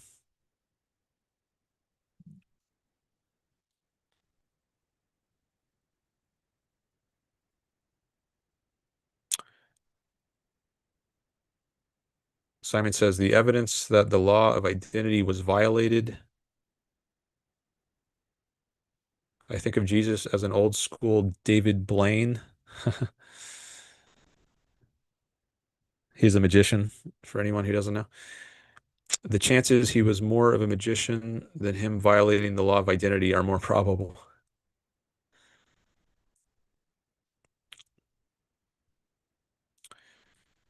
Yeah, what's more likely that all these miracles in the Bible happens? Parting of the Red Sea and Jesus ri rose from the dead and can cure lepers just by touching them, and the Virgin Mary gave birth. What's more likely? Did that all actually happen, or that some people from thousands of years ago or centuries ago just made up some stories?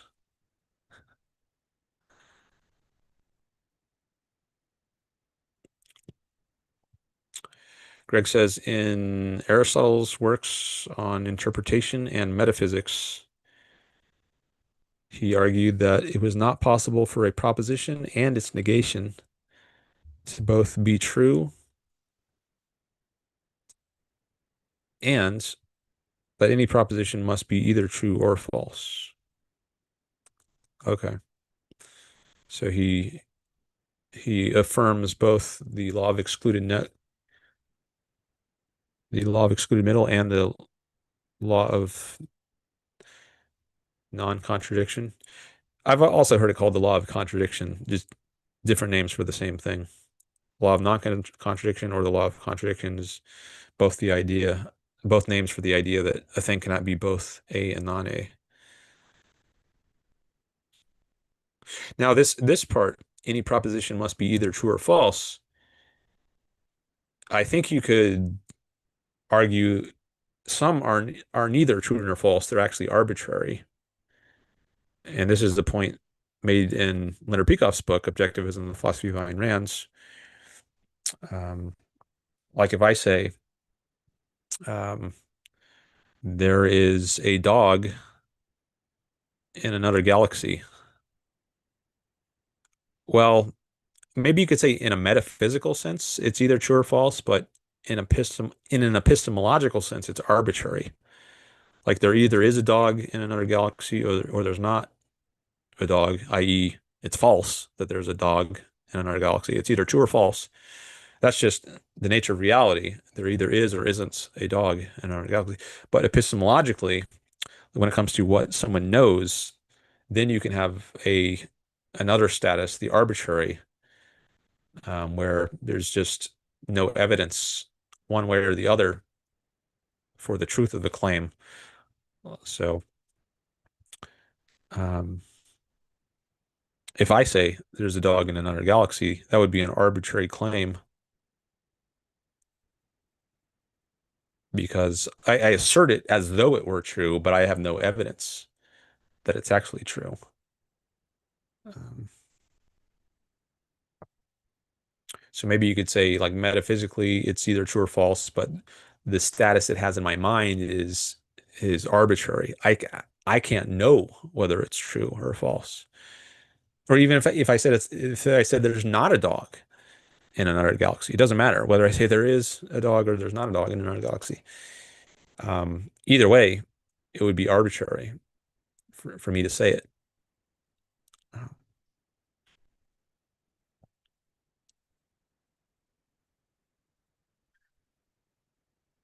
So I guess if maybe a way you could put this point is a proposition is either true or false in reality, but if you have no way to know whether it's true or false, at least right now, then in your mind, that proposition, which is either true or false in reality, is arbitrary to you.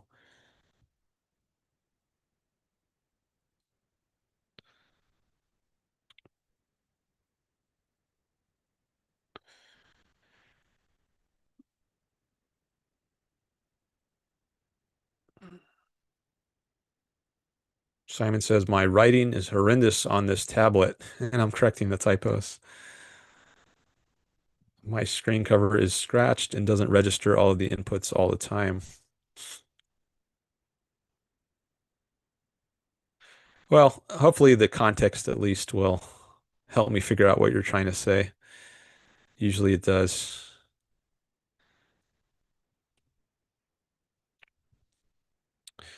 Maybe I can pull up Aristotle's writings to see if we can get the exact quote of the law of non-contradiction. Well, it's going to be in English, right? I'm not going to read the Greek, so it's not going to be exact in the sense of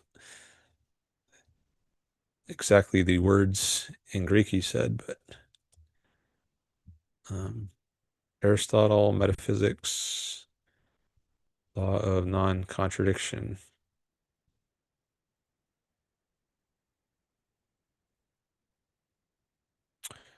Here's the AI overview. Here's Wikipedia. Looks like there's a quote there. Here's a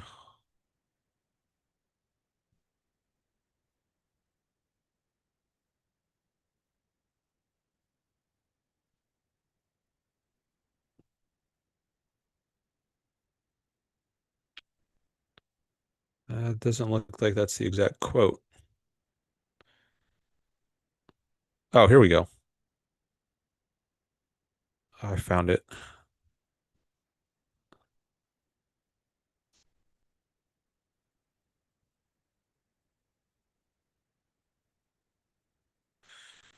Okay, yeah, I can share this. Okay, I think now you can see it. Here's Wikipedia on the law of non-contradiction. In logic, the law of non-contradiction, LNC, also known as the law of contradiction, or principle of non-contradiction, or the principle of contradiction, states that for any proposition, the proposition and its negation cannot both be simultaneously true. For example, the proposition the house is white and its negation, the house is not white, are mutually exclusive. Formally, this is expressed as the tautology not P and not P. It's not the case that both, see, this is the and symbol, and this is the negation symbol. So P and P, where P is some proposition, like the house is white. So this would stand for the house is white. This would stand for the house is not white. So if you have the house is white and the house is not white, it's not the case that you can have both of these being true. The law is not to be confused with the law of excluded middle, which states that at least one of two propositions, like the house is white and the house is not white, holds. So it has to be at least this has to be true, or this has to be true. It can't be that neither of them are true. So the law of non-contradiction is saying both, you can't have both be true. Law of excluded middle says at least one has to be true. It has to be, it can't both be true that it's not white and it is white.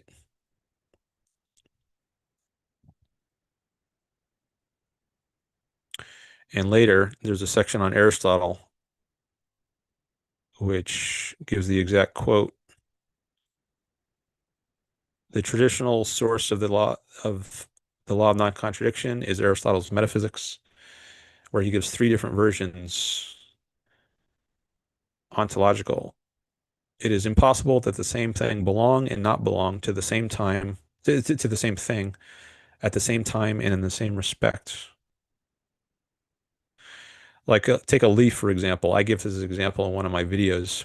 You can have a leaf that is both red and non-red, but not in the same respect. Like it might be red on the top and non-red on the bottom, or maybe part of the top is red and part of the top is non-red. It could be multicolored. But if you put this part in the same respect, that would mean like in the same place on the leaf. You can't have a leaf that is in the same place, both red and non-red uh, at the same time. That's the other condition. You can't have a leaf that is both red and non-red at the same time and in the same respect.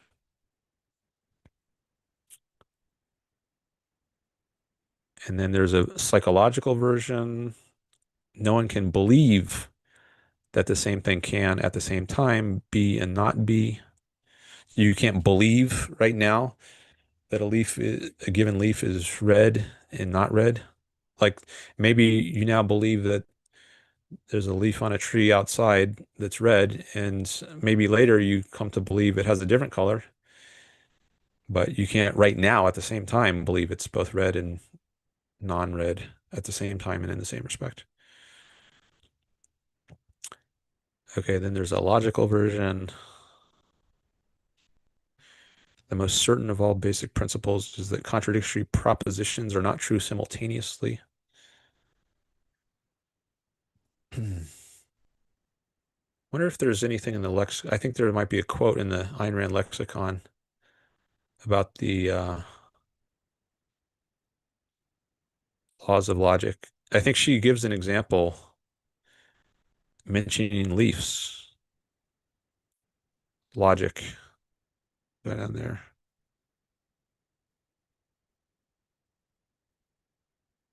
Or maybe it's under, maybe there's an entry on contradictions. Maybe that's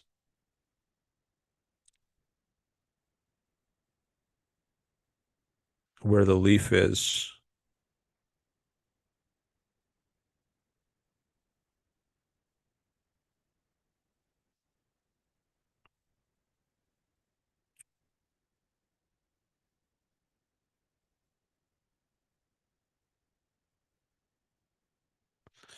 Maybe it's somewhere else. Anyways, let me come back to the chat, see what's going on there. Okay.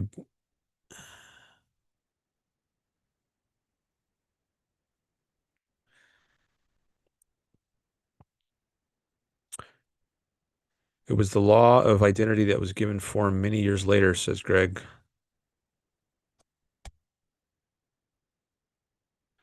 I think I might have read somewhere that some medieval logicians first explicitly identified the law of identity, which was implicit in the law of contradiction and the law of excluded middle, which Aristotle identified.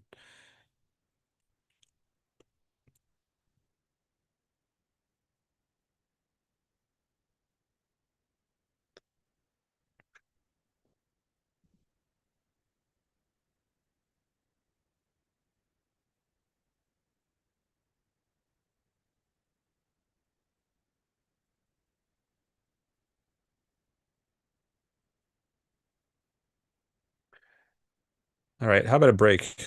I think I want to take a break now. Where's my here we go. I lost my chat window for a second. Maybe a 10-minute break.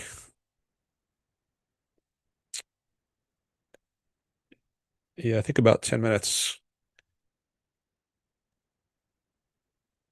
'Cause I might need a snack. Um, yeah, I'm going to take a 10-minute break. I invite everyone to keep chatting, and then that will give me more material to engage with when I come back.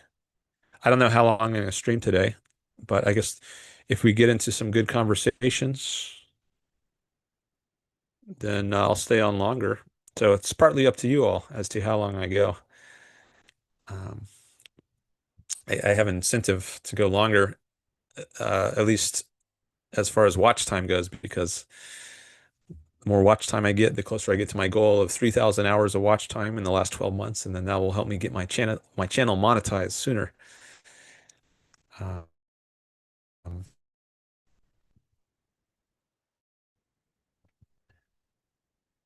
but anyways, I think I will take a break for about 10 minutes and then come back, see what's in the chat. I see there's several more from Simon, Dispel, Greg.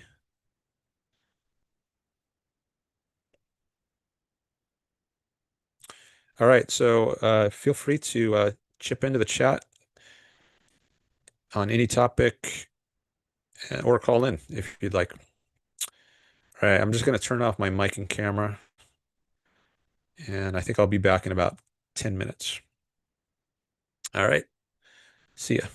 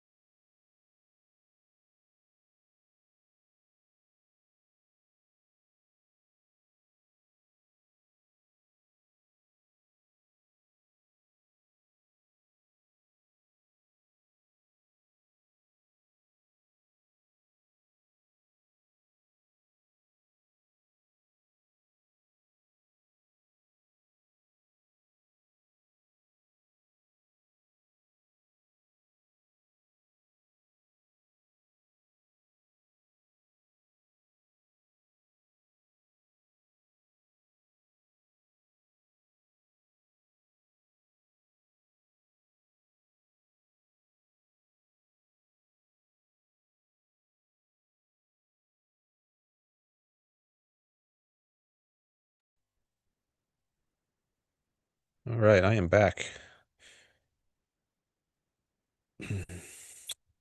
Thanks for sticking around or coming by. I appreciate everyone being here. Thanks for the comments in the YouTube chat. Let me change my name back.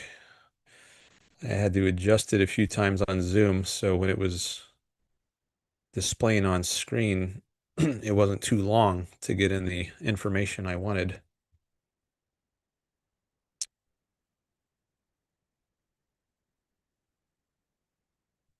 All right, now it's back to Dan Norton.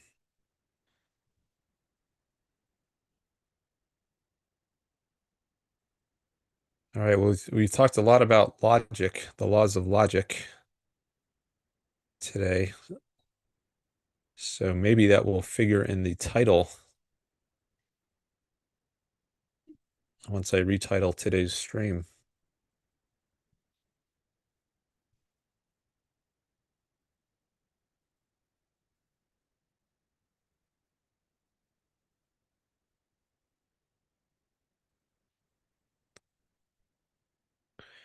So we got a few more chats post break.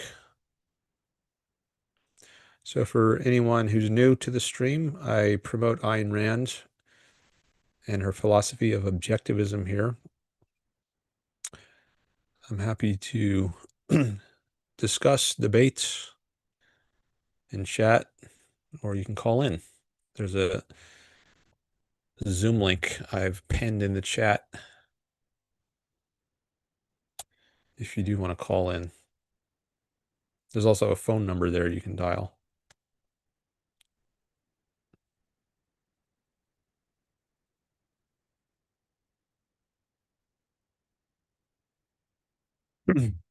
All right, let me see what's some of the chats that I haven't read yet. And let me share the screen again. Oh, it looks like I got a reply on X from that person I replied to earlier. Maybe I'll come to that later, but right now I'd like to engage with the people in my YouTube chat.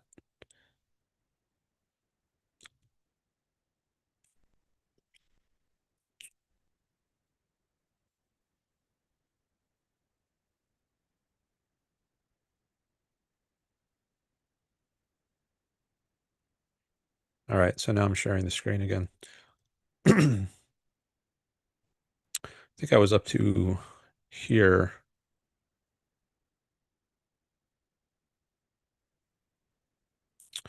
This chat by Simon, 12:43 p.m. Pacific. When people ask me what would my criteria for believing in Jesus as God be, I guess I might fill in some words here if I think there's a typo or something. When people ask me what would my criteria for believing in Jesus as God be, I just tell them, show me a contradiction that happens in reality. Okay. Yeah, so if God is supposed to be able to work contradictions, then yeah, let's see one. Some people who are theists, I think they say, well, that is a limitation on God. Even God can't violate the laws of logic, but he can do other things like work miracles. But if you have a narrow view on what laws of logic are, then you might think they don't prohibit something like miracles, whereas you have a broader view, which I think the objectivist view is, you might think, well, miracles, they are violations of the laws of logic. Maybe not in the obvious way that saying like a something can be both a shoe and not a shoe at the same time in the same respect, but in a non-obvious way, miracles like parting the Red Sea or rising from the dead do involve some kind of contradiction. If you think, for instance, water has a certain, in the earth has a certain nature. There's certain forces like gravity that act on the water and hold it to the earth. And you would be contradicting those natures to think that the water could just part all of a sudden like that. It violates the laws of physics. And you might think that that implies, even if it doesn't explicitly state, that the law of non-contradiction is being violated. Greg says, could the lack of a law, could the lack of the law, could the lack of the law of arbitrary be why it took so many years to discover the principles of objectivism?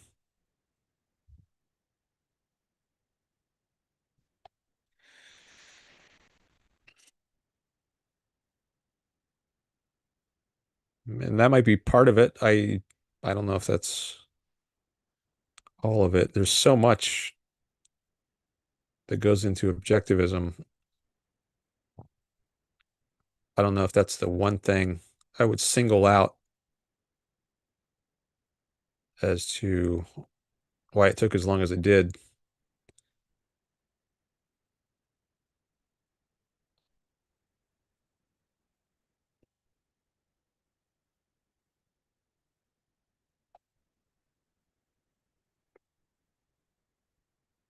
I mean, the principles of objectivism include lots in ethics and politics. I mean, Ayn Rand did say that she couldn't have discovered her ethics, I think, if until after the Industrial Revolution. Like Aristotle had the idea that reason was distinctive to human beings. He defined man as the rational animal, but he didn't understand the survival power of reason. He didn't have the idea that reason is our basic means of survival. And I think Ayn Rand said she couldn't have reached that principle until after the Industrial Revolution, where it was made very clear on a dramatic grand scale how very abstract knowledge, like Isaac Newton's laws, universal laws, were implemented and made to be life-serving through technology. Um, without that kind of evidence, she didn't think she could have reached her, at least some of her principles, like the idea that reason is man's basic means of survival. So even if she did have the idea about the arbitrary, um, maybe that wouldn't have been enough.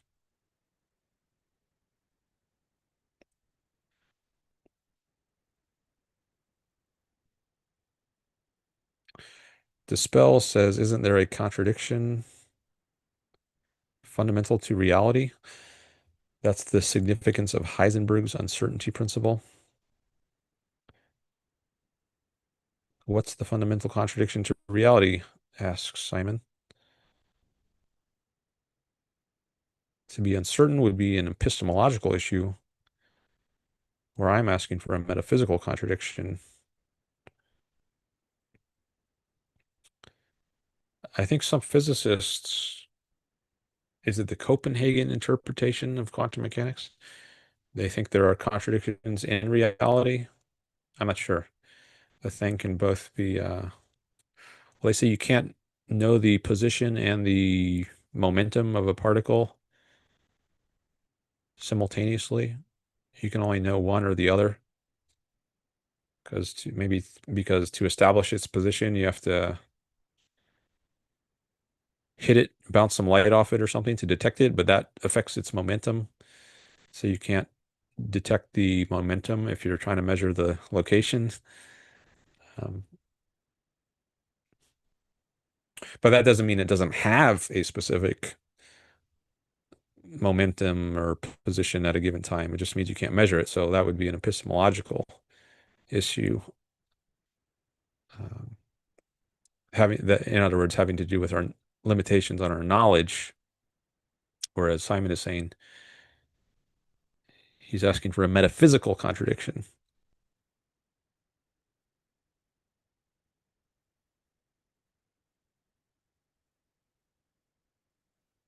Like in the nature of reality itself, there's something with an indeterminate identity. It's not in some particular location. Actually, I think Ayn Rand has said about moving objects that they don't have a location. They're in motion. Um,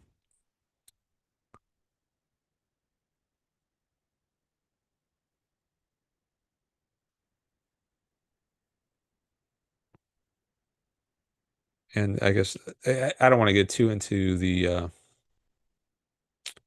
nitty gritty of that discussion because I don't know that I could do it justice. But anyways, I think moving objects, maybe it's just wrong to say like, where they are. I mean, you could say at a given time, but does that imply at a time is somehow absolute and in a way that it's actually not? I don't want to go in that road, go down that road right now. But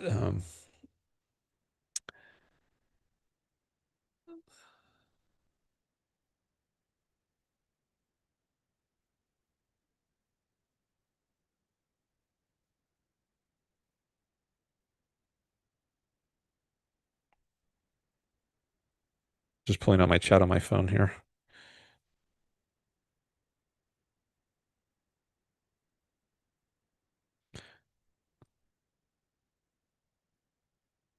Oh, Alonzo is here. Hello. Scrolling down to the bottom here. On my screen, I'm leaving it at the point that I was last engaging with on my laptop screen, which I'm sharing, but on my phone, I'm looking at the bottom of the chat so I can see the more recent ones and get an idea of whether it would be good to skip around some or not. Like I just saw Alonzo was here by scrolling to the bottom of the chat. Um,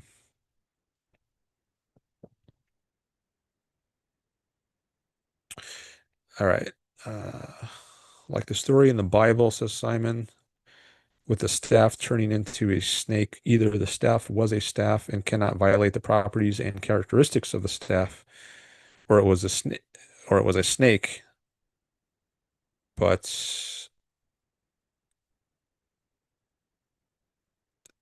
it can't be a staff that turned into a snake.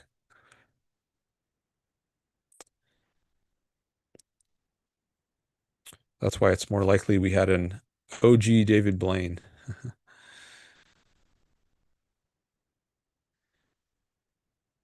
Greg says, from my notes, A is A. Antonio or Antonius Andreas from Harry Binswanger's Logic course, part one, and History of Philosophy from Peikoff Q&A. All right. Thanks for those references.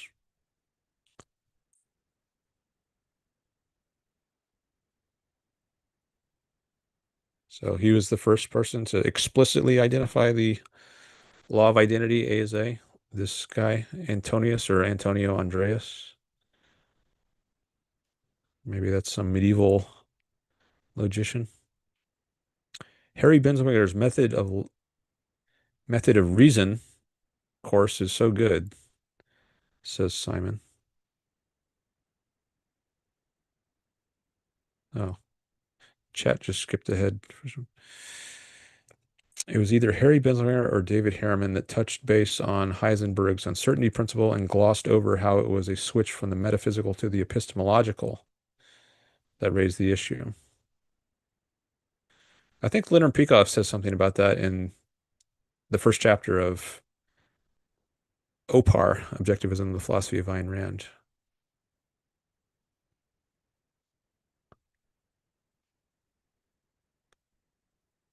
There's Alonzo.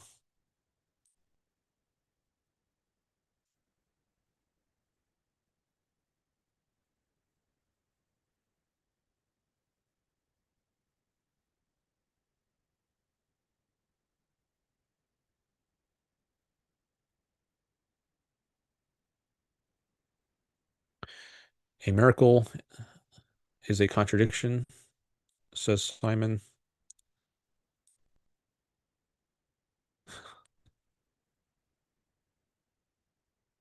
A miracle basically implies something acting in accordance with its own nature can just change because God can will it. The primacy of consciousness, I guess that would be maybe another term for it from objectivism. God can just will something, and but just by using an act of his will or his consciousness, he can make it so. That's the primacy of consciousness. Whereas on the objectivist view, existence has primacy. It is what it is, independent of consciousness, and it cannot change just by wishing or hoping it were different. If you want to part the Red Sea, you can't just will it. You have to build a canal or ditches or something. Um, Miracle Whip comes to mind from, says Greg. All this talk about miracles. See, Miracle Whip was not created by a miracle. It was created in a causal way, a lawful way.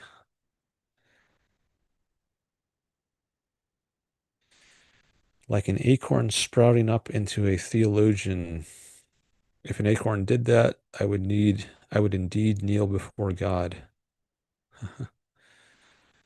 Okay, and then Greg gives us dates for Antonius, circa 1280 to circa 1320. All right, and that catches me up in the chat.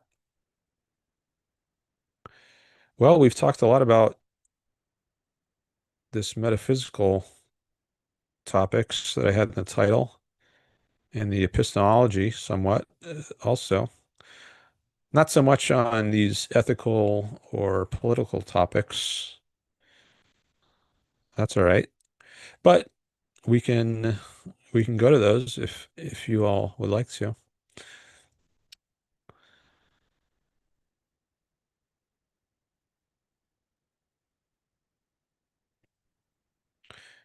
Maybe I should take a look at my notes.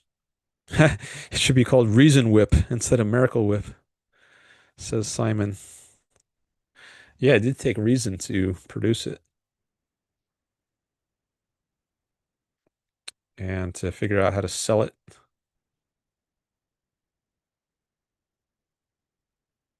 in a way that's profitable. Reason Whip.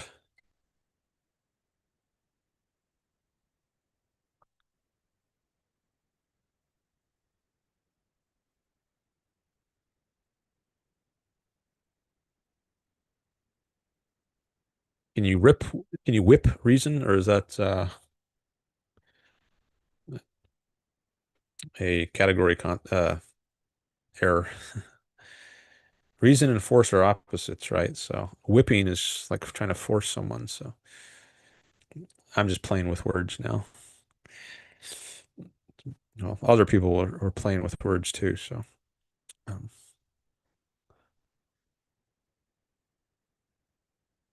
I'm following the trend.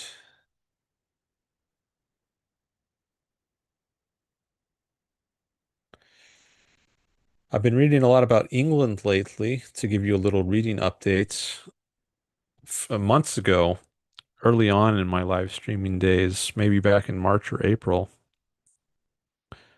I was reading about medieval England, and then I started reading about other things. And but I came back to England recently in the last week or so, and I'm up to Edward II, the King of England from 1307 to 1327. So he was about the same time as Antonius, who Greg mentioned in the chat. I guess he overlapped with Antonius,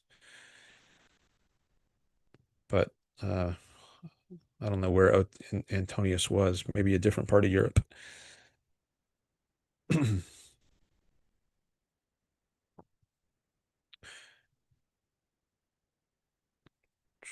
So that's what I've been reading lately.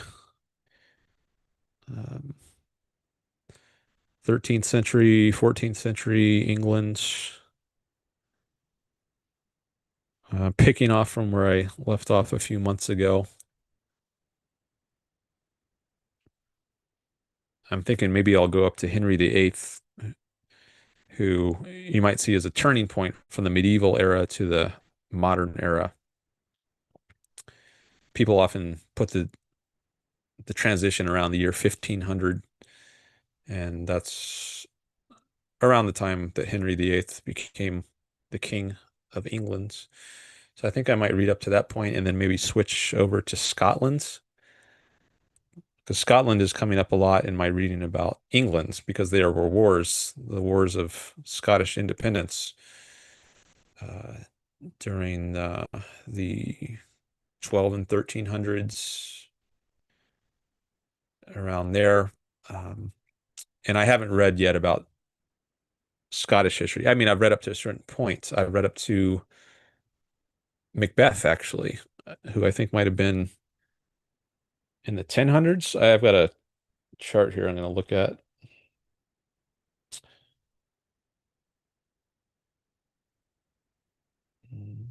Yeah, in the middle of the 1000s, 1050, Macbeth, who was the same Macbeth as the Shakespeare play. He was King of Scotland in the middle of the 1000s. And I read up to there, going back to, as far back as you can go.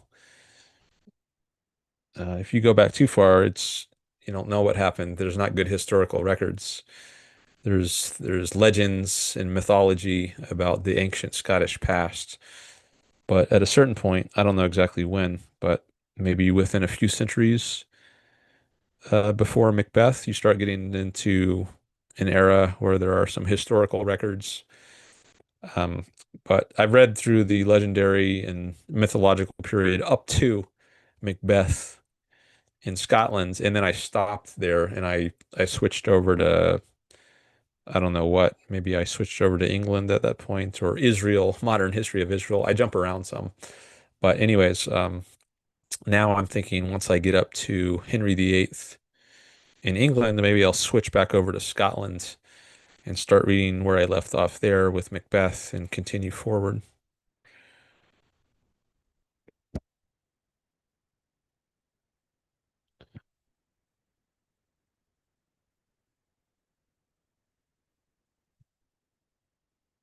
Maybe you can see a little snippet at least of this chart I'm looking at. I'll try to show it on screen though. It's going to be blurry, I think.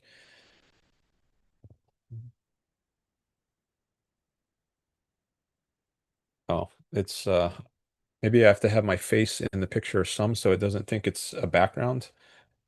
Um, the bottom part is what I want to show. No, I can't do this well.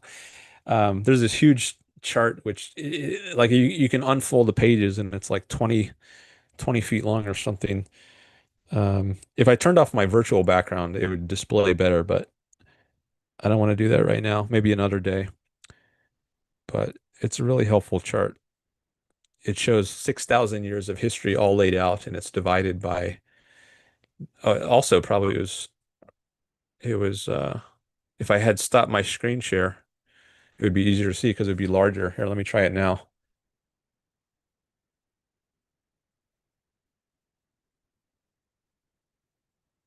Maybe you can see a little piece of it. On the top, there's some pictures, but that's not the part I want to show. I want to show the timeline, which is a little below that. Maybe if I angle it down some. Okay, there you can start to see some of the timelines. So this is the later part of the Roman Empire, and then King Arthur there, legendary figure. I don't know if you can see that. It says Arthur. And then these are some legendary kings and the heptarchy of Britain before it was all these groups. These are lines. Each one of these is like part of Britain, like Northumbria or Essex or Wessex, Sussex. And then eventually, after a few centuries, they all combine together. Over here, you can see that a little bit. Those seven parts of England combined together and became under Egbert.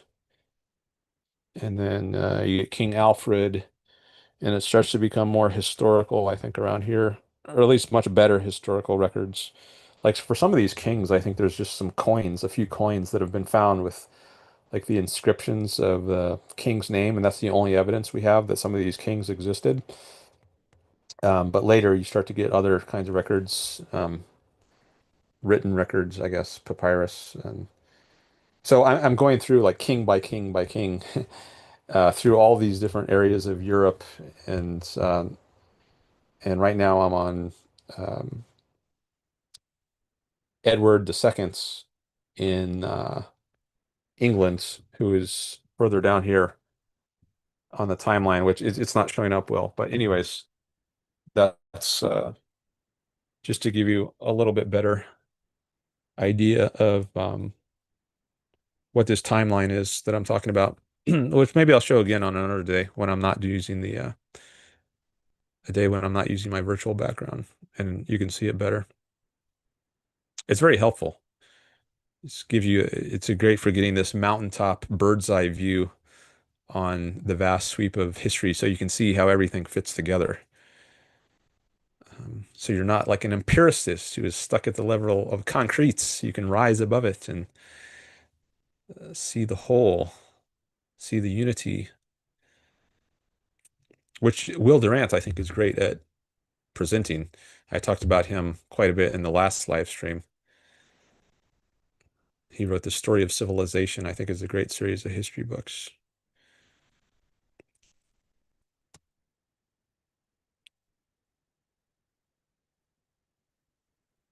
Billy is here. Hello.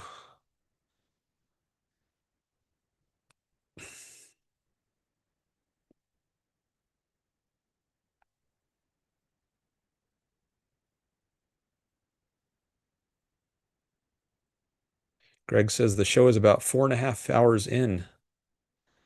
Yeah, I started at 9:30, so about a little over 4 hours now. Maybe I'll break my record. I think the longest stream I ever did was almost 6 hours.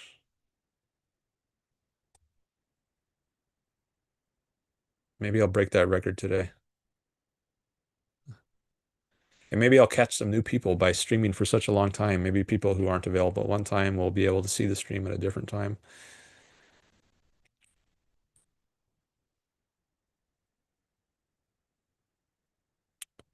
Billy's on his lunch break.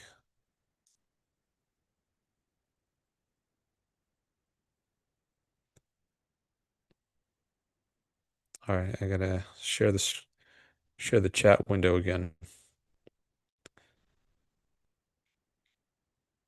Oh,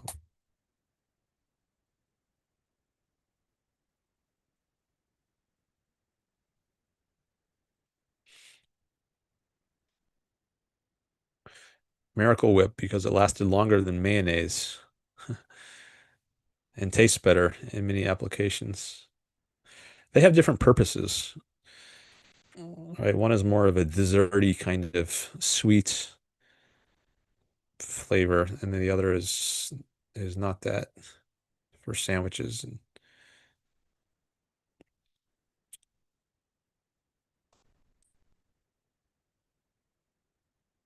But I can see how the longevity of it could that could help explain the name.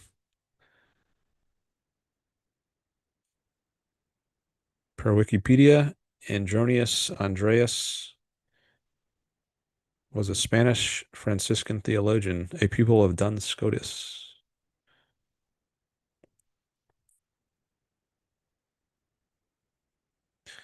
Okay, I'm caught up on the chat.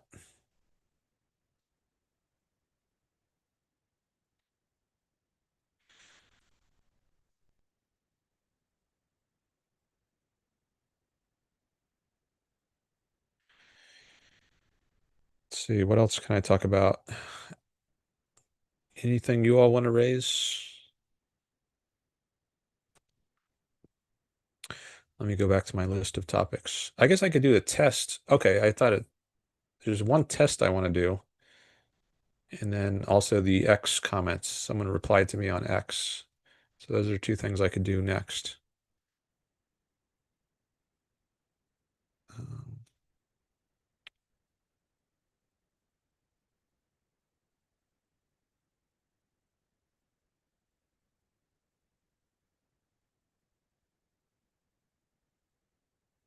Oh, I also want to check out my analytics.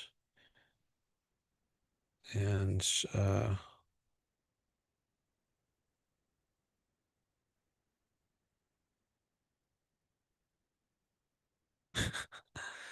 Robert says, Team Mayonnaise. You like mayonnaise more than Miracle Whip? Greg says, test? We weren't told we were having a test today. I mean, I was going to test something about the screen sharing. So what I want to see is, okay, you see how there are these different tabs up here in my window, my Chrome window? What I want to see is if I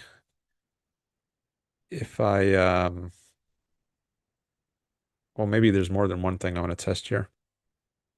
If I break out a tab, like let's say I go to this tab and I want to separate that out of this window, what are you then going to see? I guess you're then going to see this window. You'll continue to see this window. But if I then toggle between the contradictions window and the the window of which it's a part, what will you see? Or will you see both? So I can do that test now, I guess. So I'm going to drag this into its own window. Click on it, hold it, and then drag it. Okay. Now I just made it its own window. So I think you're still going to see that window or that tab titled Contradictions, ARI Campus. Oh no, that's not what you see. You see okay, I see what it did. It went to the next tab over to the right. So I guess the it's the window that remains shared, not the tab. The window, the primacy of the window. That can be the principle that explains this. So if you click on a particular tab within a window and then drag that tab off the window, you don't continue seeing the tab. I was on, you continue seeing the window. So let me now put it back. I'm going to drag this tab back into the window you now see, and then I think you're going to see the contradictions tab again. Let's test that. Okay. I just dragged it back. Now I'm just waiting the 15 seconds of delay to see if it shows up the way I think it's going to show up. I'm looking on my phone. Yep. Okay. I understand it now.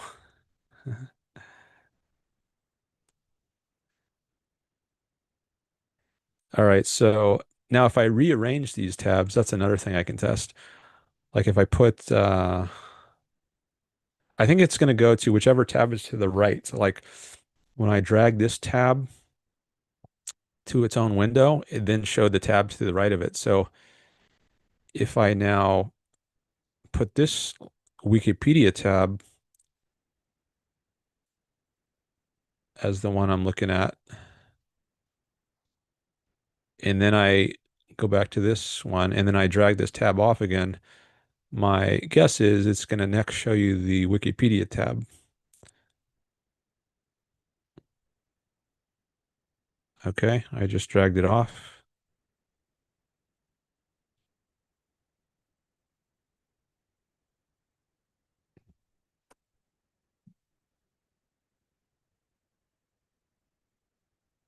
Now I'm just waiting through the delay. Okay, yes, that's what happens. Okay, and now I guess the next thing I'm going to try. Okay, yeah, I'm just going to put the tabs back together the way they were.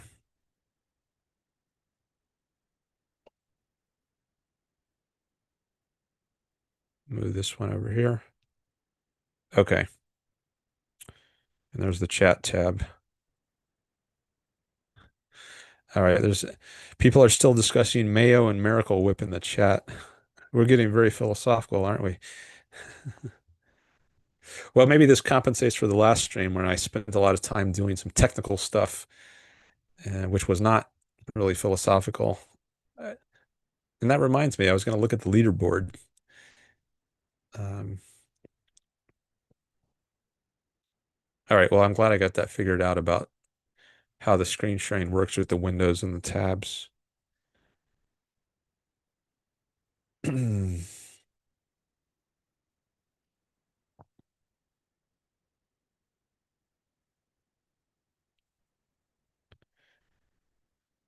So I guess well, I'm just thinking of more tests I could do, but maybe that's enough testing for now. Let me see what chat is saying. Dagny has competition. Why does Dagny have competition?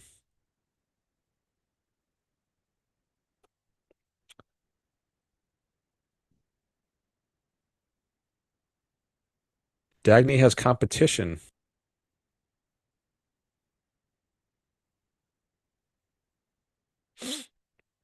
That's what Greg said. Robert says, after being raised on mayo, I find Miracle Whip tastes too sweet and less like a food product. But I know of otherwise rational and moral people who like Miracle Whip, so I've decided to be tolerant. Simon is on Team Mayo. He's anti-Miracle Whip on principle, unless they change into Reason Whip. Oh, you're putting your foot down there.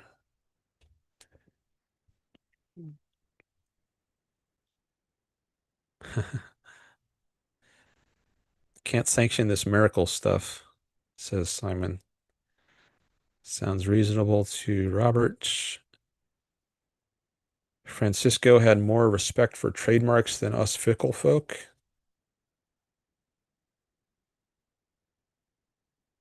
Why is that? Says Greg. Team Dagny versus Team Mayonnaise. Dagny is not on Team Mayonnaise? Why not?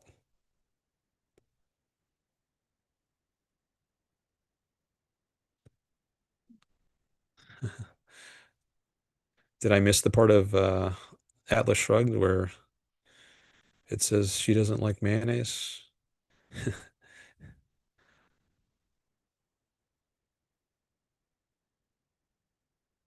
Maybe there's some inside joke here I'm not getting.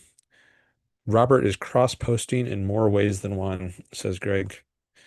Okay. Yeah, I don't know where he's cross-posting from.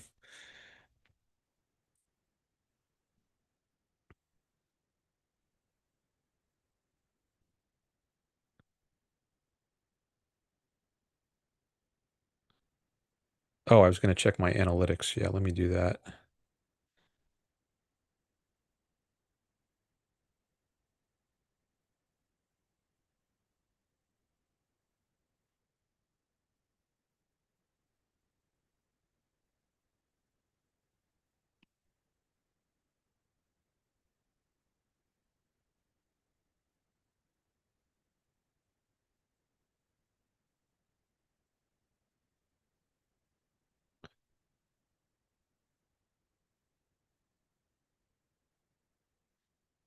I guess I can show you this. Maybe this will be interesting. I got to stop my screen share for a minute. You can see all the people who are coming by my stream.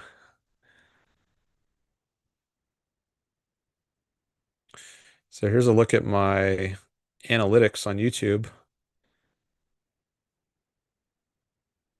So you can see in the last 48 hours, this is how many people have come by. It tells you in each hour, like, so for Saturday between 2 and 3 p.m.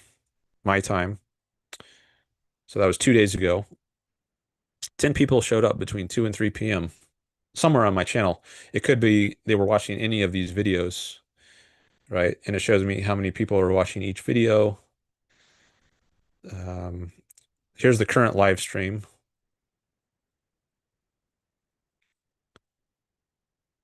And you can see there's a big spike when I started live streaming today at between 9 and 10 a.m. Pacific time. And then it stays high, relatively high compared to the baseline when I'm not live streaming. And then this breaks it down by minute. In the last 60 minutes, I can see how many people came by at like between 1:19 and 1:20 p.m. There was one person, two people came by a minute later, etc. So you can watch it and it gives you the breakdown for all my videos. So I like to check this from time to time. I don't think I've showed this on screen before, so now you have a new insight into my channel.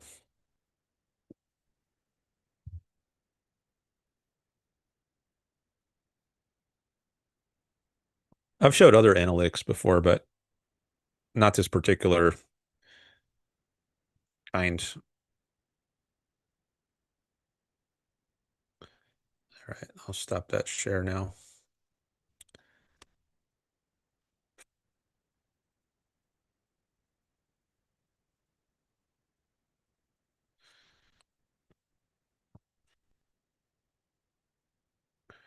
Come back to the chat.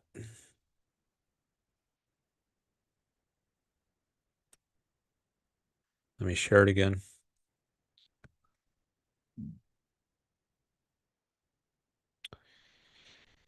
Simon says, I've been looking into the whole Groyper movement, and the amount of popularity this movement is getting is scary. I've lost one of my best friends to this completely irrational view of the world.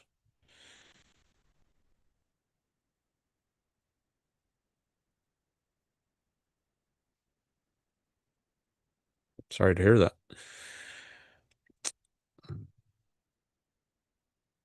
Are you familiar with it, Dan?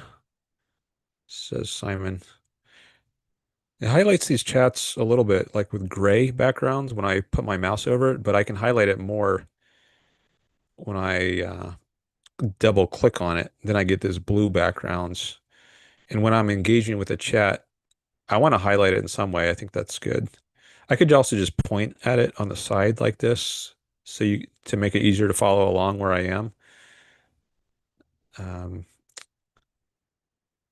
or I could use, oh, I guess when I just hover over it, it's a lighter gray. You can see that. But when I double click on it, at first it's blue, but then if I click away from it, it's gray, but a darker gray than the gray you see when I just hover.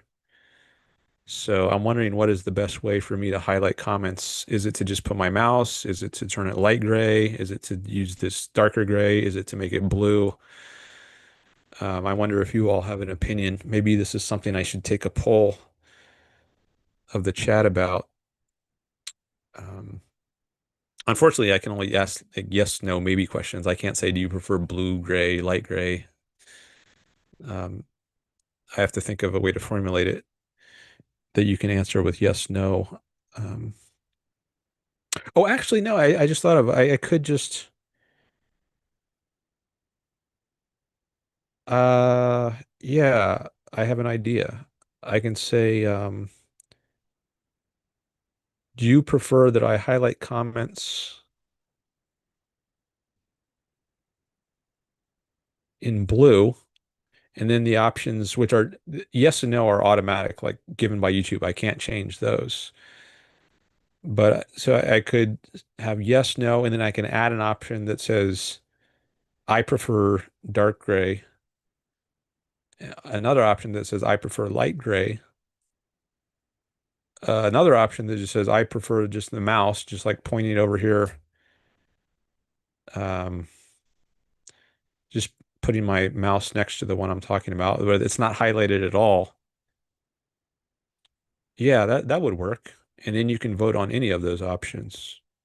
And then I'll actually address this question. Um, but there's not a lot of, and there's this also a new chat here from Robert. All right, but I think I'll put a question in the poll, and then while people are voting on that, then I can address this chat from Simon and any new ones that come in. All right, so I guess I can compose my chat on I can edit it on screen now, so you can see my editing. So I click this if I want to engage with my audience. It says, and then one of the options is start a poll. So you see, it gives you yes and no, but I can add options to that. Greg says, I think I'm going to dinner. Okay. Thanks for coming by, Greg. See you later. Enjoy your dinner. All right, so I'm going to ask this question. Um, should I highlight in blue the comments in chat that I'm engaging with? Okay, so you can vote yes, no, and then I'm going to add the option of no. Just highlight it, highlight in light gray. That's where I just move my mouse over it. And then I add another option. Oh, did I go too many characters? It says -1 here. Oh yeah. Okay, I guess I can't put my period. So I'll just leave it like that. Oh, I have double words. Highlights. Well, I don't need that. Just highlight it in light gray. And then I'll add another option that says um, no. Actually, yeah, just highlights in dark gray. I guess I don't need the word just, but too late now because I can't change this. Oh, I guess I could exit out and retype it. Yeah, that's what I'll do. I'll rewrite it as no highlights in light gray. Then I can put my period. And then another option says no highlights in dark gray. And then another, oh, it only gives me two extra options. I can't add another option. All right. I guess I'll just go with those. I think I'm going to do at least one of those. So um, I think that should be good enough for the options. All right. I'm going to hit start poll.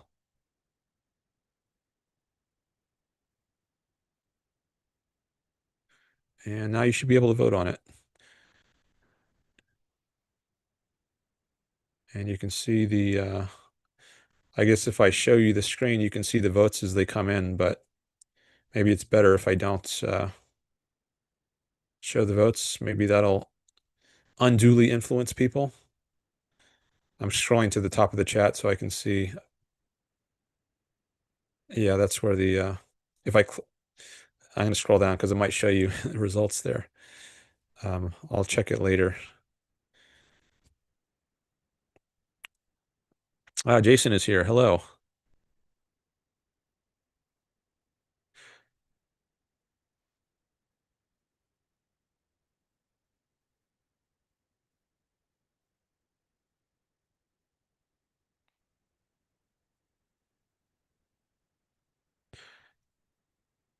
Okay, so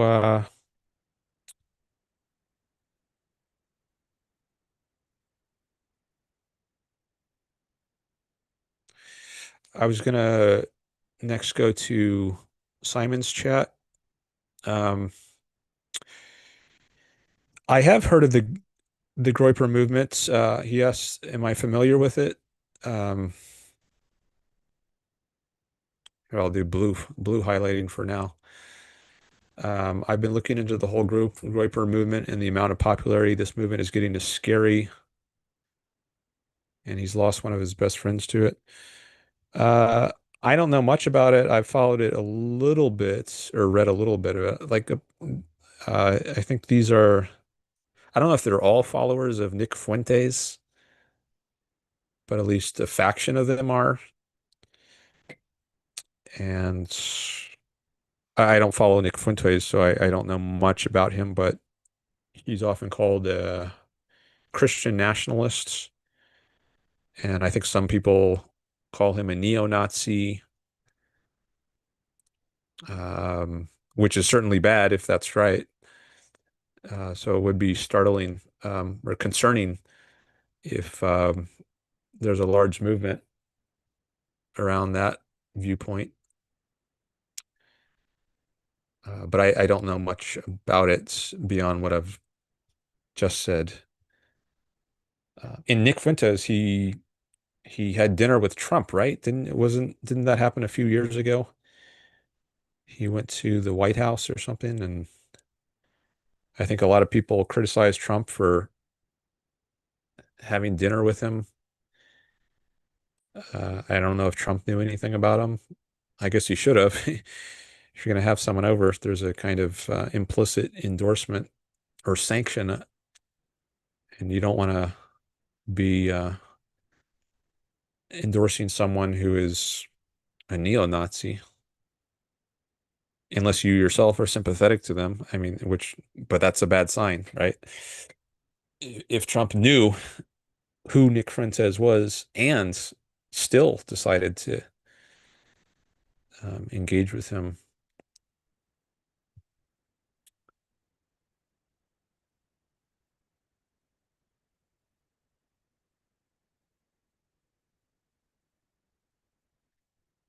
And Jason just came in with something on the same subject. He says the Groyper movement is a far-right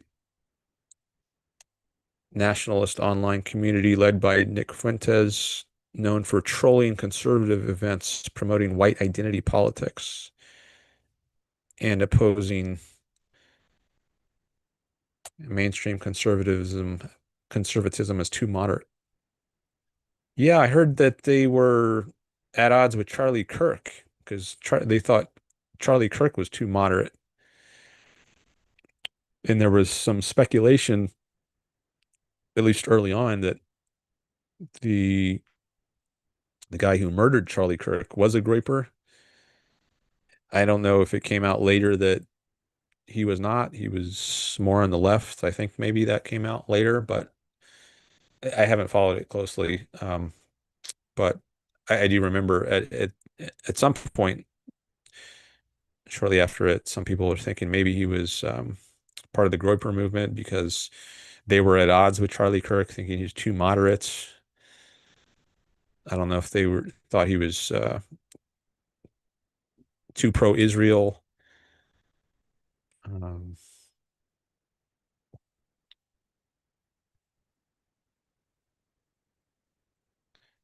but okay, so that's yeah. So there's a little more on the Groypers. They had a feud with Charlie Kirk, I guess, and maybe they trolled his events. I don't know. I hadn't seen that, but I have heard that that happened.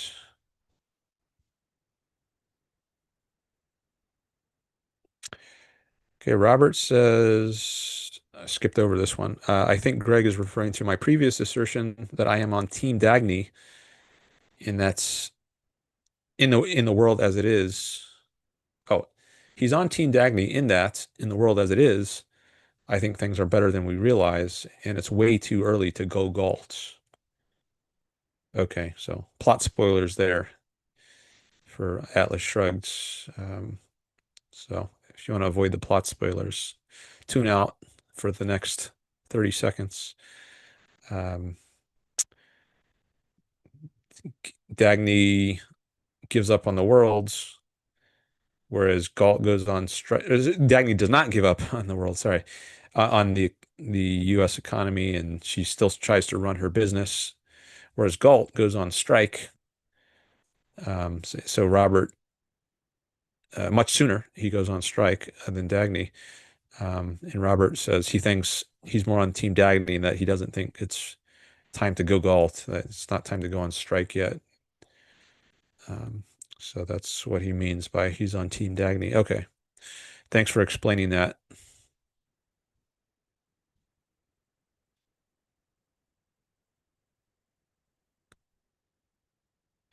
All right, there's the dark gray highlighting.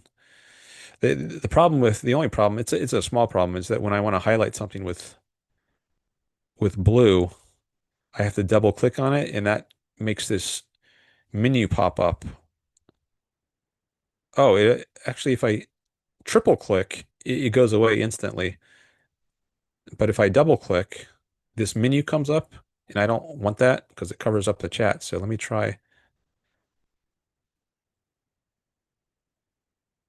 Yeah, so maybe I have to just get good at tapping the right number of times, and then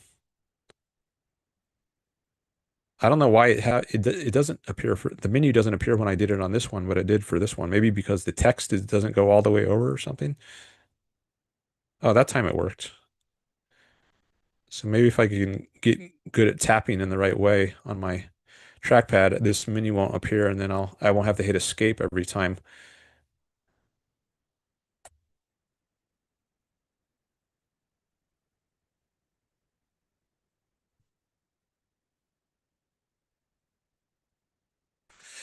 I'm a little confused now on why sometimes it's dark gray and sometimes eh. Anyways, I'm gonna come back to that poll and see what kind of results there are. Let me stop the screen share for a second.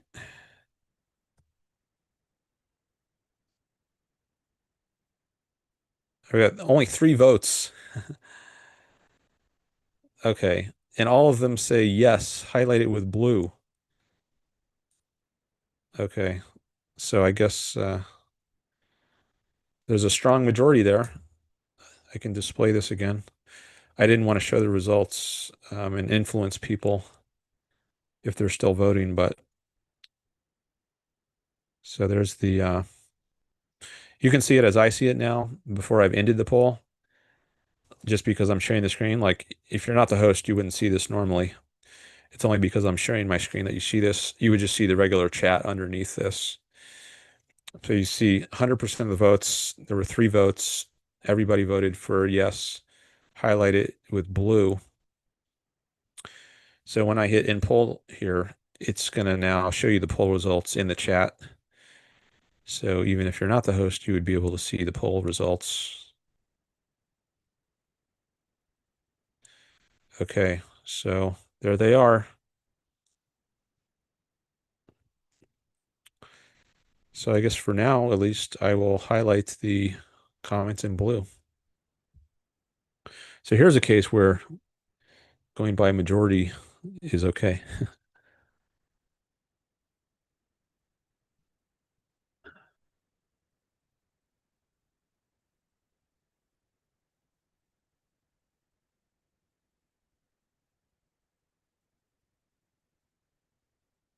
All right, we got some more viewers here.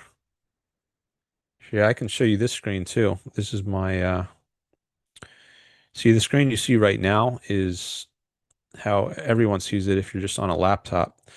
But if you are the hosts, there's this live stream window which gives me some more info.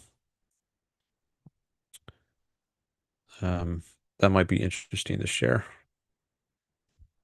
I've shared it before, but it's been more by accident than I'm trying to share it. But let me share it intentionally now. Um,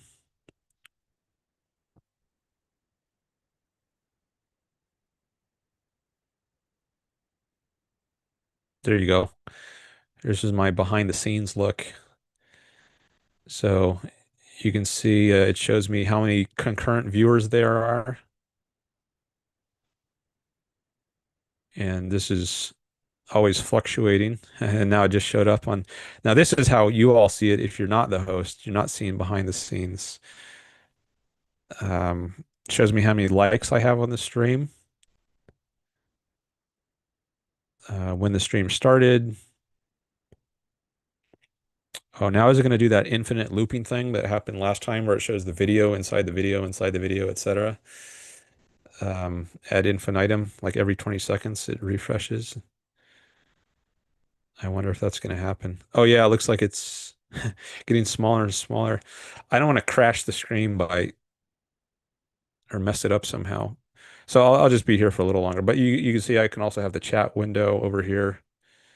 You see the poll results. It shows me average view duration, 20 minutes and 4 seconds, I guess. How many viewers have come by during the stream? 145. So how many hours of watch time do I get out of that? If there's 145 people and they each on average watch 20 minutes, that would be 1,450 minutes times two. That's 2,900 minutes, which is how many hours? 2,900 divided by 60. So that's 48 hours of watch time that I've gotten already. 18 likes on the stream. You see, it just went up. That was good. That might be a record number of likes, like during a live stream. Maybe we can set a record for even after the live stream. See, if I click on this tab up here and go to my channel, and go to the, is it going to show me on?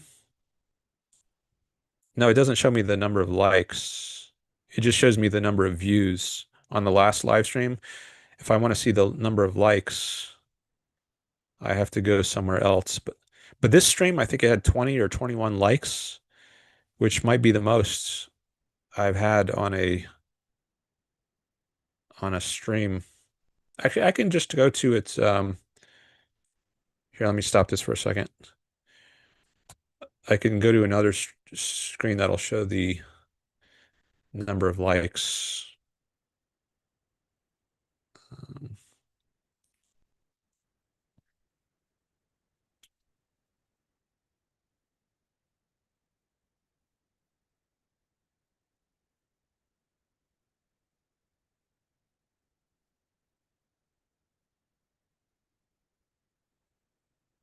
okay, yeah, this one.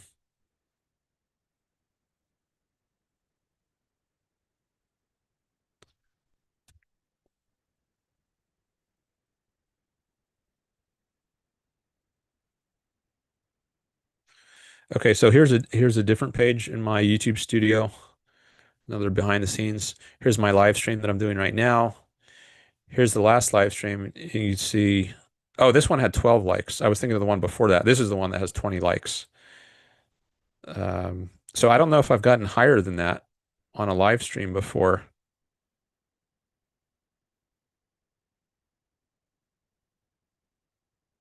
See, sometimes someone gives it a dislike, and then it's not 100%. It's not 100%. Um, but it looks like most of them people are only giving it likes. Oh yeah, this one also has 20 likes. So I don't think I gone. That's probably the highest I've gotten.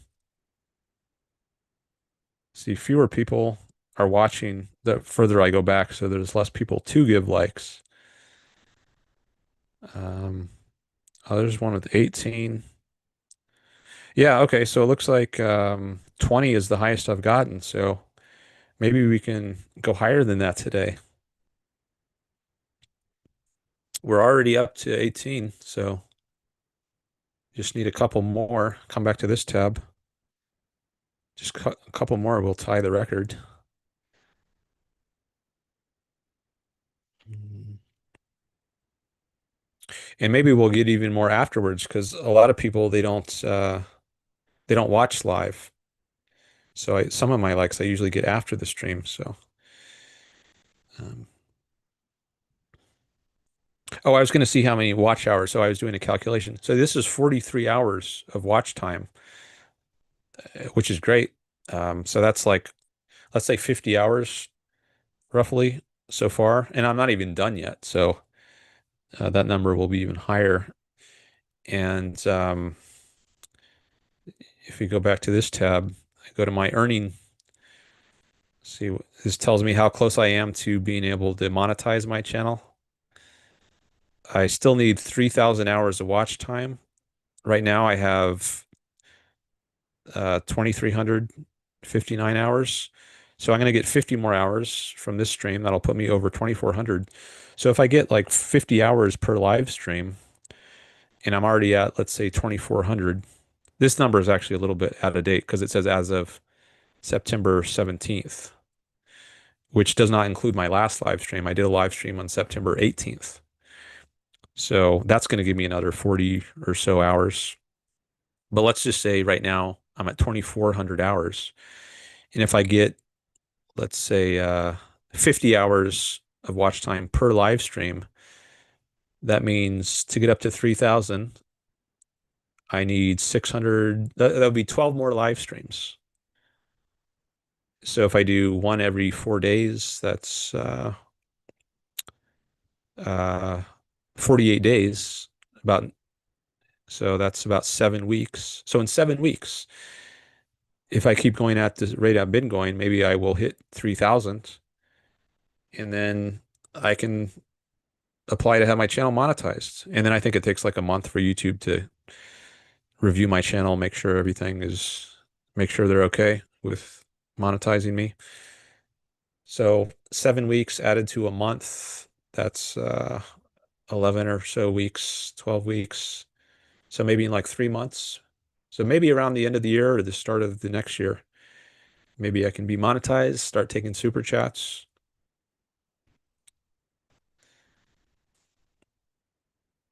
That would be great.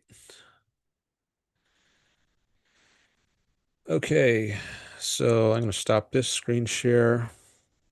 I saw a new chat came in from Jay Yossarian.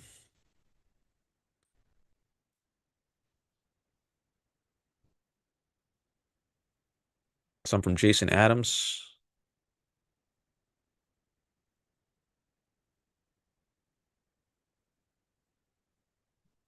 Okay, let me go back to that. Put that on the screen. Okay, so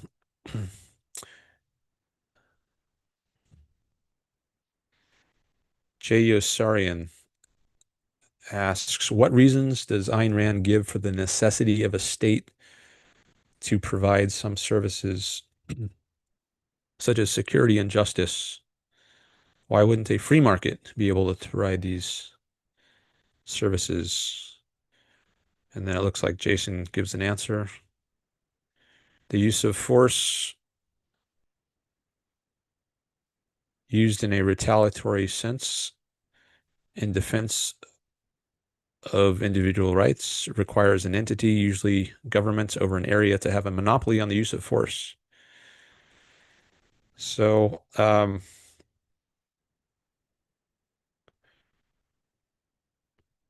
me think what I can add.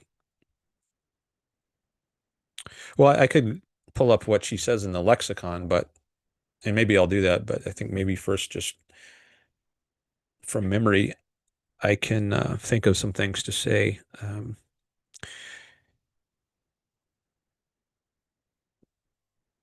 Uh, well, what would it be like if a free market provided services such as security and justice? Well, it does provide security services in a way because there is private security. You can hire private security, but they are under the jurisdiction of a government. They're subject to the rules of the government that has jurisdiction over the area in which the private security functions. So I guess what you're asking is, why not just have no governments and have private security be the final authority rather than being subject to some other agency, some government with a monopoly over the legal use of force, retaliatory force. Um, well, then, do you just have gang warfare? if you don't have some one entity with a monopoly on the use of force, then is that just gang warfare like in Somalia? You have these, or what I've heard about Somalia. I haven't looked at it myself, but you just have these warlords who are fighting with each other. Is that a good system? Um, or not? But Ayn Rand would oppose that. She would say there should be a government, not competing governments. That's what libertarians sometimes say there should be. You should have a competition in force, just like you have a competition in all kinds of other things. But I think what you need is a principle to constrain the government, and then it's good. Like if you have if you have the right principle constraining the government, the principle of individual rights, where the government protects individuals from the initiation of force via agencies like the police and the military. Um, if that's the principle that the government operates under, then it's good. If you don't have that principle, if you have an authoritarian, totalitarian government, then maybe that's not really better than anarchy, where you do just have warlords, or maybe it is better than anarchy, but it's a lesser of evils, but it's still an evil. So it's not a government per se that's necessarily going to make for a good system. It's a government that is properly limited, in particular, one that's limited by the principle of individual rights, where its only function is to protect people from force. So police, military, and courts, but it doesn't do things like redistribute people's wealth via taxation to fund programs like Social Security, Medicare, public education, etc. Um, I see Robert is quoting from Ayn Rand's article, The Nature of Government. Yeah, I was thinking of going to that later. So maybe he got to it first. Um, and I can also put a link to maybe if that's in the lexicon, I can put a link to that. I don't think you can put links, but I can put links in the chat. Um, so um, if you have a competition of force, if you have private security companies competing, well, it's not really a free market yet. What a free market is an arena in which force has been extracted. You've already gotten rid of force, and that's not what you have if you just have competing governments or competing private agencies. I don't think it's right to see that as competition on a free market. To say we've got a free market in some area, like we have a free market in the technology space. The government hasn't yet regulated the internet, like with net neutrality or something. There's a free market, whereas in the healthcare industry, the government has regulated it, so there's not a free market there. The government is coercing um, businesses to do things like, or insurance companies, health insurance companies, to ignore things like pre-existing conditions, or they have to um, cover certain kinds of operations like transgender surgeries, maybe. So it might be that in the healthcare industry, you don't have a free market. Why? Because the government is forcing businesses to operate in a certain way, whereas maybe in the technology space, it's not forcing. So we do have a free market there. And I think as a result, we see much more progress in the technology industry than we've seen in the healthcare industry. So when you have a free market somewhere, that means force has been extracted. Coercion is not being used. So I don't think it really makes sense to talk about a free market of force. A free market already assumes that free market, sorry, that coercion has been removed, and now you just have a competition among who's got the, who can do best without using force, without coercing other people, without the government rewarding or punishing people with some coercive threat like fines or jail time. Um, so there really is no free market for force. I mean, you could have a like boxing, right? That could be part of a free market, but that is within some broader context where you can't just randomly initiate force against someone on the street. In boxing, it's voluntary, right? People agree to engage in this. There's rules in place, like you can't hit below the belt, right? Um, you, so um, it's consensual in a way that just punching someone on the street is not. Some random person on the street. When you punch someone in a boxing ring, that's that's known in advance is what's going to happen. So that's consensual. Um, so you could say that's a kind of competition in force, but that's legit because the deeper principle being observed is that there's consensual, that the incident is consensual, whereas that's not the case if you just have private vigilante justice, people going around society wielding force.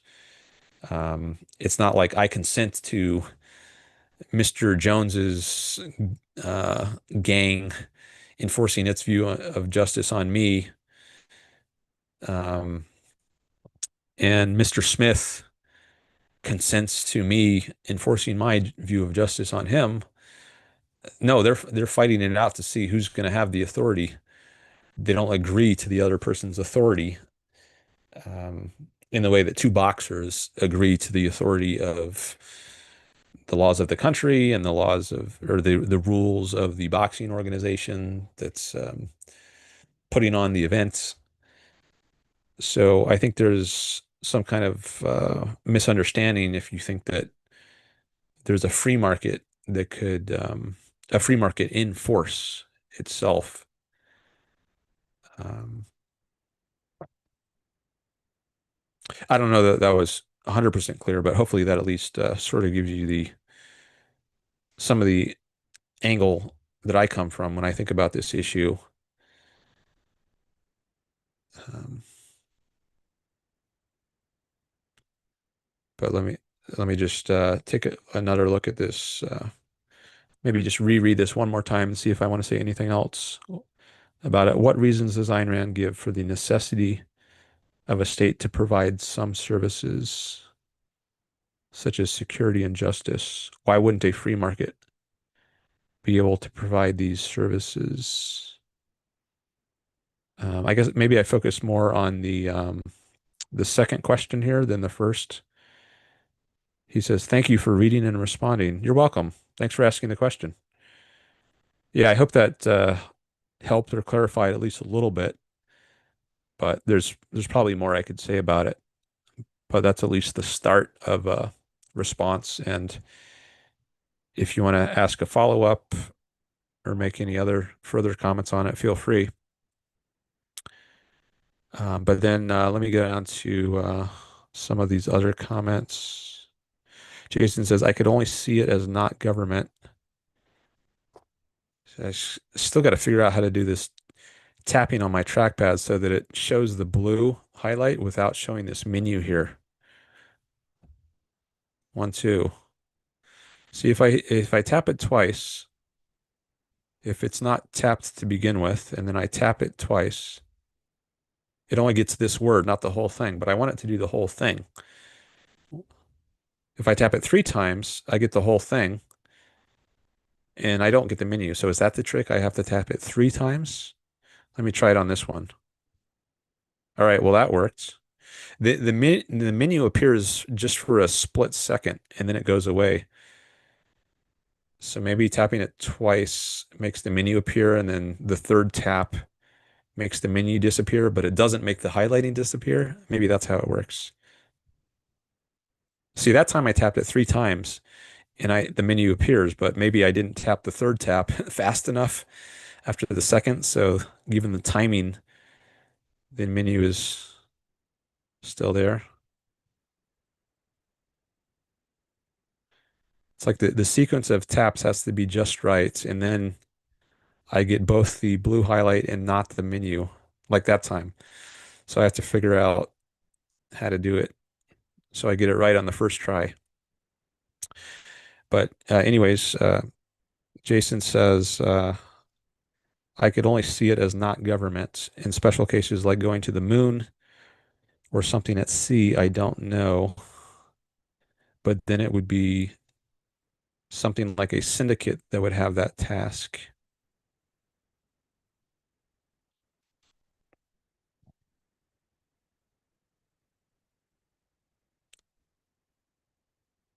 All right, I'm not sure I follow that.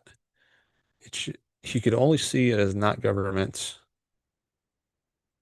Oh, but there's a dash there, so maybe I should. So that continues here. I could only see it as not government, but then it would. I guess he meant B typo. But then it would be something like a syndicate that would have that task.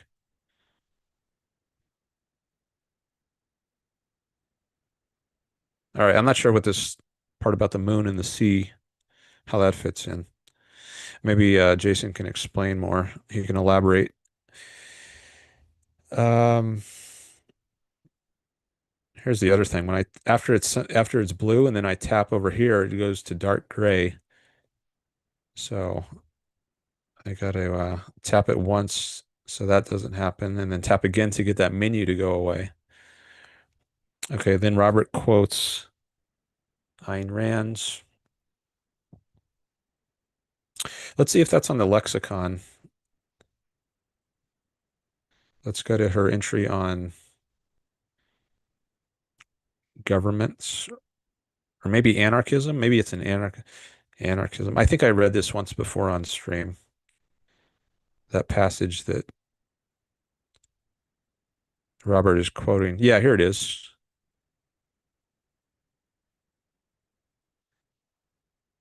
Um, where should I start reading? I'm not sure I want to read this whole thing.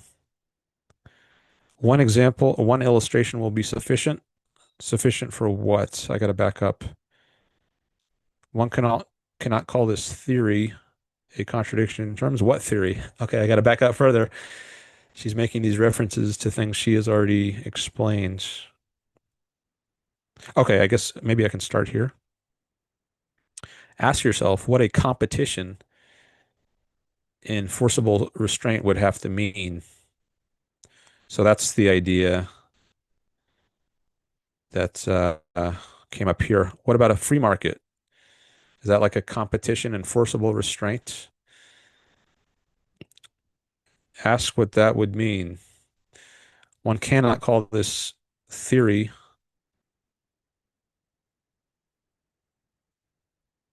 a contradiction in terms since it's obviously devoid of any understanding of the terms competition and government. Oh, maybe I have to back up further because all right, I'm just going to read from the beginning.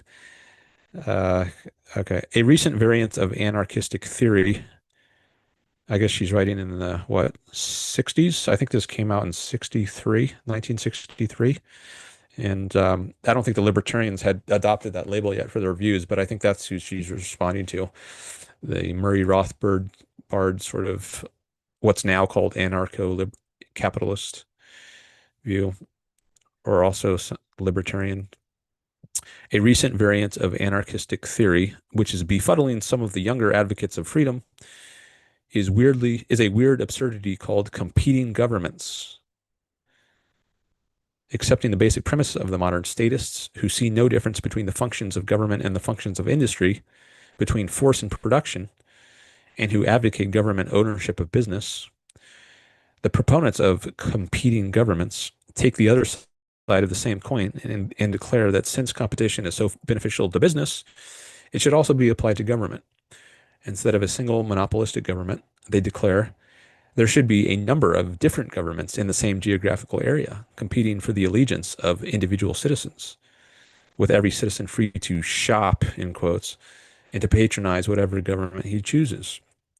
Remember that forcible restraint of men is the only service a government has to offer. Ask yourself what a competition and forcible restraint would have to mean.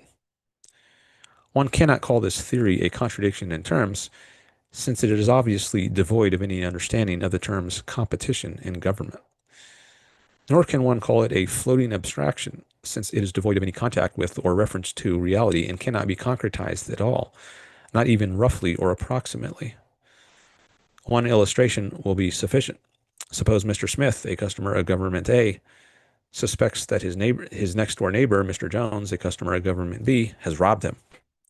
A squad of police A proceeds to Mr. Jones's house and is met at the door by a squad of police B, who declare that they do not accept the validity of Mr. Smith's complaint and do not recognize the authority of Government A.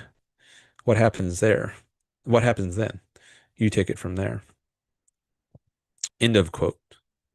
So then you just have blood in the streets, gang warfare.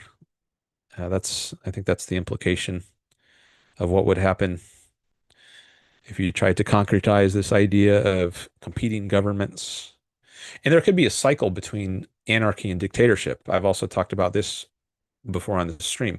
Maybe some warlord gets power over the others, and he becomes dictator, and now he's got a monopoly on the use of force. And then maybe someone doesn't like him in his dictatorial ways, so they assassinate him.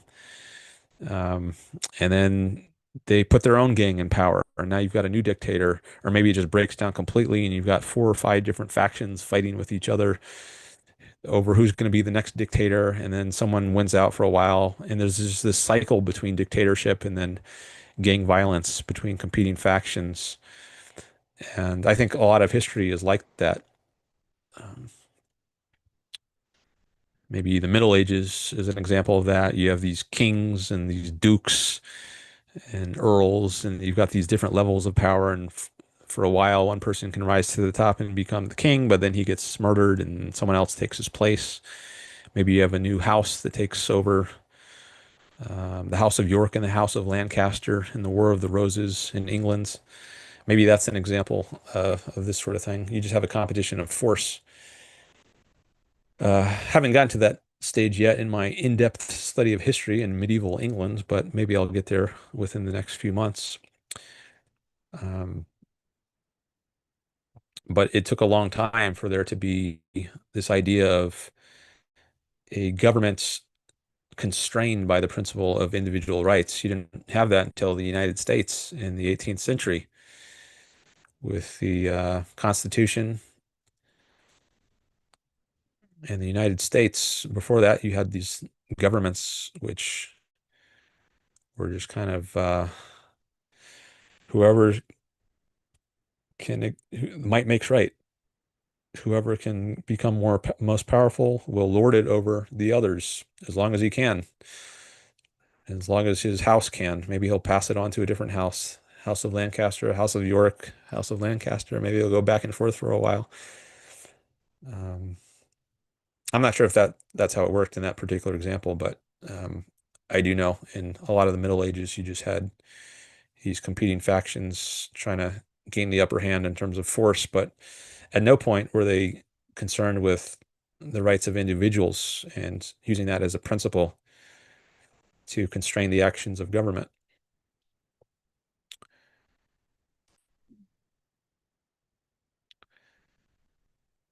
Prior to the United States. I mean, there were some constraints put on before the US, like the Magna Carta. I think that's when some barons or aristocracy in England tried to put some restrictions on the power of the king. They had to get his consent. Um, but that still wasn't, maybe that was I guess that was a step in a better direction. You didn't have just one guy lording it over everyone else, but it still wasn't centered on individual human beings. It was more like the king making a compromise with the aristocracy. So now they had some of the power, or more of the power than they had previously, but the individual peasants still didn't, they weren't on an equal footing. they didn't have equal rights. Um, so I think that individualism had to wait much longer um, until the United States, and even there, it wasn't perfectly implemented because you had slavery for a long time. But they at least had the principle, and then eventually they correctly applied the principle and got rid of slavery. And then every individual was recognized as having rights. Okay, let me come back to the chat.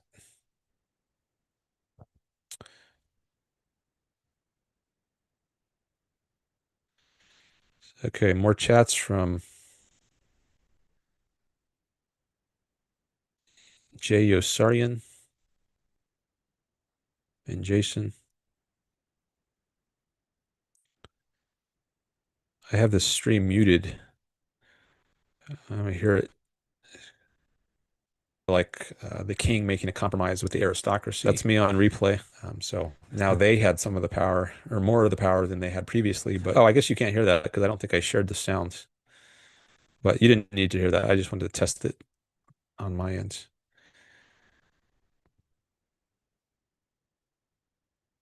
Yeah, I don't think I shared the sound.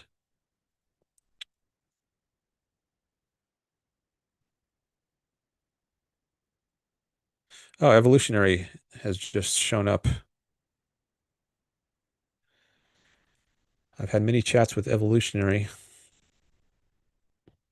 about various things, ethics, politics, free will.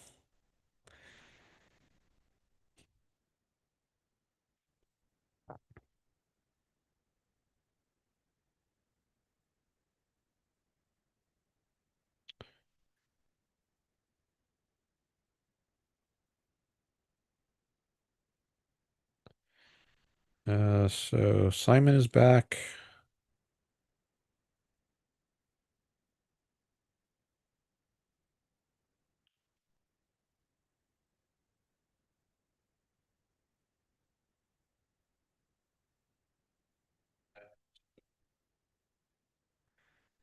Oh, I was going to go to the leaderboard.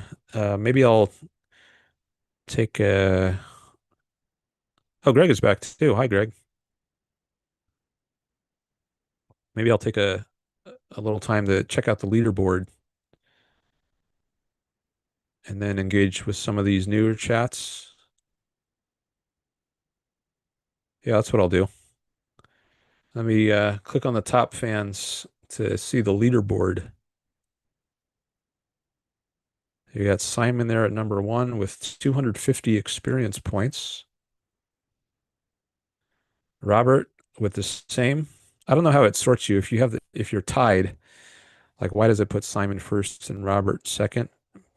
Maybe it's got some algorithm, like maybe Simon was the first to chat, and it sorts by that after if you have equal points. I don't know. Then we have Greg here, number 3. And then this is Florida Nick, which I learned that last time. He has a different handle uh, for his YouTube channel than he has his name in the YouTube chat. But this is Florida Nick. Then we've got Dispel, Marketable Archive. And here's another person who's got a different handle. Oh, this was the what was it? J Yossarian.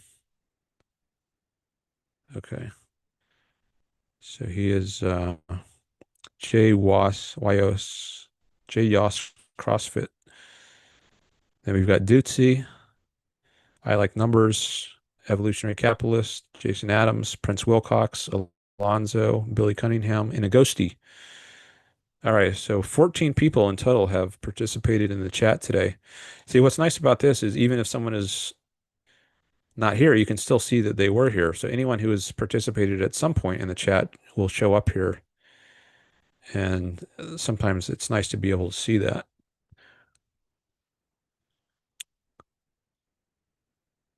And I guess you can see this also on the replay if you watch it after the stream. Although I think maybe you'll see all the 14 or however many it turns out to be from the very beginning if you do the replay and you click on the leaderboard, maybe you'll see everyone who appears at some point, even if they haven't appeared at that point in the live chat replay. And I think you get at least 25 experience points if you contribute at least one chat. Because I think some of these people, like Alonzo, might have only put in one chat and that got him 25. So maybe that's the smallest interval. I don't think I've ever seen less than that.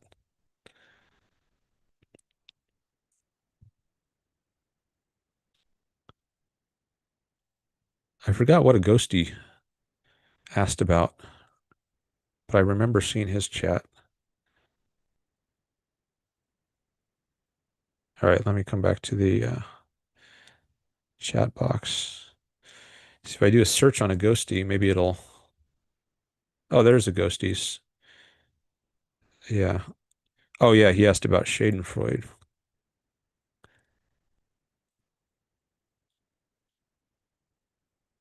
Yeah, that's right.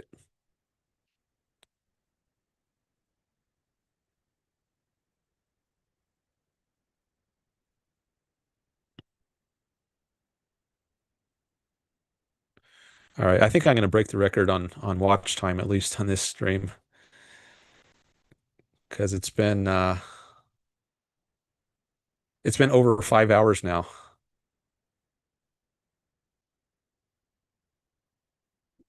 Longest I've ever went was 6 hours, I think, or it's like 5 hours and 56 minutes or something. Most of my streams recently have been around 3 hours. Um,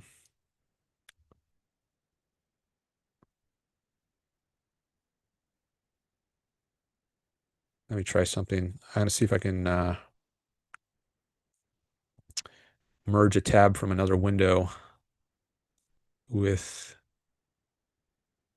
the window that I want to that I'm sharing now. Okay, I think this is going to work. Right now you see the chat box, and then in a second you're going to see my YouTube channel, I think. Well, and yeah.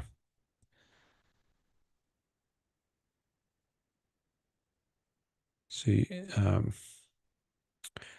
just waiting for confirmation on my phone. There we go. Yeah. So here you can see how long each stream was. See, this is a little over 3 hours. Again, three something. But I think there's one here from a few months ago that was close to six. Oh yeah, this one. 5 hours, 56 minutes and 20 seconds. So I think I'm going to break that record today. I have to last until, if I last until 3:30 my time. So if I do another 45 minutes, I will break that record.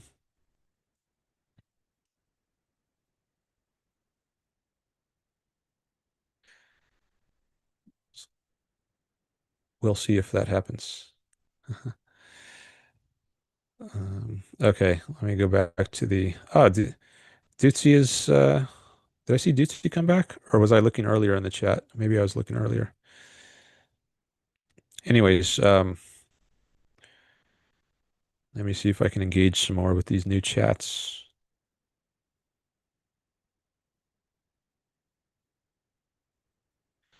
Jason says, nice turnout. Yeah. Got 11 people watching now, it says.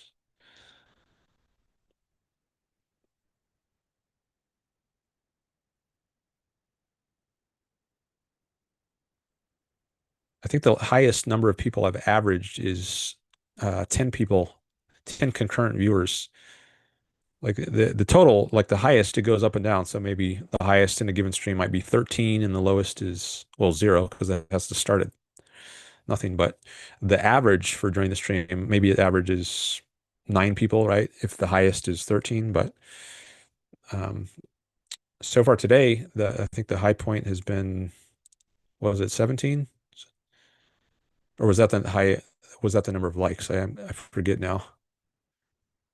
But anyways, I also want to get the average number of concurrent viewers up.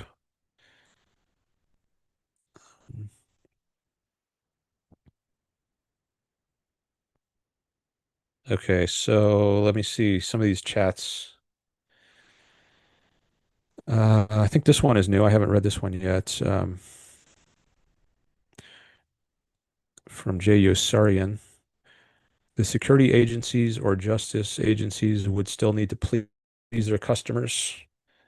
If police agency B was discovered to be protecting thieves, it could tarnish their reputation. Right. But can anything be done about that? If you just have a competition in force, um,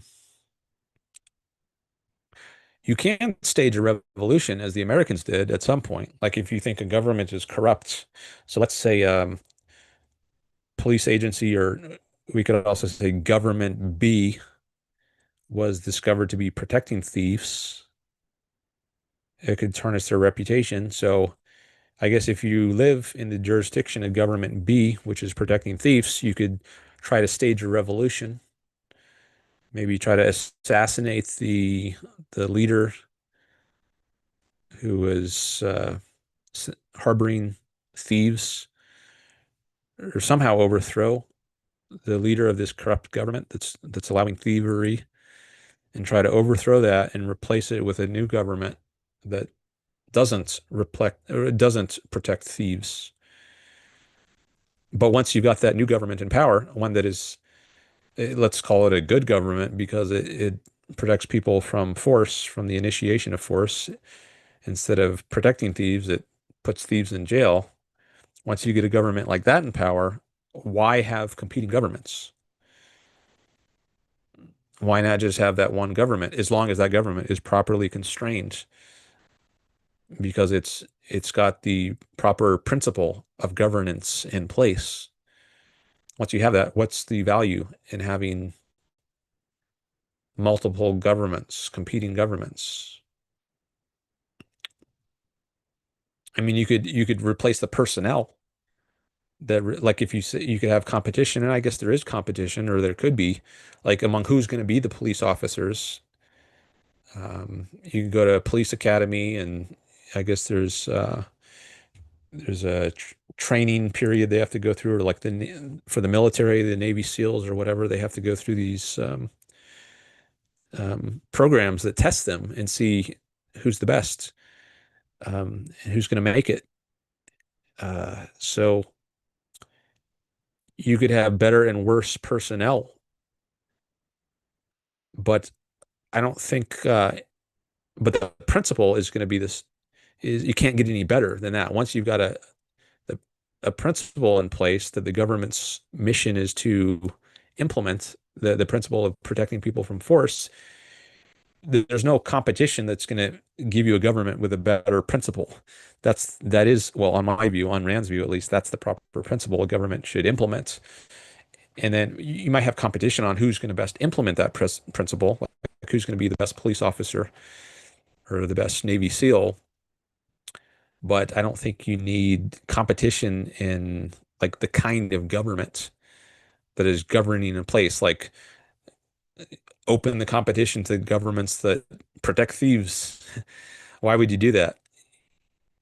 Um, what would be the reason? I just, I think my AirPod just died, which doesn't really matter because I'm not listening to any audio right now. I'm just using my mic.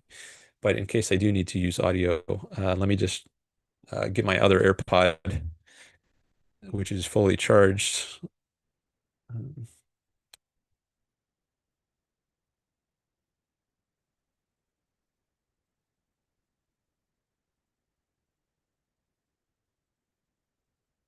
I'm gonna turn on the sound for a second, just for a minute.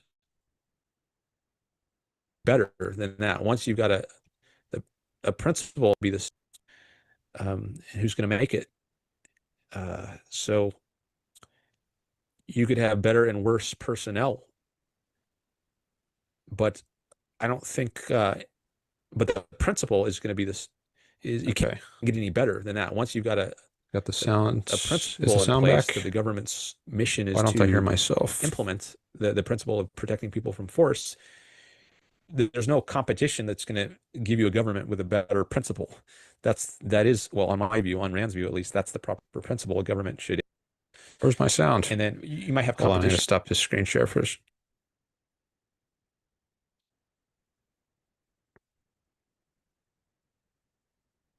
Okay, now I hear myself.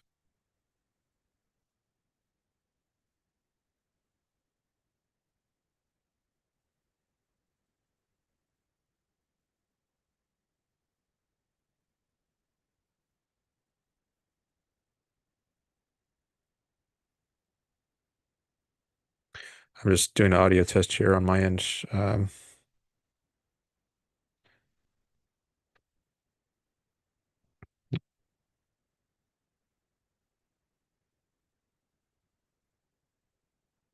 Sounds like the audio was cutting out for a little.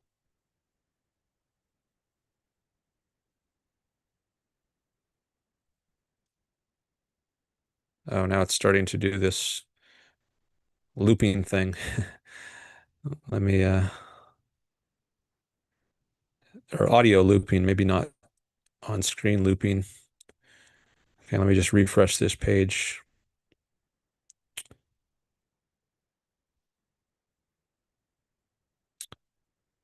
Which I think means I'm going to lose some of the chat. I'm not going to be able to scroll back as far in this tab, but I think I can still go back to the beginning of the chat in this other tab, which I did not reload. Where's that other tab?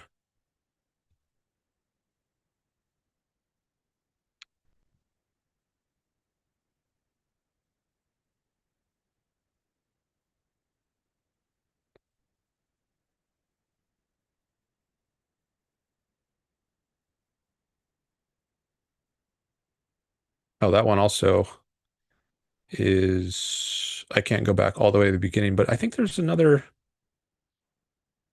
tab open somewhere where I can go back. Oh, I think, is this it? Yes. Okay, good. I found that. I like to be able to copy and paste the entire tab, or sorry, the entire chat into a comment after the live stream, but to do that, I need to make sure I have a tab open somewhere that includes the entire chats. So I just wanted to find where I had that, which I just did. I guess I could do it also after the live stream ends, but then I might have to wait 24 hours for the, or longer sometimes for the live chat replay to be available. Um, and I want to be able to do it immediately after the stream ends. So, okay, let me go back to the chat and share that.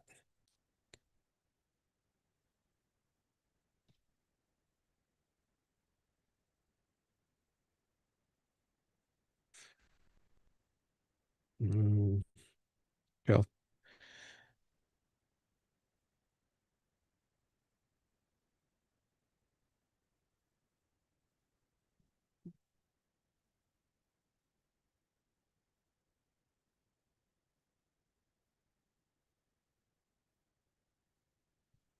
Okay. I just I got a text. I needed to take a quick look at that. Okay, let me share this chat again.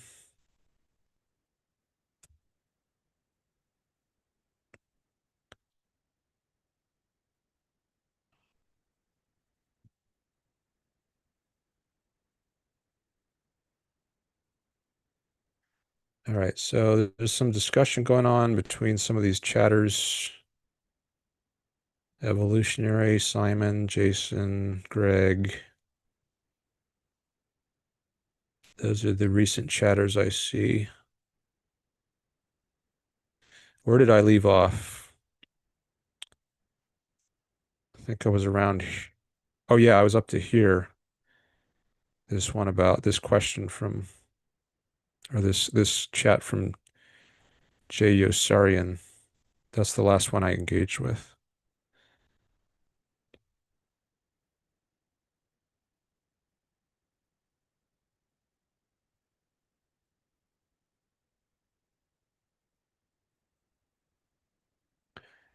Okay, Jason says by syndicates, I mean some organized alliance or partnership for a specific purpose. My point is that maybe something could replace governments in a special or future case, but it would have the same function.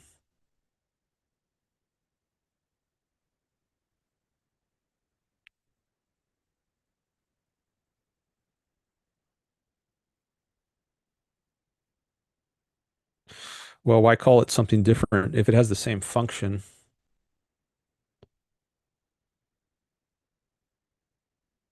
Some organized alliance or partnership for a specific partner.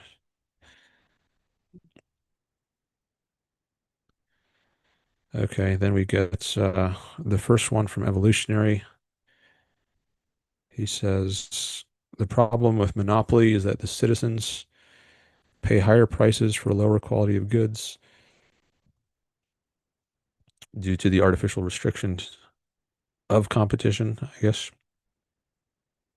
Competition is important for efficiency.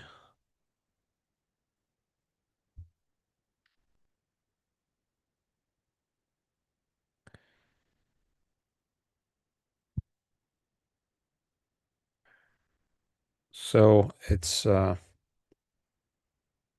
people on the left often complain about monopolies. Well, maybe it's a selective complaining because there's certain kinds of monopolies which they're okay, seem to often be okay with, like the United States Postal Service. If you point out, well, that's a monopoly, only they are legally allowed to deliver certain kinds of parcels of mail. Um, a lot of people on the left will be okay with that, yet they rail against other companies as being monopolies, or at least they allege they're monopolies, maybe like Google or Standard Oil, which I don't think actually were monopolies. Like there were competitors. I think the highest market share Rockefeller ever had with Standard Oil was like 90 something percent. He didn't have 100% of the market. Google doesn't have 100%. There's other search engines.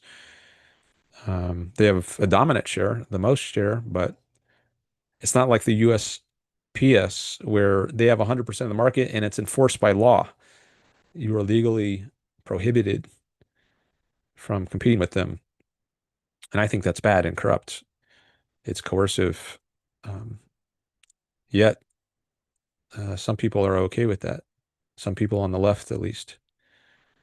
Um, but I do think it makes sense to have a monopoly for the government to have a monopoly on force, as opposed to there just being competing gangs, which I've talked about. Um, I mean, it's okay for a government to have a monopoly on force so long as it's the right type of government, one that's constrained by the principle of individual rights. That is, it doesn't initiate force against citizens. If it's a government with a monopoly on force, but it's totalitarian, then it's not really helpful that it has a monopoly on force because it's not constrained by the proper principle. But if it is constrained by the proper principle, if it just wields force in a retaliatory way, then I don't think there's any reason to have something compete with that.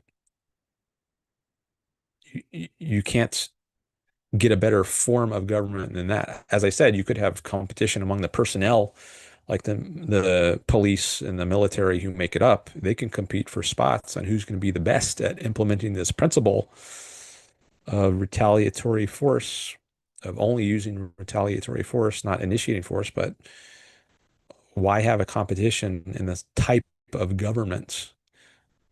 Like the type of like, and there being different principles to guide a government. I don't see the value in that.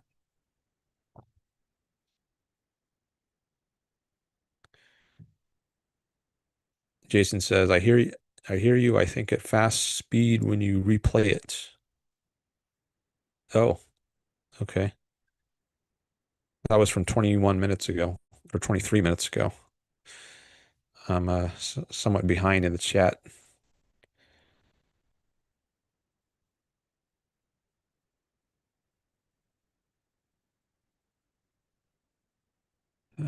Simon says monopoly isn't inherently bad. It's bad if it's protected by government, right? Yeah, if it's a coercive monopoly, like even if you have a 100% market share, um, I think that's fine, um, so long as people can are free to compete with you and try to take away your market share, which is not the case with United States Postal Service. You're not even allowed to try to cut into their 100% share of the market. Like there is FedEx and UPS, but they can deliver packages and certain things, certain documents, but they can't just do like regular little envelope letters, first class mail or whatever it's called. They're not allowed to deliver certain types of parcel mail. Um, and there's also a sense in which everyone has a monopoly. Uh, like I have a monopoly on doing live streams in the sort of way that I do them. I have a monopoly on Dan Norton live streams. So if I'm making money at this, which I hope will happen starting soon, um, are other live streamers able to compete with me? Well, yes, in a sense. Like there's Huron Brook. He can also do live streams and try to make money. But we don't do it in exactly the same way, right? Only I can live stream in the way that I do live streams, like with my voice and my image. Um, so I have a monopoly on certain aspects of the product I offer. I have 100% control over that, but I think that's fine. Or if you like restaurants, to take another example, which I've thought of, like there might be chefs that prepare meals in a certain kind of way, and you can only get it prepared in that kind of way if you go to this particular restaurant. So maybe you can get burritos at Javier's restaurant and Juan's restaurants. But if you want uh, the special Javier style of preparing burritos, you can only go to Javier's restaurant. No one knows how to prepare burritos exactly like Javier does it. So he has a monopoly on um, being able to sell Javier style burritos. So if you get fine-grained enough in your analysis of what kinds of goods are being offered in the market, there's monopolies all over the place. And you might think that monopoly ceases to become a useful concept. It doesn't designate anything bad. Um, what's really bad is force. So if you enforce that only Javier is allowed to offer burritos on the market, that would be bad. And the problem isn't that he has a monopoly in some sense, or maybe no one is interested in competing with him in town. So maybe in the town he lives in, there's only one burrito shop. So he has 100% of the market in Javierville, let's call it. So no one is competing with Javier in Javierville. However, you're free to start a burrito shop of your own. That's really what's key, is that you're not forcibly prohibited from entering the market. But if you at a certain time happen to have 100% of the market, um, then that's not a problem. And in a way, it's inescapable that there are monopolies um, if you get fine-grained enough in your analysis of what kind of good someone is offering. Like maybe just by sheer location, Javier is located close to the freeway exits, and there's only one spot available for that. So he has a monopoly on being able to offer burritos within 2 minutes of a freeway exit. Well, is there some problem with that? No one can compete with him because there's only limited space on that with those exact measurements. Um, so it's inescapable that you have certain advantages in a market, and there's really no um, principled way to rule out those advantages. So you just have to leave people free. You just have to banish coercion, and um, once you do that, then I think that's uh, that's all you can do, all you should do. Um, all the government should do in a market is banish coercion, the initiation of force. Okay.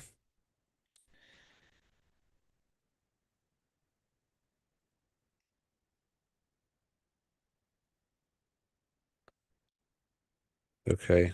So here's more talk about monopolies. I mean,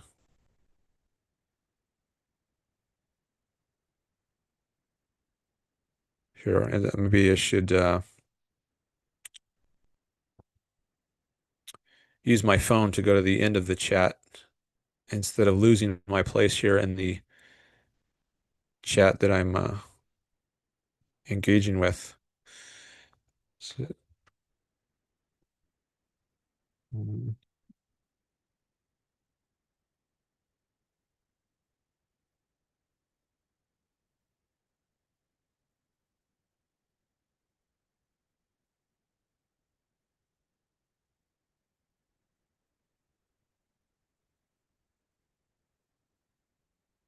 Simon says, this is a whole new position I've never heard before. I'm not sure if that's a response to what I was saying uh, over the last few minutes about monopolies, or if you're responding to something else, Simon. I'd be interested to know, though. Maybe you're responding to someone else in the chat. These thoughts on monopolies, I was just saying, I've had some of these thoughts at least before, and I think I might have shared them in a more limited way on previous live streams. I think some of them, maybe I might have gotten some of these ideas from Harry Binswanger. Um, oh, you say it's a response to what Evolutionary was saying. Okay. So Evolutionary comes from, well, maybe his view is kind of complicated, but he heard about me on Sam Cedar's show. So politically, you might say he comes from the left, but he's also he's a determinist. He's utilitarian, as his name says. He also says he supports capitalism, but I don't think he does because he endorses coercion. And we've talked about all of this in previous live streams, but he has a maybe an unusual combination of views. He also thinks evolution plays a important role in his belief system. I'm trying to think where we left off the last time I was engaging with evolutionary. Um, oh yeah, I put a question in chat. I put two questions in chat to him. One question was relating to ethics. I asked, why shouldn't I live for myself or something like that? Or why should I live? Yeah. Um, and then the other question was more political. Oh yeah, we were debating the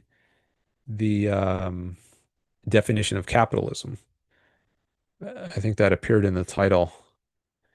Here, let me see if I can scroll back to the oh yeah, it was this stream. You can see it in the title if I hover over it. It says defining capitalism at the end there.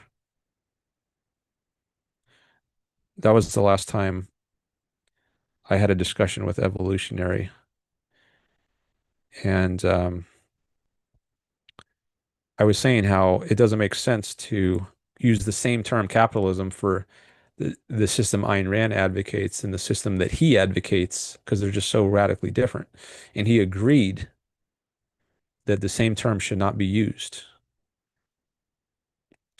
And then the next question was going to be, okay, well, who should we use the term? Who should be able to use the term? Like, should we use the term if we're not going to use it for both evolutionary system, which involves coercion, and Ayn Rand system? Should we only use it for Ayn Rand system, or should we only use it for evolutionary system, or should we use it for neither? And why? Whichever option we choose. Um, so that's where I think that discussion ended. Actually, I can open that up here. I can go to here's that last stream. Had a conversation with Frederick from Sweden, but after that, there's this discussion with Evolutionary about how to define, and I displayed that chat on the screen. Maybe that was, I don't know if that was the first time I did that, but if I do the show chat replay, I don't know if that's going to make it easier to navigate to, here we're talking about Rand's definition of capitalism. Um, but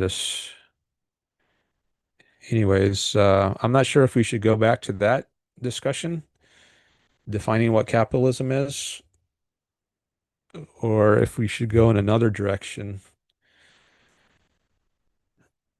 Um, all right.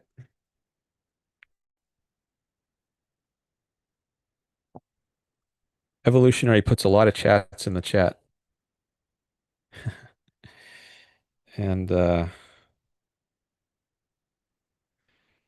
sometimes it's hard to keep up with it all. So um, I like to pick out the most fundamental points I can and focus on those, or at least within it, the most fundamental points within a context. Like there's, because I raised, I wonder if the two questions that where do those show up?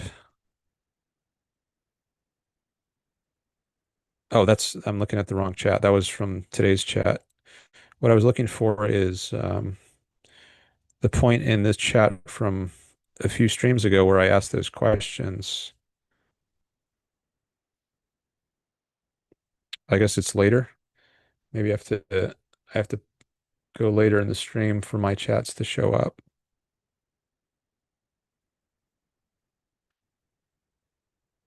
Yeah, there they are. Now you can see it. So these are the two questions I put in the chat. I was trying to focus the discussion because there's this danger of the discussion just sprawls all over the place. And I think, I don't know, maybe that's happening now. All these issues are being raised. Now I see he's talking about natural selection, egoism, Homo economicus, the theory of objectivity. It's going all over the place. All these topics are coming up, and um, there's just no way to make progress, I think, in a discussion when there's too many topics are being raised. So I tried to find the issues that are most fundamental and just focus on those. So here I did that when I was asking this ethical question, why shouldn't I live for myself? Because as a utilitarian, evolutionary thinks I should not live for myself. Utilitarianism says maximize the greatest happiness of the greatest number, although maybe evolutionary has a different understanding of utilitarianism. I think he said that once, but in any case, he's not an egoist. So he doesn't think I should live for myself, and I wanted to know why. And we've talked a little bit about that before, but we focus more on this second question that I asked him um, in this stream from, when was this? 8 days ago, September 14th. We focus more in that stream on this second question that I put in the chat. Should Rand's and evolutionary's political systems be called by different names?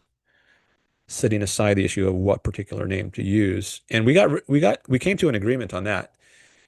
He eventually said no, they shouldn't use the same term. So that was good. We had some agreement on that. But then after that, I'm not sure we made more progress in this discussion, but maybe we could pick up from this point, um, or find some other point that would be like a good anchor for the discussion, so it's not just sprawling all over the place to 12 different topics coming up in quick succession, and they're all interrelated. So that's what I'm thinking about now. How do I make this a productive discussion? So maybe to figure that out, I need to come back to today's chat and take a look at what's going on. But first, I want to get a sip of water. I might need a snack too soon.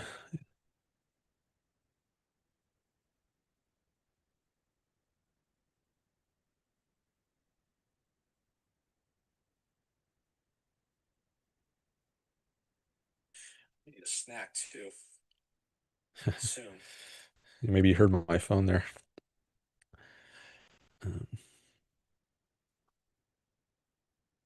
Or I could just end the stream and but I don't think I want to do that just yet. I think I want to at least break my record of stream length, and I'm only a few minutes away from that.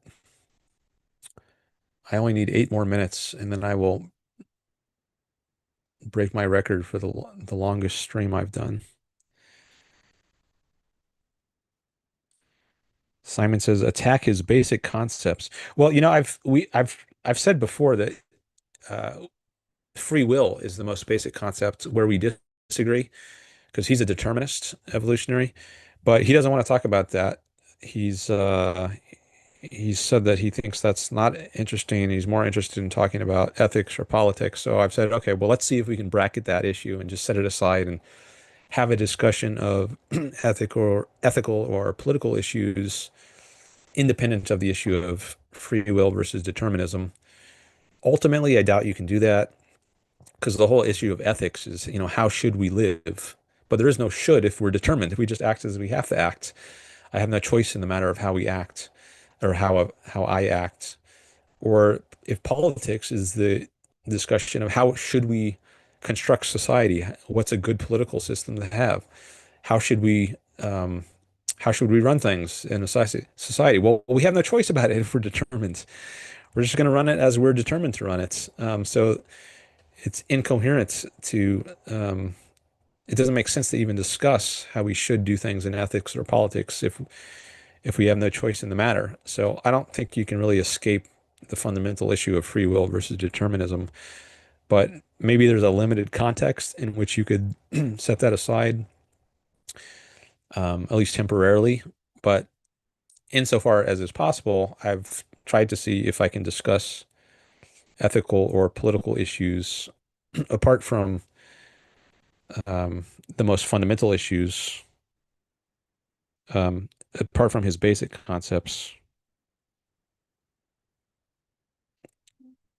Um, Now I see there's a little bit on that in the chat. They're talking, Simon and Evolutionary are talking about choosing. Simon says, let's start at epistemology.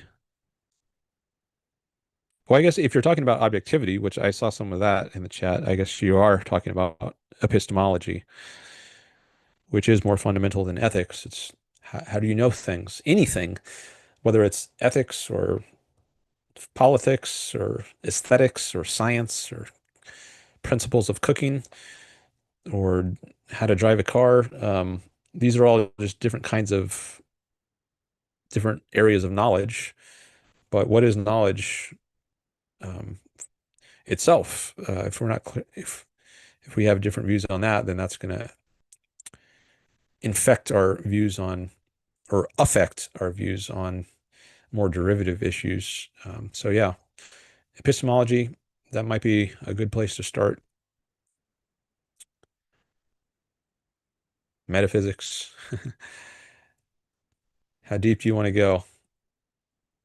I mean, I think motivation is relevant. So if someone has no motivation to talk about metaphysics or epistemology or free will, then um, I try to accommodate that somewhat by maybe starting with the issue they are interested in, if that's like ethics or politics, and then tying it back and showing how those depend on more fundamental issues.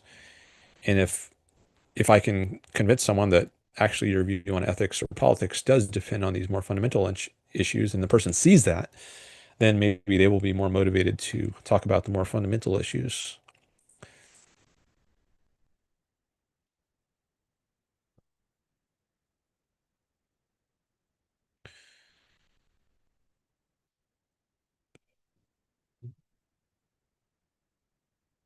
Okay.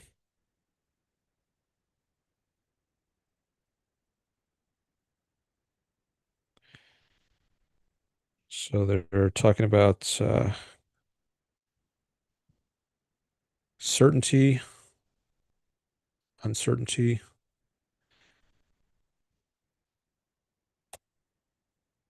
objectivity. Simon says, let's stay on epistemology. Okay. I'm good with that for now. If all you are good with that, it looks like maybe you have motivation to discuss that since you are discussing that, and you were even before I started talking about it. Um, Maybe I don't need to make much of an effort to motivate a discussion of epistemology since you're already talking about it. Um,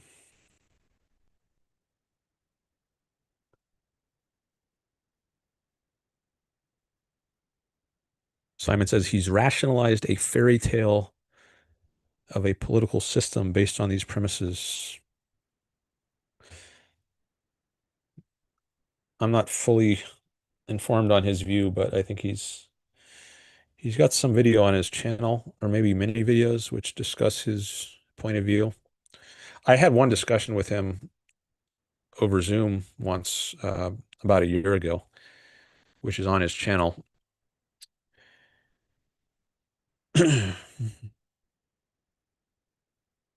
But since then, we've just engaged through chat here during my live streams.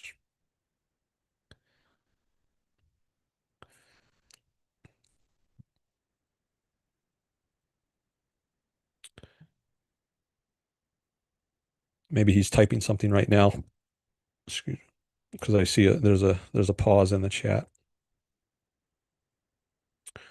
Simon asks, "What's perfect knowledge?" He said, "You need perfect knowledge to make morality irrelevant."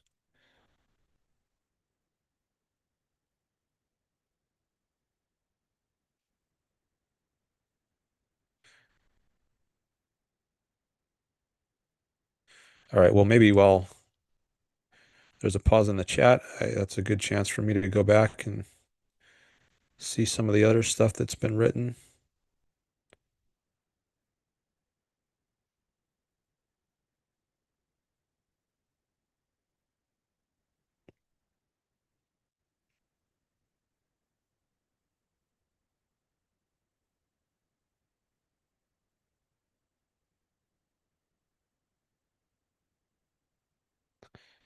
Oh, this is where did I leave off?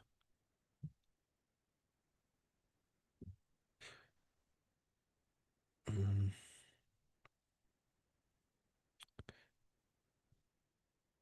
It's been quite a while. There's a lot of chats. Oh yeah, I think this is the last one I responded to.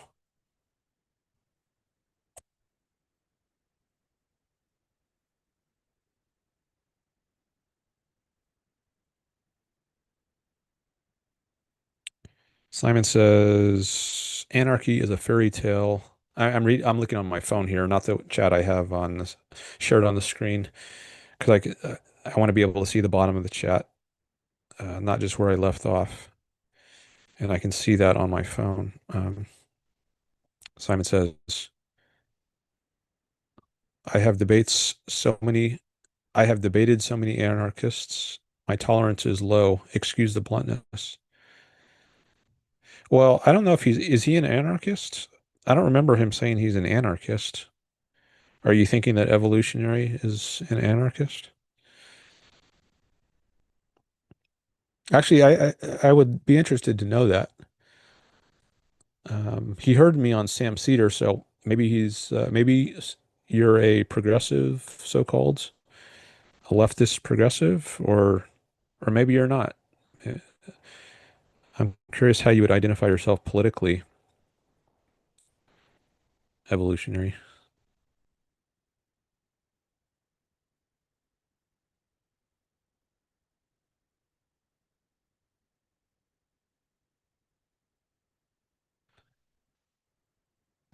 All right, so let's see.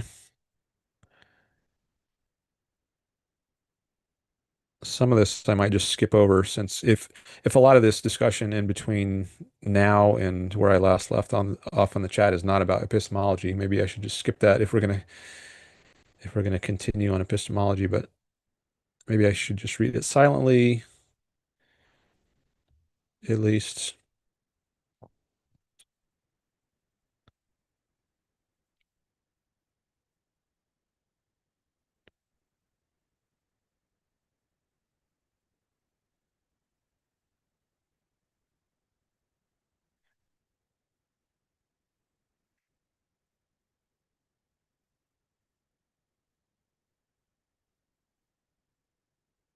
He says, I don't believe in rights or the NAP, the non-aggression principle.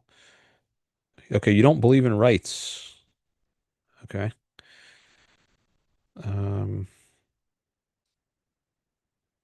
asks, isn't that what he said earlier? What do you mean, that he's an anarchist? I don't know. I haven't read all the chat.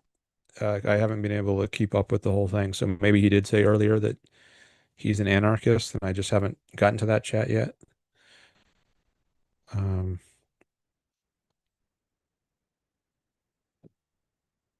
he doesn't believe in rights. He says he does believe in one right, but not lacking in rights.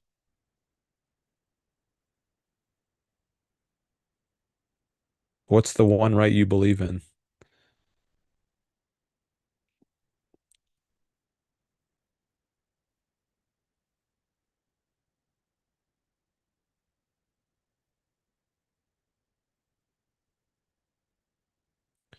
I mean, if you think of a right as what you should and should not do, like I think of individual rights as you you can do what you want as long as you don't initiate force. So you should not initiate force against others. But there's a should. So there's the issue of free will coming back in. Whereas if you're determined, well, you're just going to do whatever you do. It makes no sense to have this sphere, this line telling people, okay, you shouldn't cross this line. You shouldn't initiate force. Well, if you're determinist, you have no choice in the matter. So does the issue of rights make any sense if you're a determinist? If you have some idea, if your idea of rights is setting up some line that you shouldn't cross, then how does that make any sense if you're a determinist? So I don't know if that's maybe evolutionary has some other idea of rights that is compatible with determinism. I don't know, but I see he's got some more chats here. Let me see what he says. Um, we have an evolutionary right to maximize productivity enforced by natural selection.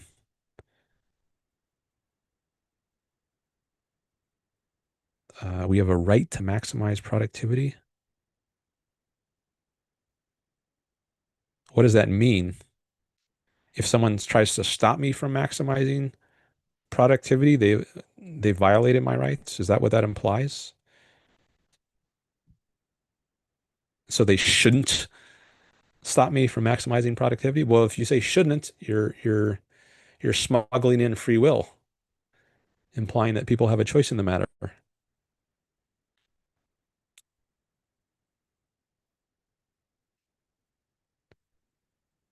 Simon asks, are you an anarchist?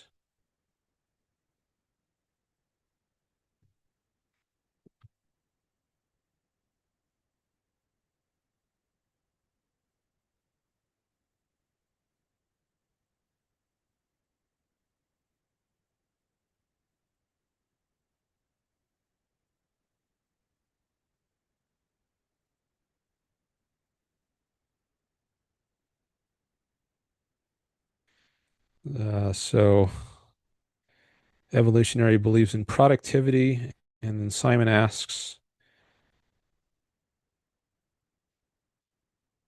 so if you stop producing, what happens? Can I retire in your system? If your actions don't maximize productivity, natural selection and profit work in a way to realign your choices. Choices? Wait, why are you talking about choices? I thought you're a determinist. There are no choices if you're a determinist. Choice is an illusion. You're just going to do what you have to do. So that's a stolen concept, to use Ayn Rand's term, in your system.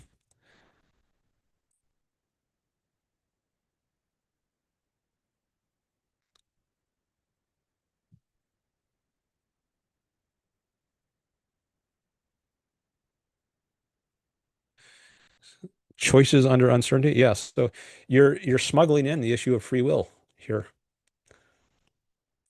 when you talk about choices.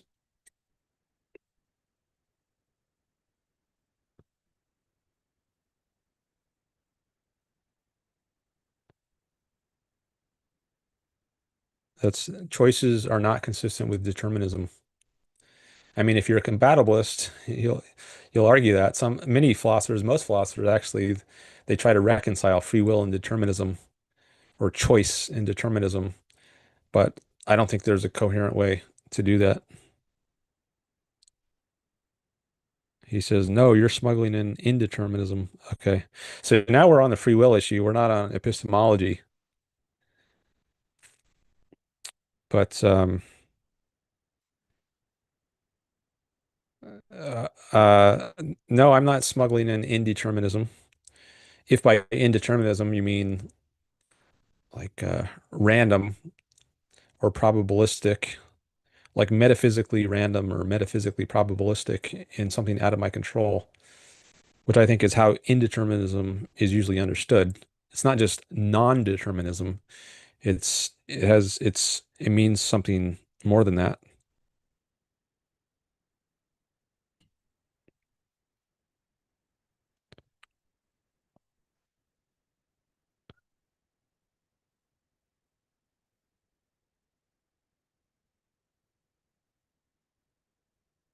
Maybe I should put a note in the chat. Um,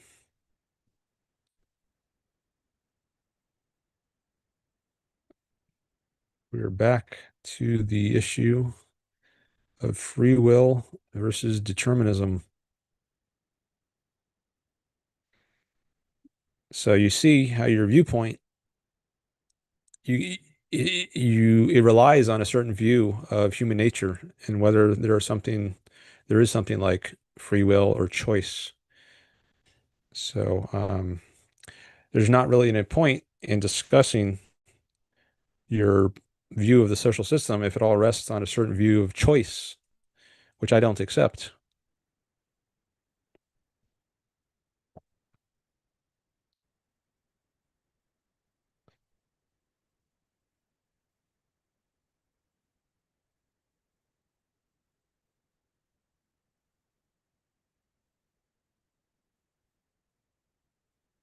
Or maybe I should add indeterminism because it's not just determinism that free will is opposed to.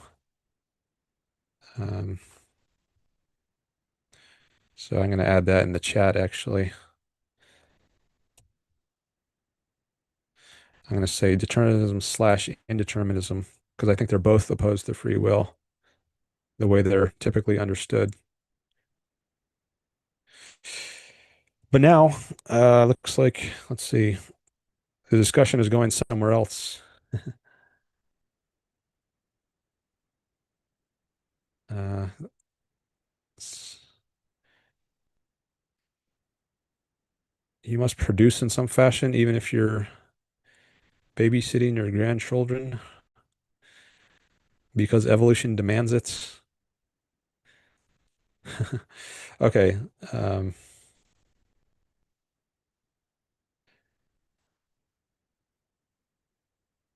so now I think maybe the discussion is going in a different direction, which I'm not sure I personally want to go in at this point, at least, because it looked like we were getting to a fundamental issue when it comes to free will versus determinism slash indeterminism. Um, so I think maybe we should stick to that if we're going to make progress here and not just sprawl all over the place to a bunch of different topics. Well, anyways, maybe we can go to a different topic if you want to, but I think I at least want to pause um, on this free will point for a moment.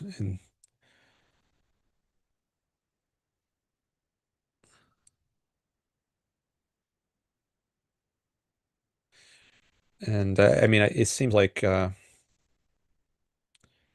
where did he use the word choices? Where was that? Oh yeah, choices under uncertainty.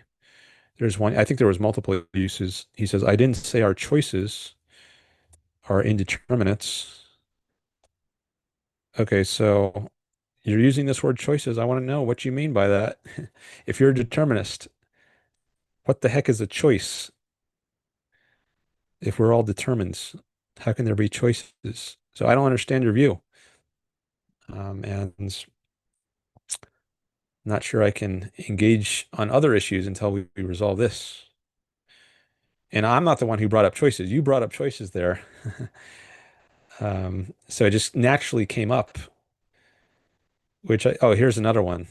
If your actions don't maximize productivity, natural selection and profit will work in a way to realign your choices. That might have been the first time it came up. So, which was not provoked by me. He just used the word. So I want to know, what do you mean by choices if everything is determined?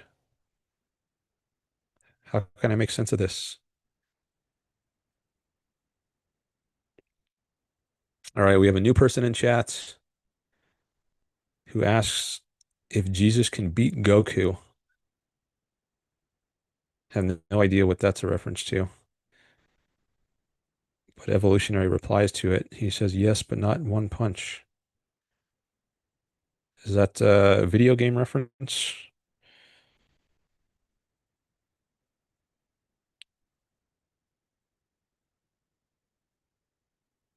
I don't play video games, so if that's what it is, um, that would explain why I don't know anything about it.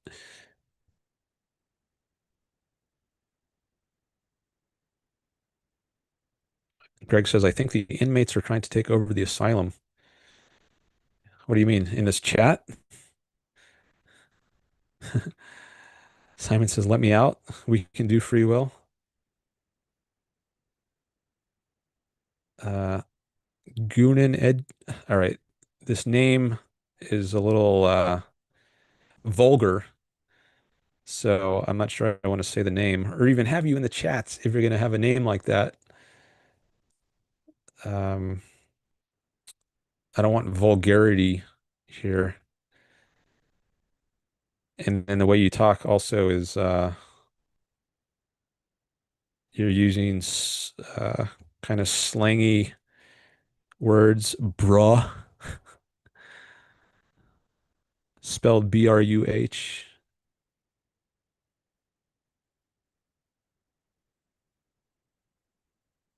All right.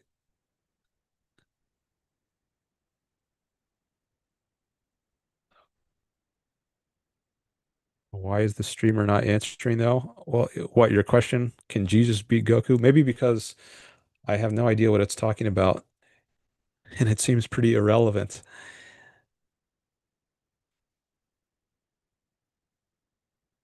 my stream here is a philosophical stream, um, for the most part at least. So I don't want to just talk about random things, at least not much. Um,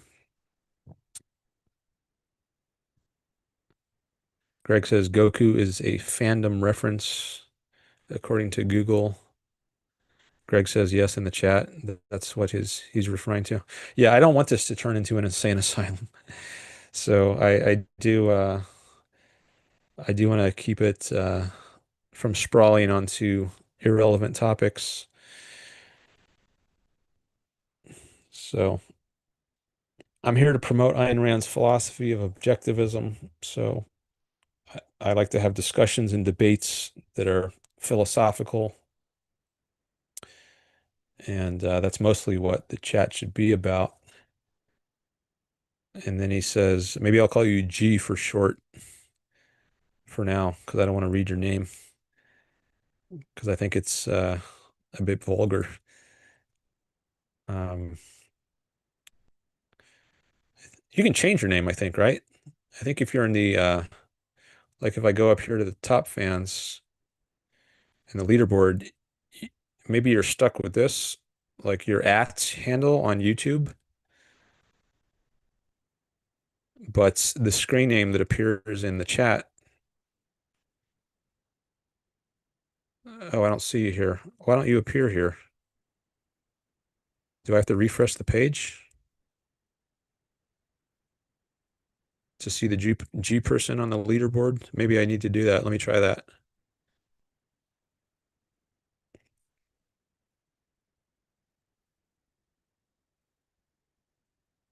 Changes to live chat. Top fans. Let's see if he appears now.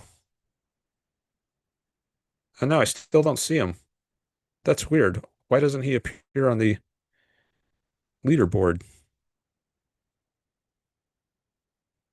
I don't know.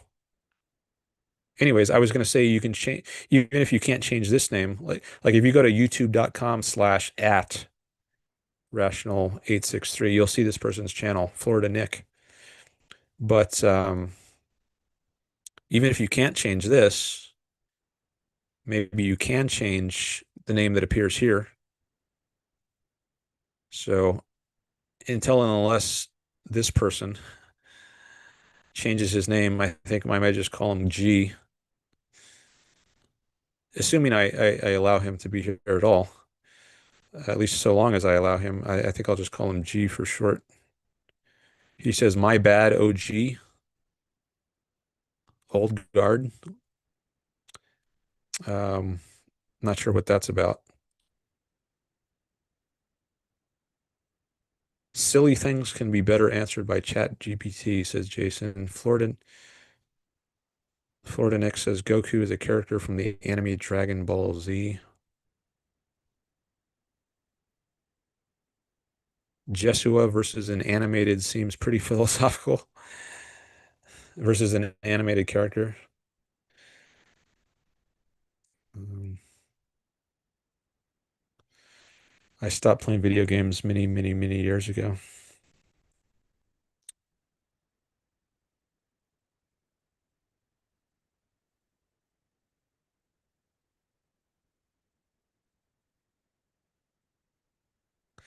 Okay, now here's a philosophical chat from J. Yossarian.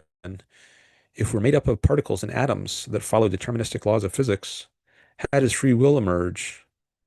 That's a good question. I have no idea. But that it emerges, as opposed to the question how it emerges, um, I think we can say yes, because we have direct evidence of it. And I don't think we have a reason to believe it's an illusion. You could ask a similar question about consciousness. The world is made up of a bunch of unconscious or non-conscious stuff, atoms, molecules, and when you get those together in a certain way, you get consciousness. and I am aware of the world. You are aware of the world. You're conscious of existence. How does that happen? How do you get consciousness from unconscious, insentient matter? I don't know. How it happens is a mystery. We don't know. But that it happens is not a mystery. We do know that it happens, right? We just have direct evidence that we're conscious. So the how question, it's important to separate the how question from the that question or the whether question. Like whether it happens is different from how it happens. And even if you don't have an answer to the how question, um, you could still have an answer to the whether question, like whether it happens, whether consciousness comes to be or free will comes to be. So I don't know the answer to your how question, but I think we can say that we have free will and consciousness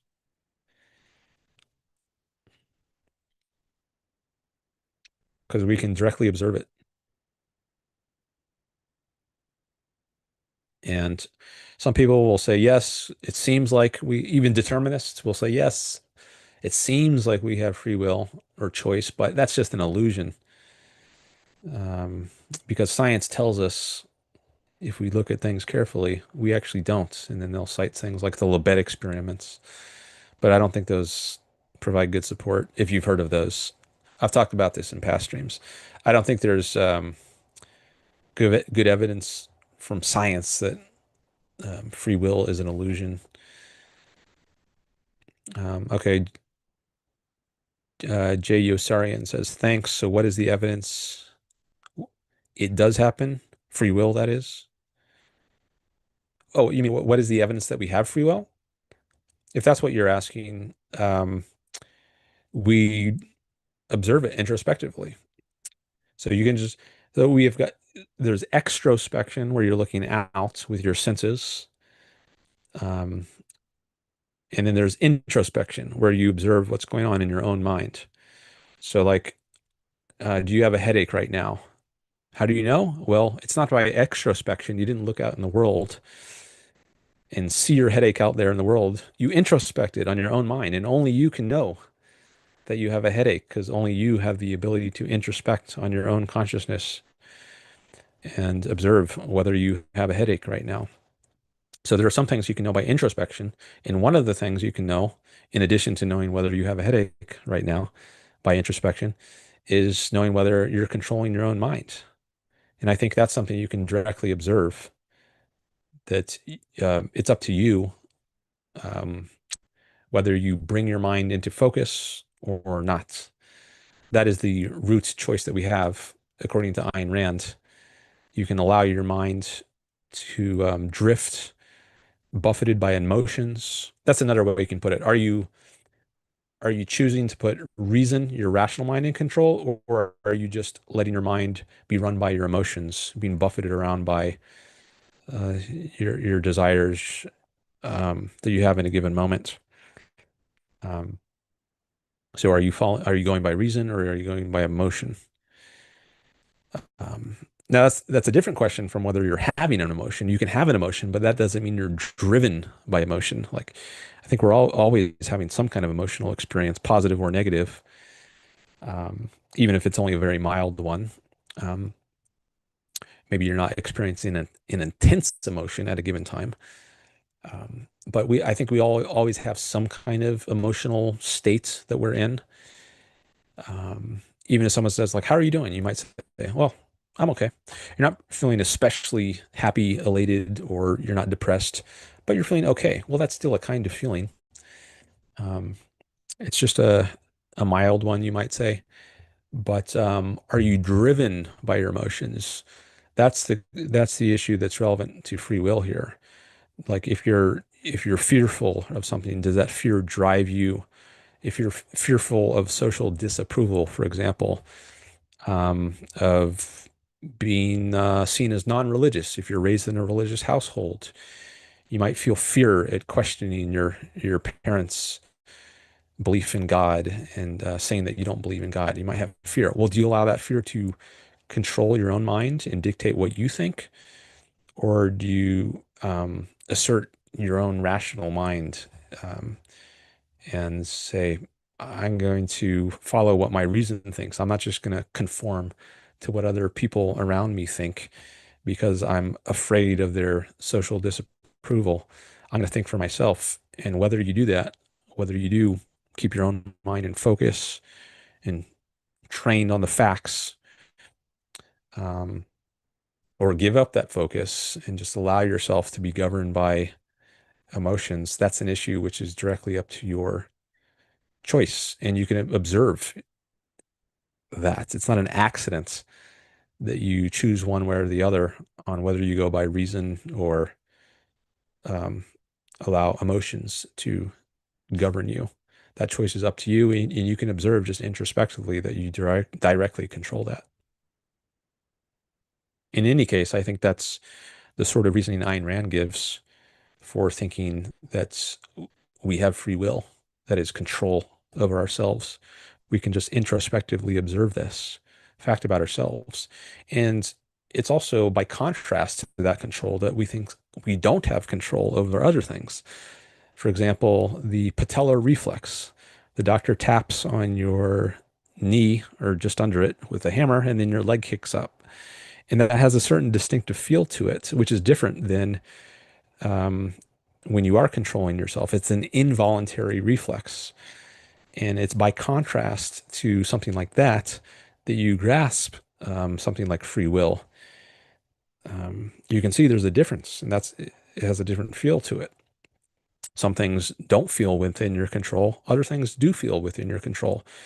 And it's by contrasting one with the other that that you become aware of either of them. And you can see this with like colors. Like if everything were black, then you wouldn't really see black or you wouldn't be aware of it as black. But once you get some contrast, like some white, a light breaks up the field of black. Now all of a sudden you can realize, oh, now I know what black means. It's by contrast with something which is non-black. And I've given the example before of a fish in water. If everything is water, then the fish won't know what water is. But if you could take it out of the water and if you could imagine that it could speak, it would say, "Oh, now I know what water is. I've been swimming in it my whole life. But now that I've contrasted it with something that's non-water, I can recognize what water is." Likewise, if everything is determined, there wouldn't be anything to contrast with it, which would allow you to identify it as determined. It's that contrast between the free and the determined, or between the voluntary and the involuntary, that allows you to grasp one of them or the other. All right. J. Yossarian says, it does seem that I free will. Cool. Thank you. Okay. You're welcome. Thanks for the question. Simon says, the fact that we can observe the process. All right. Well, I have broken the record. I've gone for over 6 hours. Coming up on 6.5 hours at the top of the hour here.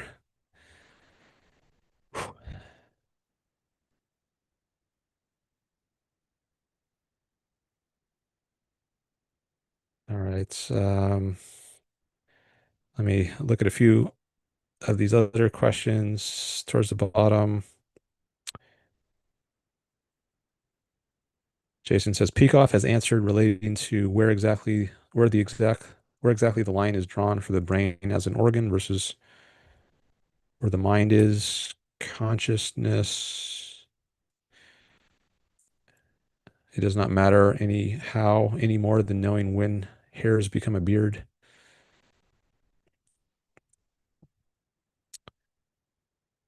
Florida Nick says, if we don't have free will, how can you walk into a grocery store with thousands of different items and only get the things on your list? Well, I think a determinist might be able to tell some story about that.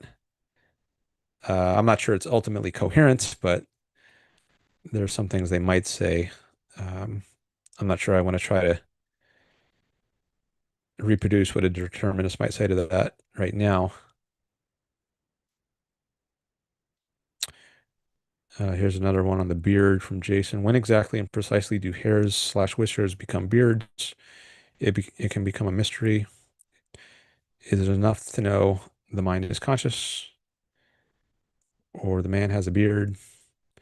So I guess you're drawing an analogy here. There are certain questions which you can't know, but like even if you don't know, like right now, I shaved earlier today, so you wouldn't say I have a beard right now, but if as it starts to grow in, like after 1 hour or a few hours, maybe you can start to see it again a little bit. Maybe definitely after a few days. At what point exactly do you say, okay, now Dan has a beard? Um, I think this came up in one of Plato's dialogues, and the problem of the beard. Um, but even if you don't have an answer to that, you can't say exactly where or exactly what point someone starts to have a beard. That doesn't mean if you see a person with a full face of hair that you can't say that that person has a beard. So it's important to recognize sometimes that even if there's certain questions you can't answer, that doesn't mean there are other questions that you can't answer in the same ballpark. Even if we can't say exactly when someone has a beard, it doesn't mean we can't say that they have a beard if, they've got a huge like Santa Claus kind of beard. Likewise, even if we can't say how it is that consciousness or free will comes to be, it doesn't mean we can't say that it comes to be somehow. Okay, Jay Yossarian says, thanks for the explanation, Dan. You're welcome. Thanks for your participation. And Greg says, congrats, Dan. I guess that's for breaking my record on the longest stream to date of 6.5 hours now. Jason says, good point, great show. Thank you, Jason. All right. I'm going to wind down the show now that I've broken the record. So thanks to everyone for being here. I do appreciate your presence and your participation in the chat. Thanks to anyone who subscribes, shares, comments. I expect I will do another stream in 4 days, unless something comes up and breaks my pattern. But I've been doing once every 4 days, so maybe that would be Friday, my next stream. Um, so maybe I'll see you there. Florida Nick says, after this, I'm going to watch 3 hours of Huron Brook. All right. You're getting a lot of objectivist content today, Florida Nick. All right. So I'm also going to try to end the stream sooner. Like if you watch the ends of my streams on past live streams, there's like 10 or 15 seconds of me looking of how to end the stream, trying to find where I need to click to stop it. And I'm going to try to do that quicker this time by navigating to the right place so that there's only maybe 2 or 3 or 4 seconds after I stop talking um, that the stream ends on YouTube. All right, so I stopped the screen share and I'm now going to navigate to the place I need to go. Okay, here I am. All right, so I got my mouse ready to click in stream. Now I hope I don't do it too fast. I actually have made that mistake also. Like it cuts off my last few words and I get cut off in mid-sentence before I end. And I don't want to do that. So I have to give enough time, but not too much time. So that's what I'm going to try to do. All right, so thanks everyone for coming by, and thanks to the people who watch this later after the fact. And hope to see you in a future live stream. Bye, everyone.